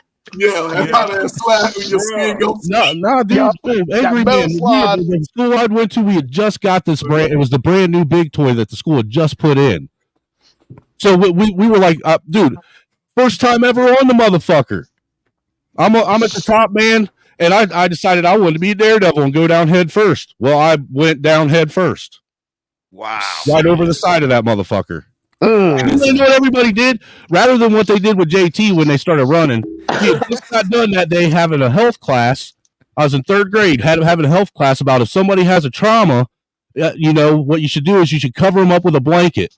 So we're outside with this. So what do you think everybody did? I had every one of the kids that watched it happen took their coat off. And I had like 20 fucking coats piled on top of me, knocked out on the ground. Hey, Angry Snowman, let me ask you this, right? Because I've seen a lot of kids catch a bad one on the playground. What are stitches? I didn't know what stitches were until I got grown. Dude, I've had so many sets of stitches. Man, I have my life so back together. Give me a minute. I'll be right back. My wife called. Just give me a minute. I'll be right. Hold on for a second. Angry Snowman, you said you had stitches. You sound like you had a privileged life, sir. Right. No, dude. That was the only thing that welfare Medicaid would take care of. They would at least sew you up, man. But they would pay for you to get the stitches put in. but they weren't paying for him to come out. Your mom had to do that. Yeah. So you didn't go back to That's the why doctor. they came out with dissolvable stitches. Yeah, you just got to a point where you can just pull them out yourself. I mean, Dude, I tried doing that. I had surgery. I had surgery on my elbow, dude, and had to have staples put in. I thought those operated the same way stitches did. I was dead wrong. I was dead wrong. Hell no. Dude, I remember sitting there with a pair of fucking needle nose pliers trying to yank them things out of my fucking arm, and dude, all I kept doing is yanking, and it hurt and it wouldn't budge, and I was mad. Hey man, look, you said that fucking seesaw. Let me tell you the reason why they got rid of it. Because motherfuckers used to do them goddamn pranks. We be on the seesaw, and when you down and they up, you just jump off the seesaw. That motherfucker and watch him fucking slam. Bam. Yeah. Yes, sir. Yeah. Yes, sir. And that motherfucker, look. Yeah, that motherfucker, that wheel of death, you put all the little kids on there. And all the big kids get to spit in that bitch as far as they can. Bro. Little kids can't hold on no more. They be falling. No, nothing. Hey, bro, I did that to my son. We out of the campgrounds we used to go to when my middle son was a little kid. They still had the wheel of death out there. It was all rusty and shit. So I had him on it. He was about 5 or 6. And I got that motherfucker spinning real good. He was in the center of it, holding on, dude. I had it spinning real good, and I had it going faster and faster, and I slowly started seeing him slide up the bar. And he slowly slid farther and farther to the edge, and the next thing I know, dude, inertia just took over, dude. I watched him get fucking slungshot out of that motherfucker. This is how you know I love that little bastard. Dude, I took off running after him like I was a fucking tight end, dude. While he was in the air, I'm running after him with my arms out and shit, and just snag him up almost right before he hits the fucking ground, dude. Hey, bro, check this out. Nothing is sadder than that one kid that doesn't let go. Yeah. Like once the shit is spinning, because like, yo, I used to have a ball on that shit, right? But once it's spinning and you fall off, there was always one kid that would hold on and it would just be dragging him around and you'd be like, let go. Like, bro, They actually got one in a park not far from where I live now. And I think one time over the summer, my wife and I took the kids out, and it was a real nice day. And next you know, I realized like a good part of the town was in the park. They had everything all cleaned up and everything else. So all the kids are just running around going crazy, have fun. And they actually had one. And I think my daughter wanted to get on, and like maybe like 12 or 13 other kids wanted to get on. I'm like, all right. And it was really big. So it's like me, like 5, 6 other dads just like spinning it really hard.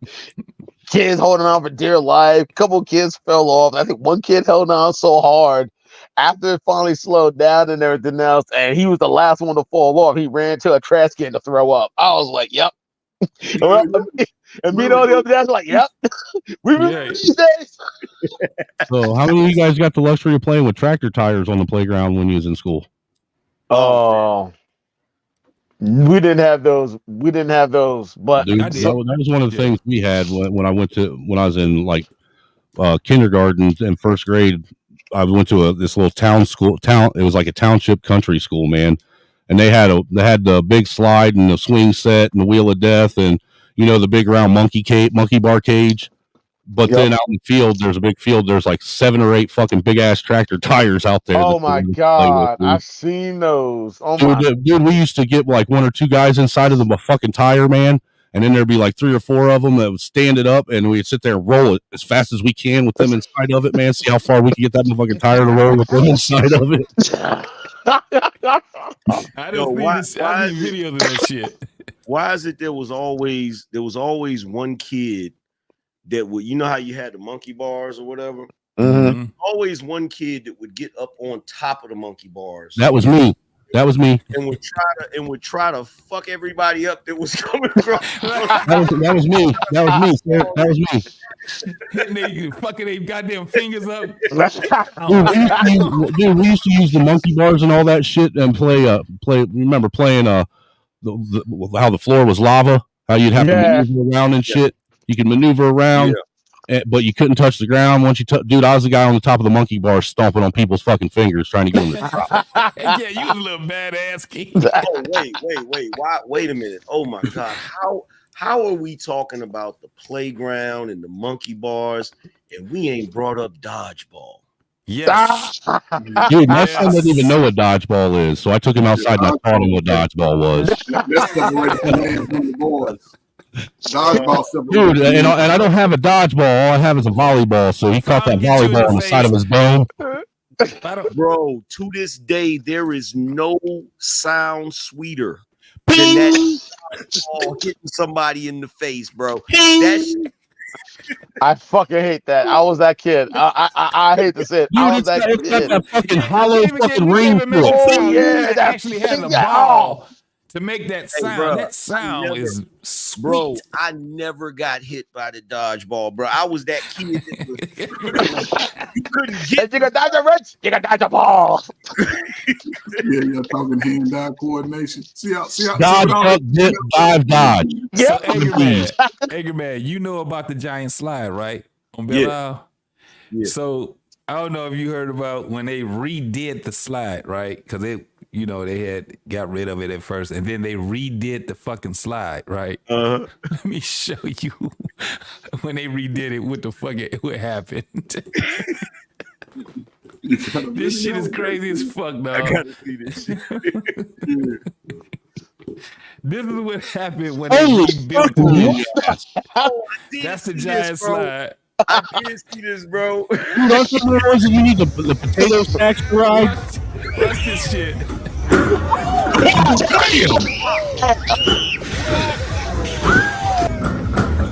Dude, every one of them kids got elbows now.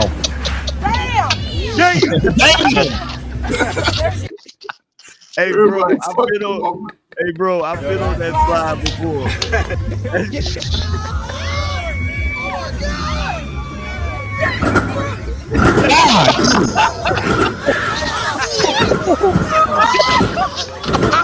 What is this?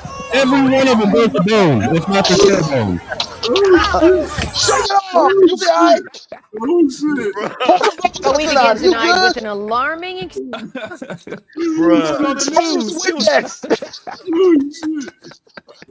I remember when the slide board was 15 steps up, man. That motherfucker was like a one-story house. The old slide board. Well, The and shit much hit the of news, what man. took place earlier was caught on camera and is now gone viral. 7 Action News reporter Simon Shaykat getting answers from the DNR after talking with a parent who watched it all unfold. Tonight, we've learned that the DNR that runs Belle Isle had to shut down a slide that's meant for kids to have fun. Kenyatta McCadney loves summer on Belle Isle, but he says fun turned to fear around noon for his kids as speed became an issue on a massive slide, and it was all captured live on Facebook. Oh, I thought you keep your hands off the slide. Yeah, that's it. We good on that. What I noticed was the impact that they was hitting the ground with coming off of the hills. His children now cautioning others, the 2 youngest refusing to go down, the 2 older kids deciding once was enough. I was going down way faster than I thought I was. As you were going down the slide, what was going through your mind? Man, these kids Man, I'm gonna die. The DNR says there were no injuries and staff members were at the top and bottom of the slide giving instructions. That said, the attraction is on pause for a cleanup and for speed to be addressed. If they would have kept riding on that slide, somebody would have got hurt. Kenyatta says he also chose to give up tickets he bought. Bro, we would have went on. Look, this is what's so funny about it. In the 80s and 90s, nobody would have cared. You know what they would say? We had no social media back then. Put some dirt on it. That's what they would have said. Bro, you know what they would have said? Put some dirt on it. Look, they'd have been like, be more careful next time. No, my parents would say that's what you get for not following the rules. But first of all, younger folk back in the day, we would have slid down according to the waves. Our ass wouldn't have been bouncing up off that thing. Exactly. We relaxed on that shit and just rolled the wave. No, but to be fair, the motherfucker that built that motherfucker knew what the fuck they was. He engineered it to do that. That was not how the original giant slide went. The motherfucker went because we used to stand up. We used to be going down there standing up on that shit, man. But you know what? Stand up on that shit. But you know what? This is what would have happened if it would have been in the 80s and 90s. There would have been one kid out there that would have been like, that ain't how you do it. That's how you do it right there. He wrote that motherfucker so much. We good. Don't worry about it, man. But they had the old folks that was on that because it wasn't the kids that was fucked up. It was the older folks that was going on that bitch. They probably laughed their asses like, "Yeah, I remember that shit." You got to go to work on Monday. You don't ride no shit like that. They wasn't supposed to be on it. Everybody knows kids got bouncy bones. Like, you're not supposed to be on that shit when you grown. Kids nowadays are fragile as fuck. It was some old ass ladies that got on that motherfucker, man. That motherfucker throwing their ass. How you gonna tell people you lost your job for riding on the sliding board? On the giant slide. Shit was funny No, as hell. the one thing I like was that one part before the report started, them kids start sliding down like fucking ragdoll. They hit that one bump and hit it so hard. Kids hit them sideways, going down like a ragdoll, like a body bag. Like it's a big, so it's monumental. Like the giant slide, we always Belle Isle is a it's a park. Now it's a state park. It used to just be an island that we go on, and it's a park. And that's where mostly everybody in Detroit do they family reunions, and even when in my era, man, that was where everybody hung out at. They had this thing called the Strip, right, where motherfuckers just hung out there. Then it started being too fucking dangerous, and eventually the state took over and said, "Fuck all that shit." Because we used to be out there until whenever, man. You used to just be out there. Couple years back, I didn't get to go to that one, but a couple years back, my family, because I still got family in Detroit, and they always had to go to VA for the family reunion. So there's like, we're gonna have it up here one day. They had it at Belle Isle and shit. I ain't even get to go to that one though. Yeah, that one, it's cool now. It's a lot more wholesome now, man, because Belle Isle, I'm telling you, in the 90s, that motherfucker got terrible, man. It was just certain parts of Belle Isle where you just, unless you young, you ain't even trying to go over it. The Strip used to be where everybody floss at. That's where you see all your niggas with all kind of shit, Cadovas that was souped up and goddamn Cutlass and all of that shit. But that was where all your dope dealers was at. All that shit. It was just, that was that part right there. However, there was another part of it where you just had a family thing, right? It was just all family thing. And it was over by the giant slide and the escape, where all the slides and stuff was, where the kids can play. Then we had a zoo over there. We had we still got the greenhouse over there where people go get married and stuff like that.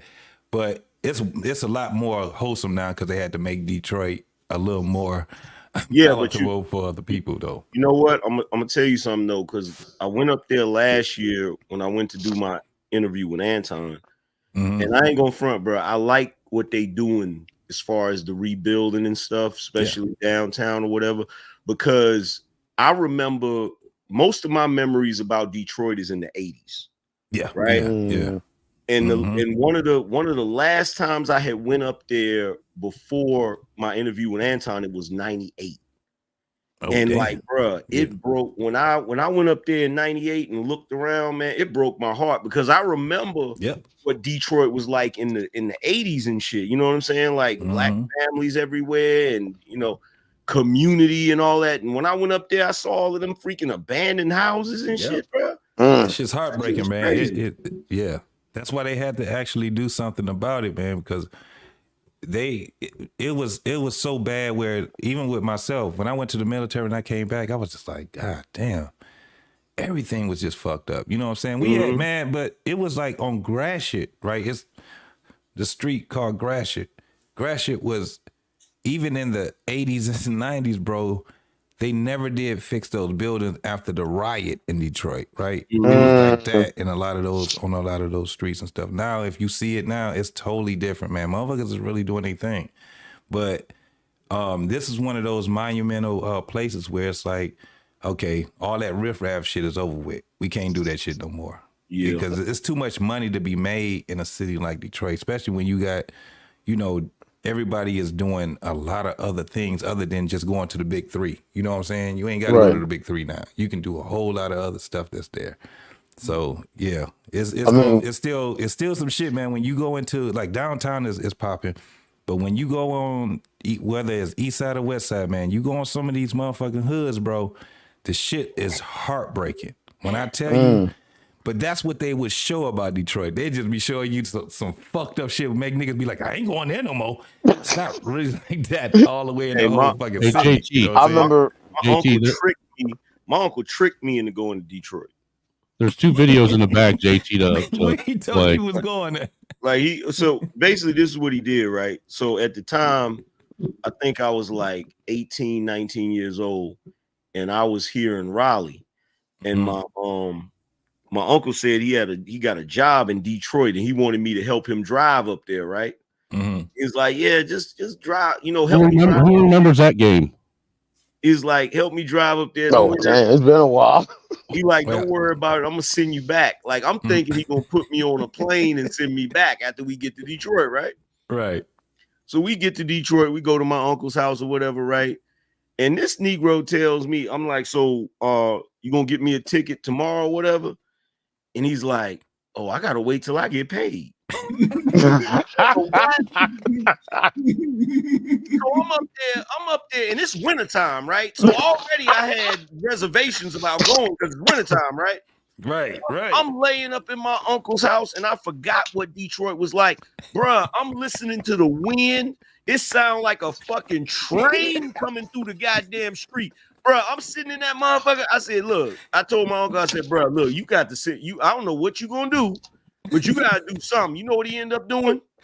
What was that? Put my ass on a Greyhound bus, bro.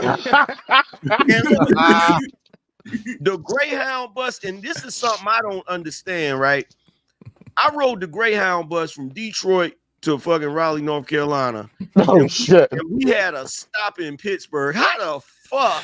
Right. We had a stop in Pittsburgh, man. Because they took the toll road. That's why. We go north. Because they took the toll road.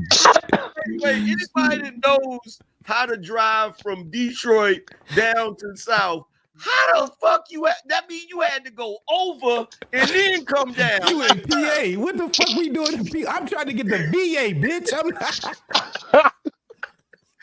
Bruh. Hell no. Hey, dude, this little clip that I had Black David upload, though, man, this should bring back every single childhood trauma you ever suffered. Uh-oh, is that Red Rover? Red Rover. Think about Red Rover. Oh. Hell yeah. Yep. Oh, yeah. Yep. Yeah.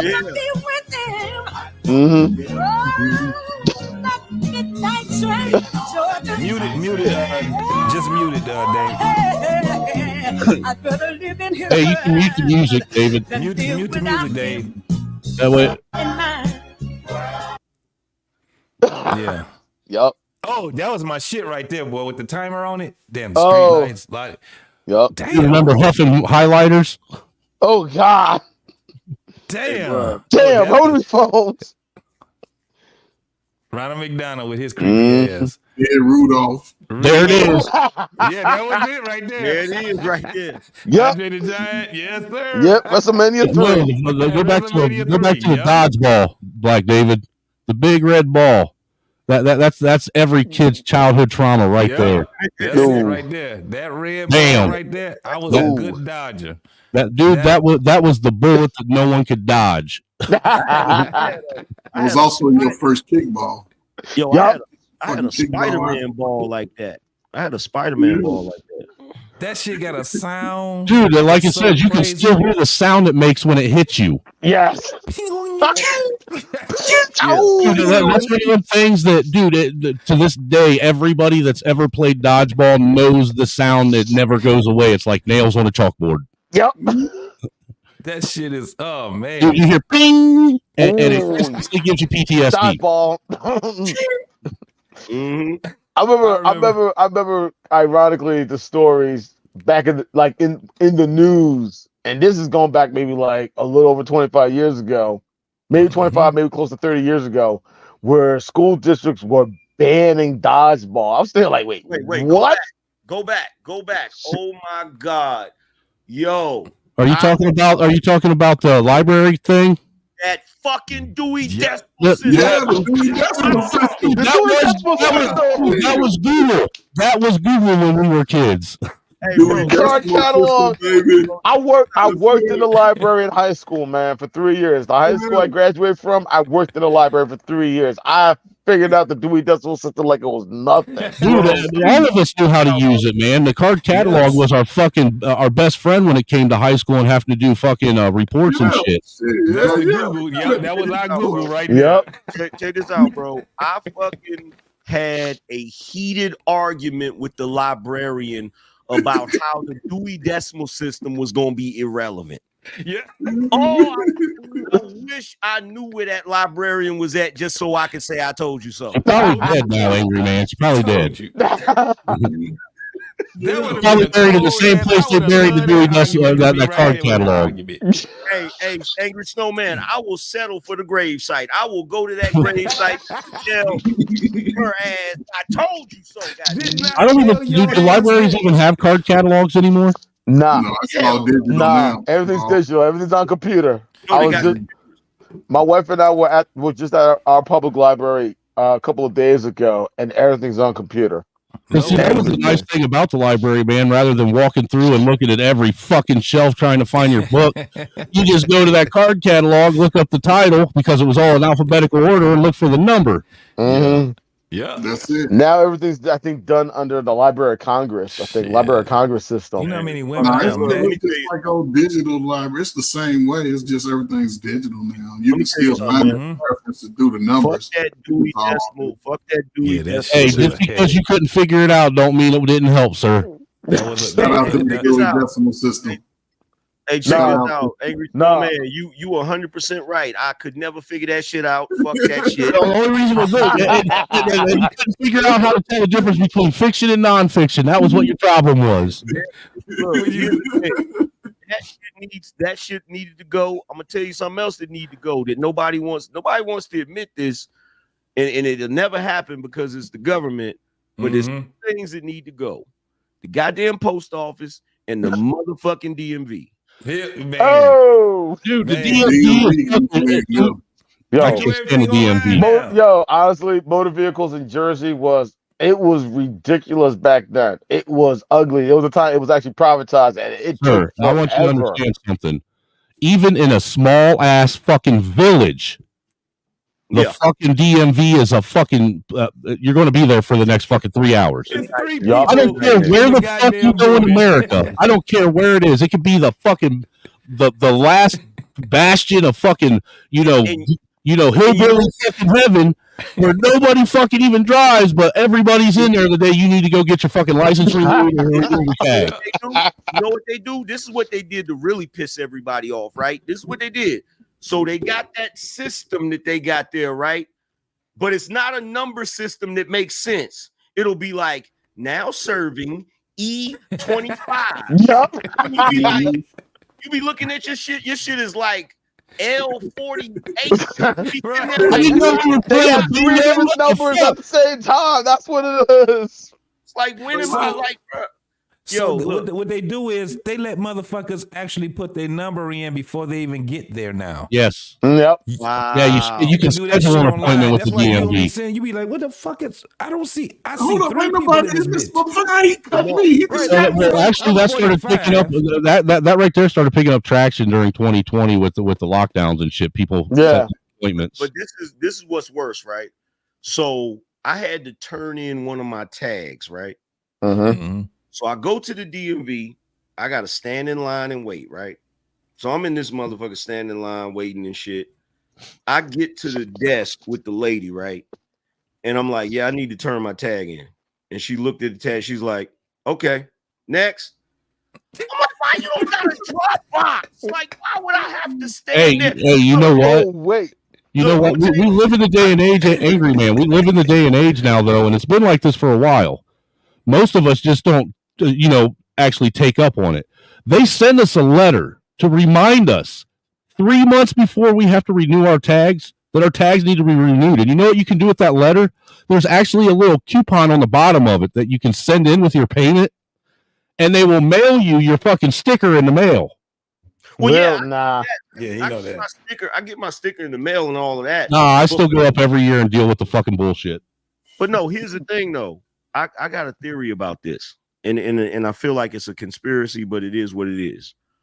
I think they only keep the DMV around because there's boomers that can't do anything else except that fucking job, bro. Yes. I swear to God, I think they keep a lot of these fucking organizations around because boomers don't know how to do anything else. Yep, that's it. Like, what else? Because everything else can be on fucking line. Yeah. You can actually do all of that shit on fucking line. Well, like in Indiana, they actually have kiosks now at the BMV. That way you can go up there 24 hours, man, and do all your shit through a kiosk. Oh wow, that would be great here in Jersey, but they don't have that. Nah, well, that's because they'd steal them in Jersey. Bro, No, they yeah. Bro, Some parts in Jersey, yeah. I know a few spots they would do it too. That's the sad part. You know what they do now? They don't even give you your license the day you're there. Nope. No, they mail it to you. No, they mail it to you now. If they're mailing it to you, what's the fucking point of going there? Yep. Exactly. Because you got to get your picture taken, fool. No, those use the same picture. They use the same picture. Not in Indiana, man. Every time you renew your license, in they update the Jersey, in Jersey, they have the option. They feel like, hey, you want a new picture, you can take a new picture. If you don't want a new picture, we'll use the picture we have on file. Use the picture on file, and then they'll FedEx it to you. And you're like, I wish I could still have my fucking picture that I had when I got my first license. So watch this. On motherfucking, and we got the Secretary of State, still the DMV, but it's the Secretary of State. So, every 5 years you have to do your concealed. I think here it's every 4. Okay, so ours is like I think it's either 4 or 5 or something like that. So the picture that I use on there, they actually use it on my license also. So that's the difference. And then if I have to redo my license or my passport, you don't get a separate all of those together now. So you don't get a separate identification card for your concealed carry. No, I got a separate identification card, but they are on the same system. So I can use that picture, and I think they use it up to 5 years or something like that, 5 or 7 years or something like that, and then you have to probably take another picture. But I haven't taken a picture in about 3 years. I know, like my concealed carry is actually attached to my ID. Even it's attached to my account. That like when they punch my name up, when they get behind me, run my plates, and my name pops up for like my concealed carry pops up with all that and everything. Yeah, I think what they do now in some states, they put everything on one ID, and they would just put different endorsements on it for whatever, whatever it is.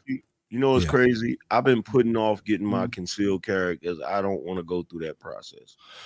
Dude, it ain't that bad of a process, really, depending on where you're at. Like, well, Indiana's probably one of the most fucking liberal states in America to get your fucking concealed carry. I'm telling you why. Because you don't even have to do the fucking NRA fucking 12-hour course. You don't have to do that at all. All you have to do is go to a place and get your fucking fingerprint, do a fingerprint hand scan, and then you take that fingerprint hand scan from that place up to the police department, the local police department. Then and with that, you also go online and you pay for a background, like it's like a background check. That they do. You print that out and you take that with your fucking hand scan up to the city police department. The city police department checks everything. They give it their okay. Then they send it to the state police, and then the state police goes over it again, gives it their okay, and that's all you got to do. At the end of the day, in Indiana, you can either pay $70 for 4 years, or you can pay, I think it's $120 for a lifetime. Did he say that's all you gotta do? Like, you know what? You know what, y'all? You don't understand, dude. You don't understand some of the fucking in Ohio. It was different because they make you jump through all kinds of hoops. Oh no, Jersey is ridiculous. Here's the thing. That's crazy, right? So here in North Carolina, I think you still got to do the class, right? But here's the thing. This is what's goofy, right? So prior to recently, in order to get guns here, you would have to buy the purchase permit, right? What? So you would have to buy the freaking purchase permit. And here's the goofy thing. The first time I did it, I got one. And then somebody told me, you can get 5 at a time, right? And I'm like, oh shit. You need one for each purchase? each purchase, right? Not Dude, they're treating it like it's a deer tag. Listen, not for rifles and shotguns, but for handguns, right? Yeah. So they recently got rid of that. So now you don't gotta have no purchase, but they still do the concealed carry the same damn way, and it's annoying as fuck, man. It's super annoying. I think my friend was telling me about that before he passed away. He lived in North Carolina. Well, it's even worse when you get one of them NRA instructors that do it to the letter and make you stay there for every fucking waking second of that 12 hours. Damn, we had to do 8 hours, but we only do it once. That's it. The next time you just do you just pay for whatever. Yeah, you just have to pay to have it renewed. But what we have to do, we don't have a purchase. We have to have a FFL to actually, when we buy the gun, we have to have someone that they send it to, and then we go get it from them. Now, and that's the only thing we have to do, and then you just renew. No, I think what Anchorman was making it sound like, even to go to a gun store, like a gun shop, you have to have. They used to make you get basically get a tax stamp. Yeah, to go and make a purchase. Whereas everywhere I've ever went, dude, I could walk anywhere I've lived, Ohio, Indiana, I could walk right into a gun store. They run my name. 30 seconds later, it comes back clear, and I'm getting what I want. Dude, the longest it's ever taken me to purchase a gun was when I bought a fucking shotgun from fucking Walmart. I was in Walmart for 3.5 motherfucking hours to buy a shotgun. For your background check? Yeah, you can get that there. Good luck trying to buy a firearm from a Walmart here. And then what they do is they have this, what they call, it's a dual managerial system that they use, where one manager will run the shit, and then another manager will come up after they're done running the shit and going over it with the first one. The second manager will come back and he'll go back over the shit and rerun the shit. All right. And then check and make sure all your shit's okay. And then to top it all off, they won't even let you carry the gun out the fucking store. They carry it out the store for you and hand it to you once you get on the other side of the parking lot. Yeah. Damn. So y'all do know that, like in Michigan, we don't need a CPL, really, right? We don't in Indiana either. This is a constitutional carry state. What part of Indiana? But the only reason why I do mines is because I know they about to change that fucking law. You're gonna eventually. Well, not only that, JT. The reason why I still get one, even though Indiana's a constitutional carry state, is there's still 36 states in the fucking union that will honor Indiana's concealed carry or Michigan's concealed carry. They all honor each other's concealed carry. So if you got a concealed carry for one state, then you have it for the other state. Not all states are a constitutional carry yet. So if you want to be able to carry your fucking pistol, like have a purchase. Well, I'm just saying, if you want to be able to carry while you're driving and go across state lines, you still need that concealed carry just for other states' laws. That way, for other states. That's why. Yeah. Okay. So that's the reason why because in Michigan, you can still conceal without the license, but that's the reason why. Then right. That's the biggest reason why. It's to save your own ass, man. And like mine's about to renew. New York if you want to. Well, mine's about to expire here. I think mine expires this year. I got to get it renewed, and this year when I renew it, I'm just going to pay the $180 and get the lifetime one to where I never have to have it renewed again. No more. Yeah. Because that's what's weird. I didn't know that you could. I didn't know that. The way Indiana has it set up, if you buy the one that has the 4-year time limit on it, you have to wait for that 4-year time limit to expire before you can upgrade it to the lifetime. You can't just pay give you a year lifetime and do what? They don't give you a year before? What do you mean a year before? Before it expires, they give you if they tell you that, you got 1 year before you have to renew it. Yeah, renew it. Well, they give you a notice. Okay, but what I'm saying is, once you purchase, like you get a choice, you can get the one that's got the 4-year limit or the lifetime. If you purchase the 4-year limit, you can't, decide 2 years later that you want to go pay for the lifetime. You got to wait for that 4-year limit to come up to expire before they'll let you purchase the lifetime. Okay, I got you. You know what I'm saying? And what's crazy, dude, I got my concealed carry right before 2020 happened. Like literally right before everybody got put on lockdown. Mm-hmm. And then, it's motherfuckers right now. Dude, I was shocked, dude. Shit. Dude, I was shocked because it showed up in the mail like 2 weeks after we were on lockdown. All right. Yeah, they had shut everything in Michigan. You couldn't. It was motherfuckers riding around with no. Dude, I felt sorry for you motherfuckers up in Michigan. No. But this is the thing. Governor fucking Gretchen Whitmer. What? Now fuck her. No. That's the You girl. demon. The one we had was Granhorn. She fuck her. She was the one that fucked us up. No, Whitmer was your guys' governor, and she was a fucking demon. She's still there. She's still in there. Yeah, I know. She tried to have. Dude. You know, I was very heavily connected to those guys that they said were trying to kidnap her. Wow. I had the Fed show up at my house and investigate me over that. You bullshit. Not at all, dude. Not a fucking little bit. Wow. Oh, He the man. Guilty by association. No, dude, not by association. I was like at the two main meetings that they talked about on the news. Yeah, that shit was deep, man. Because they just look, dude. The only reason why people they just convicted. The last three people were acquitted. Bill Knoll, his brother, because I was friends. I was actually real good friends with Bill Knoll. I was real good. The two guys that got put in federal prison, Adam Fox and Barry Croft, I was real good friends with both of them. Wow. You know? And like I said, look, dude, I know more about that case than most people do. You know, that's what actually brought me onto YouTube. Was trying to get the truth out about that. Because what was weird was I had the Fed show up and investigate me. Like, look, dude, they have my first Facebook page. All right, like the Feds have it. My Facebook page. They have my first email. They have my first Twitter.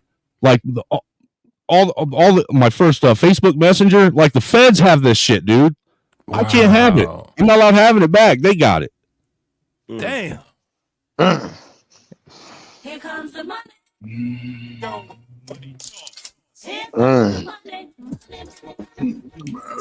Damn, that's wild. But yeah, dude, I mean, they weren't doing what they tried to accuse them of doing. They really weren't, you know. But I was heavily connected, and I know what Whitmer was doing. That bitch was a tyrant, dude. Damn. That's crazy as hell because we see it and we know, and I was just like, God damn. I heard about it. I was like, what the fuck? Dude, that was all. Dude, the FBI paid for all of that. They're the ones that set everyone up. Yeah, because I'm not even bullshit. The main informant, Steve Robeson, the guy that they used to try and set everybody up, his name was Steve Robeson, and this guy was a convicted child molester. Wow. Damn. Not even bullshitting, dude. A convicted child molester that they allowed to that they gave an unlimited government credit card to go out and try and set people up. Wow. Hey man, we about to go ahead and get this shit done with. Yeah, because it kind of took a left turn when you said Michigan, and I brought that shit up. No, bro. Trust me, not at all. But I wanna still acknowledge the Mayo monkey. Yeah, Mayo. Actually, that one went through mine. That's one of I checked to see if it was on your end or my end, and that was one of mine. Hey, so if you still associated, man, we still always got to get a brothers. They hook up, and I'm gonna give them this then.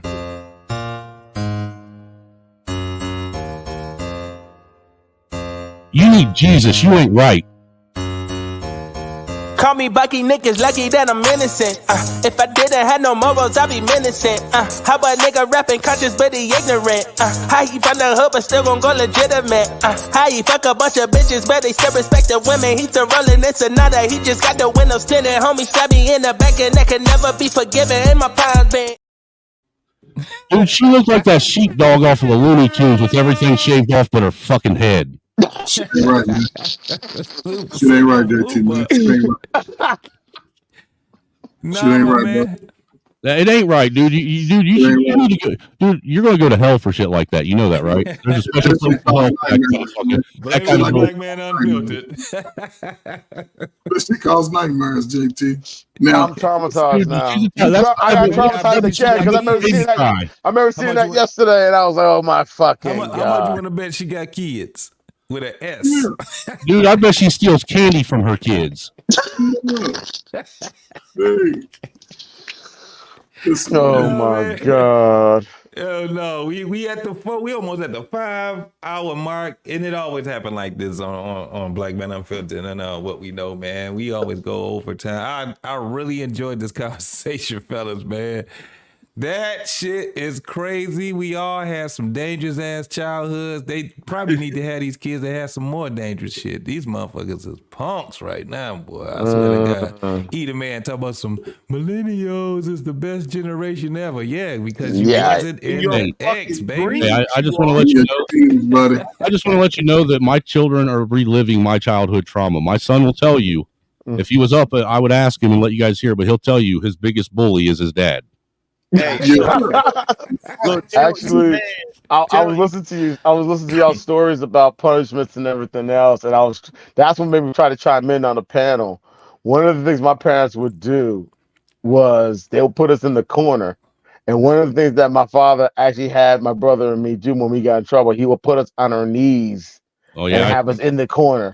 But my grandparents then later on, I found out what my grandparents actually did to my father or to my mother when they got in trouble. They did the same thing, but put grains of rice on the floor and then had them on their knees on the grains of rice in the corner. No, my stepdad would have me put my knees on. My stepdad would have me put my knees on a broom handle when I was. Bruh, my family's on the islands. We got my family's on the islands. We got some off the wall ways to discipline our kids. And I think one time I actually did that to my nephew. Never again. I did that to him. And my dad, he used to he would come up behind you and he'd crack you in the ass with a belt or a fucking paddle just out of the blue while using it. Nah, see, that's the thing. My dad would use the belt. My mother would use the belt. If not a belt, she would use a slipper. Or I think one time she actually had a plastic rolling pin. A slipper, a mug, an ashtray. Fucking car, but that was close to your ass. Tell Either Man, if you're a millennial that was born in the 80s, we might let you hang out with us. Right. You may qualify. You're right, Avery, man. Some of them we give voluntary Gen X status to. Just no, we don't. It's only if they had an older sibling that was actually Gen X. That's my brother. He qualifies. My brother was born in the 80s. I was born in 76. So. Yeah, they come. We may let you hang out with us, you know. But you know, Either Man, you're a little zesty sometimes, and that's not Gen X. Hey, Either Man, check this out, bro. Real men were born in the 70s, bro. Yes, sir. I just want to keep that real. Time out. 60. You can never get past that one right there, partner. No, you 60s Gen Xers are too much like boomers. Oh, I'm late 60s. I'm 68. Goddamn it! Oh, look, listen to him. I taught y'all how to do the monkey bars. I taught y'all how to ride a bike and ride a skateboard. I gave y'all asses hand-eye coordination. Hey, he telling the truth though. Some of y'all older Gen Xers, y'all be having them boomer traits, man. For real, dude. For real, man. I'm not even playing, man. Like, make me want to slap you like you're one of my parents.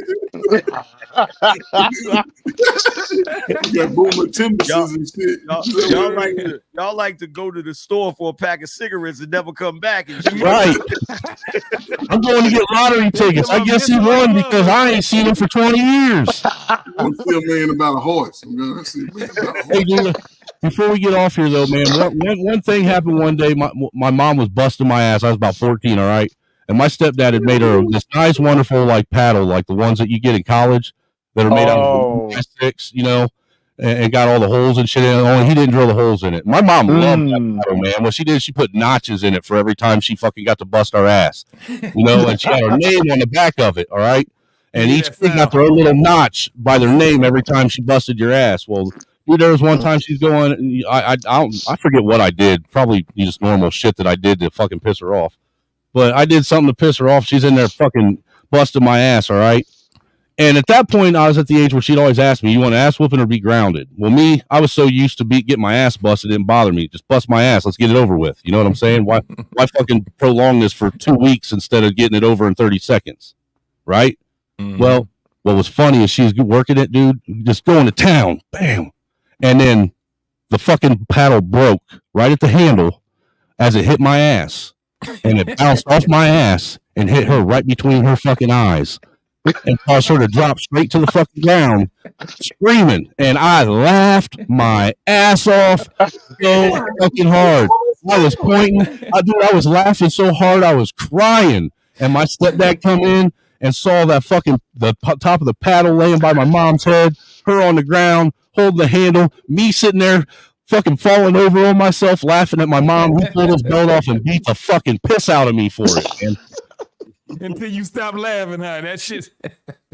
But it still doesn't change the fact, dude, is I felt that motherfucker break, dude, because it didn't have the same force. I was like, I could hear it. You don't drill the holes in it, that's why. Oh, dude, I'm gonna tell you what, when I heard it hit her right in the fucking forehead too. So, just like that, right in the fucking head, man. And dude, I spun around and laughed so hard, knowing that I was going to get in trouble. But it was the only time I remember getting, I ever got hit with a paddle, ironically, is when I pledged, and that's when I got wood. And he just told you to assume the position, and you already knew what that meant. And what time would you pledge? I pledged the blue and white back in '95. Oh, okay. I'm sorry, man. I'm sorry for that. I was waiting for him to say he pledged bad boy. No, but I didn't. Unfortunately, I didn't cross. Some stuff happened, and I didn't end up crossing. But it was. But I did learn a lot about the 9. So I did learn a lot about. You didn't pledge the no diddy, did you? You're stupid as hell. But I did learn a lot about about a lot of the organizations, and I got a lot of respect for them and everything. That's I'll never talk bad about them. I'll never talk down about them, because when I was pledging, I had to learn some stuff about those other organizations, and I learned a lot of history about them and the fellowships too. So much respect to a lot. So my god brother is a Greek. My god sister is a Greek. Some of my cousins and some of my friends I grew up with, all Greeks and everything else. And there's a lot that comes to it, but there's a lot of good that comes out of it. And I got a mutual respect. But I never went to college, but I lived by Butler College in Indianapolis for like 4 years. And dude, I used to fucking party with all them frat boys and sorority. Dude, that was so much fun. Even not being in college, but living by them, being able to party like that all the time was so much fun. No, man, you was bad as hell, man. The fact that you was a teenager, your mama still had to whoop you, you were fucking bad. Oh, dude, man, I used to beg my mom just to put me in JDC because I got tired of her beating me. And see how we would take that ass whooping so we wouldn't be punished, because outside we needed that shit. Needed that shit. We hated rainy days. Fuck the rain. Don't rain. We used to wish the rain never comes. Hey, dude, I won't even lie, dude. I was a terror to my parents, especially my mom, dude. I was a terror, man. I was a handful. But you know what? Even though I was a terror, I still stood up for my family. Like I'd fucking throw bones with anybody, dude. Nobody. Where we grew up, all my siblings grew up with a reputation because of the reputation I built for our family. You know what I'm saying? And they all got to ride off the reputation that I created for us, because I had heart and I didn't back down from nobody. You know, I grew up like the rest of you, man. I'd take an ass whooping staring you right in the eyes if that's what it took. Yeah, if that's what it take. Absolutely. All right, y'all, man. We about to go ahead and get up out of here. Black David, man, I really appreciate my brother back here helping the brother out, man. Love you, he was back there losing his shit listening to all our stories, man. Hey, man, I want to give a big thanks y'all to was all the traumatizing me fellas, a lot. man. I wanted to think about it. I was like, y'all evil ass motherfucker. You bring all my PTSD back. I'm like, F all of y'all, especially Angry Man. Angry Man's not even here to defend himself anymore. That's messed up. Listen, Generation X, I swear to God, y'all can only get it from us. Y'all better get it from us before we already out, because we can tell y'all some stories, bro. And I'm telling you, it don't matter where we come from. That generation X is something else, bro. We was that last generation, man. That really left out the extension cord beating. Yeah. The 2x4 beating. No, I mentioned the 2x4. But look at you now. Y'all been working for 40 years off them good ass whoopings your mama gave. You know what? None of us died. You done fucking retired. You done bought 2 houses, 5 cars. You done raised. Hey, dude, a generation that was rose off of hose water and neglect, and none of us died. That's where you go. You got all that lead lead and in your look, goddamn lead body and paint. shit. You done And ate we so didn't much have dirt, no baby lead and seats. shit. No baby seats. We was living life on the edge. We were putting sofas in the back of pickup trucks and bolting them down that way we could fucking have a comfortable seat going down the highway at 60 miles an hour. Let me tell you what. My father had a van that was his work van, but he also had it where when we had the whole family going on trips where we used to go to the park and stuff, he had lawn chairs in the back of the fucking van because we had no other chairs, so the kids was the anchors for the adults. My dad, JT, my dad had two vans. My dad had two vans. He had this one blue Ford that was short and it was just like old as fuck.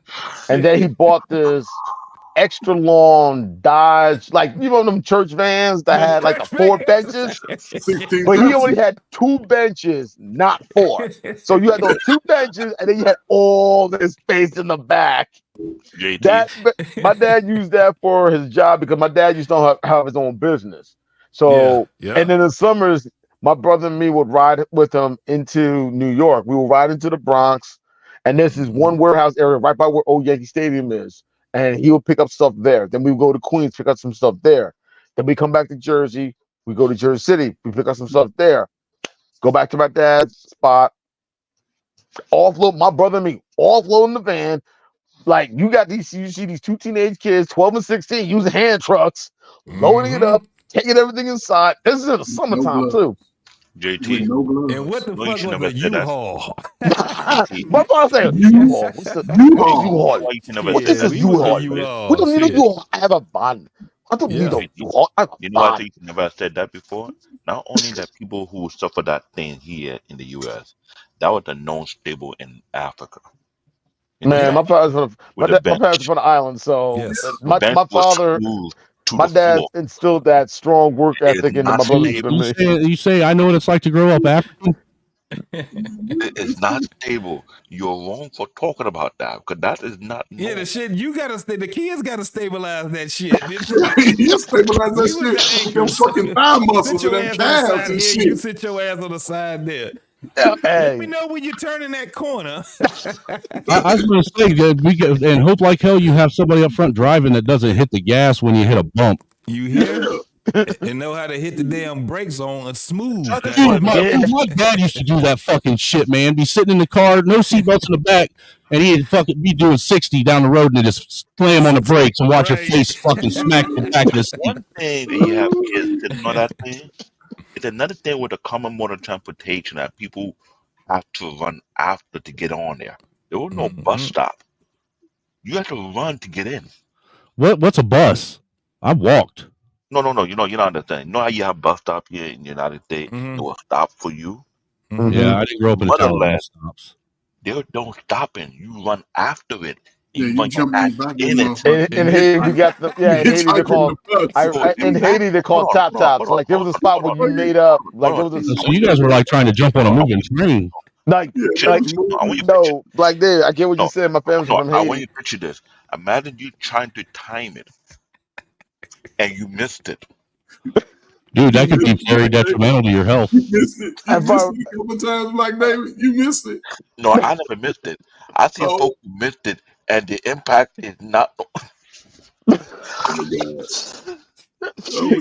Hey, y'all really was trying to catch a bus. Yo, no, like in Haiti, you was flagging down. Like in Haiti, it so fast that I had to do Spider-Man. Grab the handle, at the window, yank myself in. Hey, Black David, can you put this link that I'm putting? Black David, this link that I'm putting in the private. Can you put that in the main chat? Hold on. Time on. I need to calm down. This is PTSD because that thing is not. I think What's going on, dude? Deal with your PTSD. You can walk and chew gum, can't you? Dude, you never experienced that experience because you would have been that you would have felt the way I felt because that thing was scary as fuck for a kid to chase a bus. Hell yeah, you trying to catch a bus for real? They like, no, son, you have to catch the bus. It won't stop. My parents told me the stories about that. But no, I was wondering if you drop this link I put in the back in the main chat because this is an edit I just put together. It's the ultimate biting gaff compilation part 1 that I did. Oh shit. It's got like fucking 18 minutes worth of biting gaffs on it, man. Oh, okay. Let's see. You got it, David? Do you see it? I'm trying to get it right now. And I'd like to try and see it get as many I views got it as right now. possible.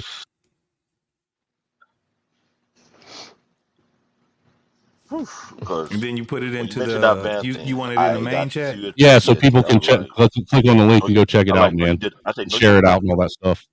You ain't got to play it. I mean, you can if you want to, but you ain't got to. Oh, I just wanted you to put the link in the I'm chat still so people can click on it. okay. I'll copy and put in the chat. I'm just saying that van experience as a kid messed me up. Mm-hmm. Ever since then, I became a sprinter because of that. You cannot miss a bus in Africa. You're not allowed You a to pretty miss a big bus guy, in man. Africa. So this shit, I know you be moving like a freight train, boy. Dude, Yeah, but David's big enough that once he gets momentum going, dude, it's probably hard to get the momentum to slow down. Right. Country, on the street, they had to jump in the car and run from me. That to show you how that trauma made me think, you know what? If I don't catch you, I'm gonna get you. So you see a big dude chase me at high speed, better jump in the car and drive off faster than you can. Don't let me get you. All right, y'all. Man. It's been real, man. Yep. We done wrote this mug out. It is 5 hours and 8 minutes. God damn, we did this shit, man. But I really, really appreciate y'all, man. And look, I don't even shoot to try to get 2 hours in no more, man. I just say fuck it. We gonna let the show do what it do, man. We gonna start it out on a good foot, and then we gonna let it do what it do, man. But I really appreciate you guys. I really appreciate my man Angry Man for stopping by, man. Angry Snowman, I'm glad you came over Good to this see way, you. my brother. My man Trey Ferg came over here. Antoine.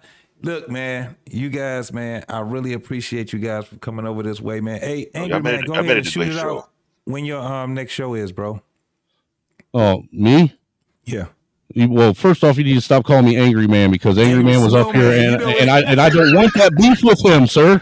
I don't want that beef. Me and him get along. Let's keep it that way. You know, we're angry brothers together.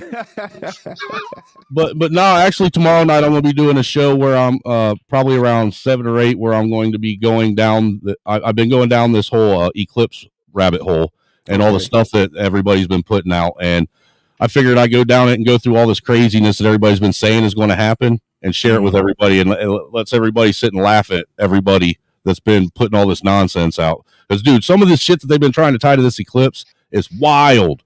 Dude. It. I'm like, really? This is what they talking about? I didn't know it was going to be this damn big. But yeah, tomorrow around 7 or 8, I'm going to be covering that. And then, like I said, Black David put the link out there for the Joe Biden mega compilation, mega gaff compilation that I just did. That's part 1. There's part 2 will be coming to that here real soon. Okay. I'm gonna definitely check it out because I just put it in my my repertoire. Dude, that thing's funny, dude, for real. There's so much shit in there, man. I hope you guys come back on Friday because the thing y'all put out here, I was in the background listening. I was trying not to laugh and cry. I'm like, why do you have to remind me of my PTSD in my childhood? I'm like, God damn. I'm glad you didn't mention about the bow and arrow that as a kid, you're not supposed to be playing without that thing. I mean, we did.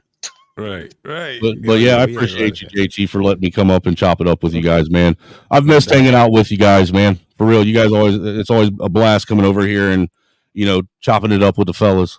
Absolutely, man. I'll be checking you out, man. I know a lot of people watch me in the bushes, man, because my chat, my chats get wild. I'm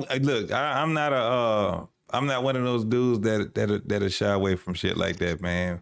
Cause I definitely come over there every once in a while. I'm like, okay, let me go holler at my man for a minute. But hey, look, in the daytime, I'm gonna tell you right now, if you doing something in the daytime, you'll catch me every once in a while. Cause I'm 9 to 5 in it like a motherfucker still. Right. I'm still a guy in the morning time. So, but nah, dude, you and bro. Yeah, you and any of you brothers are always welcome to come over and hop up and chop it up on any discussion we do. Don't forget on Thursday nights, man. Me and Dirty folks are do the Dirty Snow podcast too. Oh man, I gotta come over there and fuck with y'all, bro. You know, where basically all me and him do is pull up all kinds of random shit off the internet, go over it, and talk shit to each other for a couple hours. For sure. That's my guy. So it's right basically there, a new man. version of male bonding. Yeah, we're trying to teach men how to be men again, one fucking criticism at a time. Gotcha.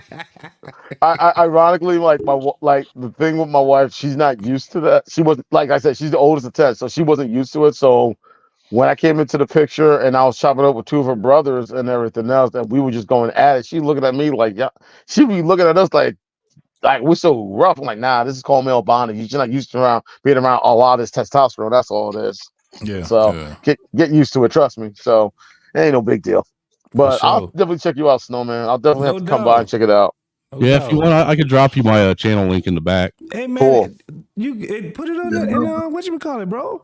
You ain't gotta. You got to have a wrench to do that, sir. You got to have a wrench. Hold on. Which one you want? Because I'm looking at both of us. You on Black Man's side? Yeah, I'm on Black Man's side. Okay. Well, shit, I don't know if I'll be able to do it unless Probably not. Can moderators moderate? Can No, somebody moderate? they can't. No. Yeah, Black Man is going to have Black to do Man it. has to do it. And look, honestly, I don't really push getting wrenches because that means that you expect me to do shit in the chat, and I'm not. Usually, I'm not in the chat to do shit. I don't come to watch or get on panels and talk shit. Honestly, I've done it before. A friend of mine, Max V, we went to high school together. So when I chop it up with him, he made me one of the moderators. And sometimes you got some people that just come out of pocket and he can't catch it all. So me and a couple of people that he gave the wrenches to, like, we catching them getting out of pocket, send them back to the bushes and everything. On my channel, I give everybody a wrench because if you don't have a wrench, someone will time you out. Yeah. It's nice show from DJ. You on Angry Man 2 or Yeah, Angry Snowman 2 down there. I keep saying y'all shit so goddamn. It's funny. It ain't that hard to figure out. Angry Man, Angry Snowman, dude. There we go, right there. I got you. You got the Angry Black Man and the Angry White Man. the badass white man. He's bad as hell. Shout out to mom, shout out to pops, shout out to the old school parents who whooped our ass and made us better people. Shout out. Shout out to all my uncles and my grandpas and shit that were there when my dad wasn't.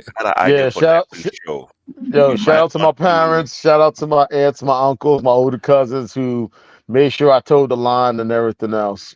Yes, sir. Yo, JT, for next And my show, grandparents, may they rest in peace also.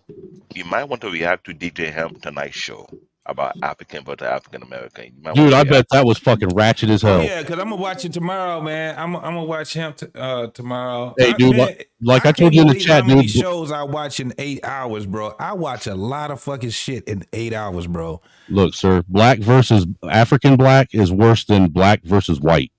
Was it good? So they left out the light skins? Man, they left out the light skins. I'm fucking pissed off. You know damn well when they start going African American versus African, you know damn well it starts turning into nothing but a bunch of colorist arguments, man, left and right, this, that, and the third, and they end up turning into more ratchet racist than us whiteys ever were. Guess who brought the fire in there? Chaotic Truth. Come on, man. I'm He was in there? Oh, I'm definitely gonna check it out, bro. CT was on it too. I fuck with that. I was. Oh, that means CT was in there stirring the fucking pot. Hell yeah, throwing all. He was turning it into a fucking hornet's nest. I'm watching that. Matter of fact, I'm gonna start watching that shit in the morning. Dude, CT is a great instigator, man. Dude, you know, he's just dark enough that his sheer presence pisses a lot of black people off. Oh shit! They don't know what to call him.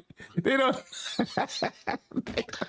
He's one of them old Ohioans too. Ohio too. Yeah, he is, man. And look, he's one of those uppity Ohio Negroes. Yeah. Man. He's better than everyone. Man, Joe was on the panel too. Your boy, man, Joe was on the panel too.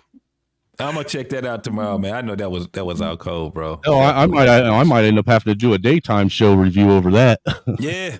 pull some Shout clips out my of boy it. Hamp, man. This might be risky. Yes, sir. Shout out to him, Hamp, man. but Hamp, please don't let that turn into Fight Club, man. Don't let it turn into Fight Club. Let me tell you something. One of the things I do see, Hamp is a real moderator. He is, but if you have, I've noticed. Look, he is JT, but I've noticed that a lot of the people that have margarited over there since Fight Club quit are trying to turn it into Fight Club. They really are. They eventually get it. That's the thing. And this is just what it's just going to test it. It's going to test him because look, I mean, for the short time that he's actually been doing his own channel, man, he got some fire going on right now. But I think that he's going to do because of how he moderates. I don't think that it's going to get that part to a point where they're going to turn it into that because that's not his. No, he want his channel to be.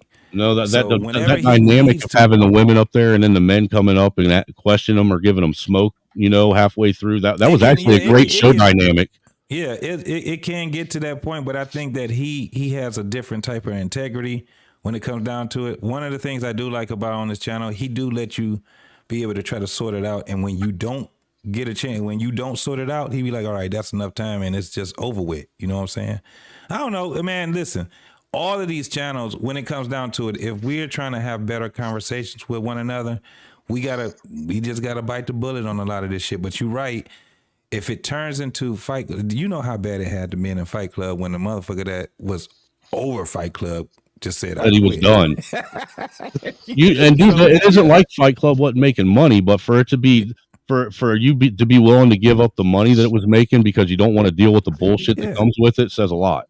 Yeah, it says a whole lot. And then he just ended up getting his own channel, and he tried to have more higher IQ. He does have more higher end discussions over there, which I enjoy.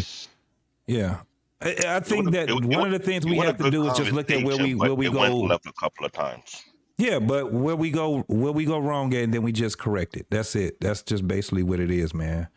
Trust me, 5 years, 6 years, 7 years ago, these channels where motherfuckers was just getting on channels, man, to try to fight each other. That's a fact. It was crazy as fuck. So, dude, it was ratchet as fuck. It was like the Wild Wild West. Oh, it was terrible. Yeah, it was terrible. The best part of that panel is that Sugar Mike was able to bring a level of insight and intelligence because whatever, you're just siding with him because he's real African. Listen, all the Nigerians fight. Hey, listen, was he Canadian? Was he Canadian? Angus no man. I'm just fucking what you did, David. I know, but he's actually my cousin. But the thing now I take the fucking with you back. It was now I meant what I said. Black David, was he Canadian? Was he Canadian on the show? No, that's why I was surprised. Ikene was not on the panel. Who does Man Petit was not on the panel, which is kind of like interesting. Wow, yeah. So like, you're gonna have to have a part two then. There's some real prominent check it out people tomorrow. who can articulate themselves properly, but there were people who were kind of like a little bit ignorant. I was like, are you surprised? There's a lot of ignorant people that think that they should get on panels and talk, and really they should just shut up and listen. Be in the same room with the intelligence. You like, no. You ignorant. You go you ignorant as fuck, man. Look in the clouds. You stay your ass Stay in the clouds. Stay in the bushes. You can't even articulate that super chat you're trying to read. You want me to think you're smart? Motherfucker, get your ass in the bushes. You stay your ass. Matter of fact, get rid of your channel. I promise you, Angus No Man and JT, if you watch it, you be like, oh hell no, really? I gotta see it now, man. I'm gonna be watching this shit as soon as that's why I gotta I'm not get gonna my what ass in happened. bed. I I got didn't 3 your hours. Your expression be like, man. JT, CBN, Anton. Hey, take it easy, Trey. It's always a pleasure. It's always a pleasure chopping it up with you, Trey. Y'all wild. Absolutely. Y'all have a good one, Trey. JT, you come back and tell that story again about you joining the military. Tell them that shit need to be immortalized. Tell them at some point, not tonight. But listen, I got more. You gotta remember, I spent 10 years in the military. So I got some stories for your ass, boy. JT, I told that to a buddy. I told it to a guy at my job who was Navy, and he almost fell over. Like he almost fell over. Like, yo, are you? I'm like, for real. Man. I got my ass. Yeah, but he was telling me Yeah, I told him, and he was just like, "Yo," he almost fell over. Like, damn, like really? Did he not read the packing list? But when he shipped out, he doesn't remember bringing anything with him. Right, most people didn't. Hey, JT, you better just end this, otherwise people are going to keep talking, and it's just going to keep going and going and going. I gotta get up in the morning. I gotta get the kids ready for daycare, and I still gotta look for a few things too. Last thing I need is my wife pissed off saying, "Why the fuck you didn't look for what I told you to look for?" I'm like, all right, bet. You're supposed to be online looking for some shit, and you ended up hopping on a panel. That's fucked up. That's fucked up. honestly, there are times, I'll be honest, there are times I've gotten on a panel, I got so caught up, I forgot to wake her up to get ready for work. So, yes, sir. All right, fellas. Hey, man, it's been a pleasure. Always. Everybody in the chat, it's been a pleasure, man. We about to be up out of here. I holla. Later, folks. Y'all have a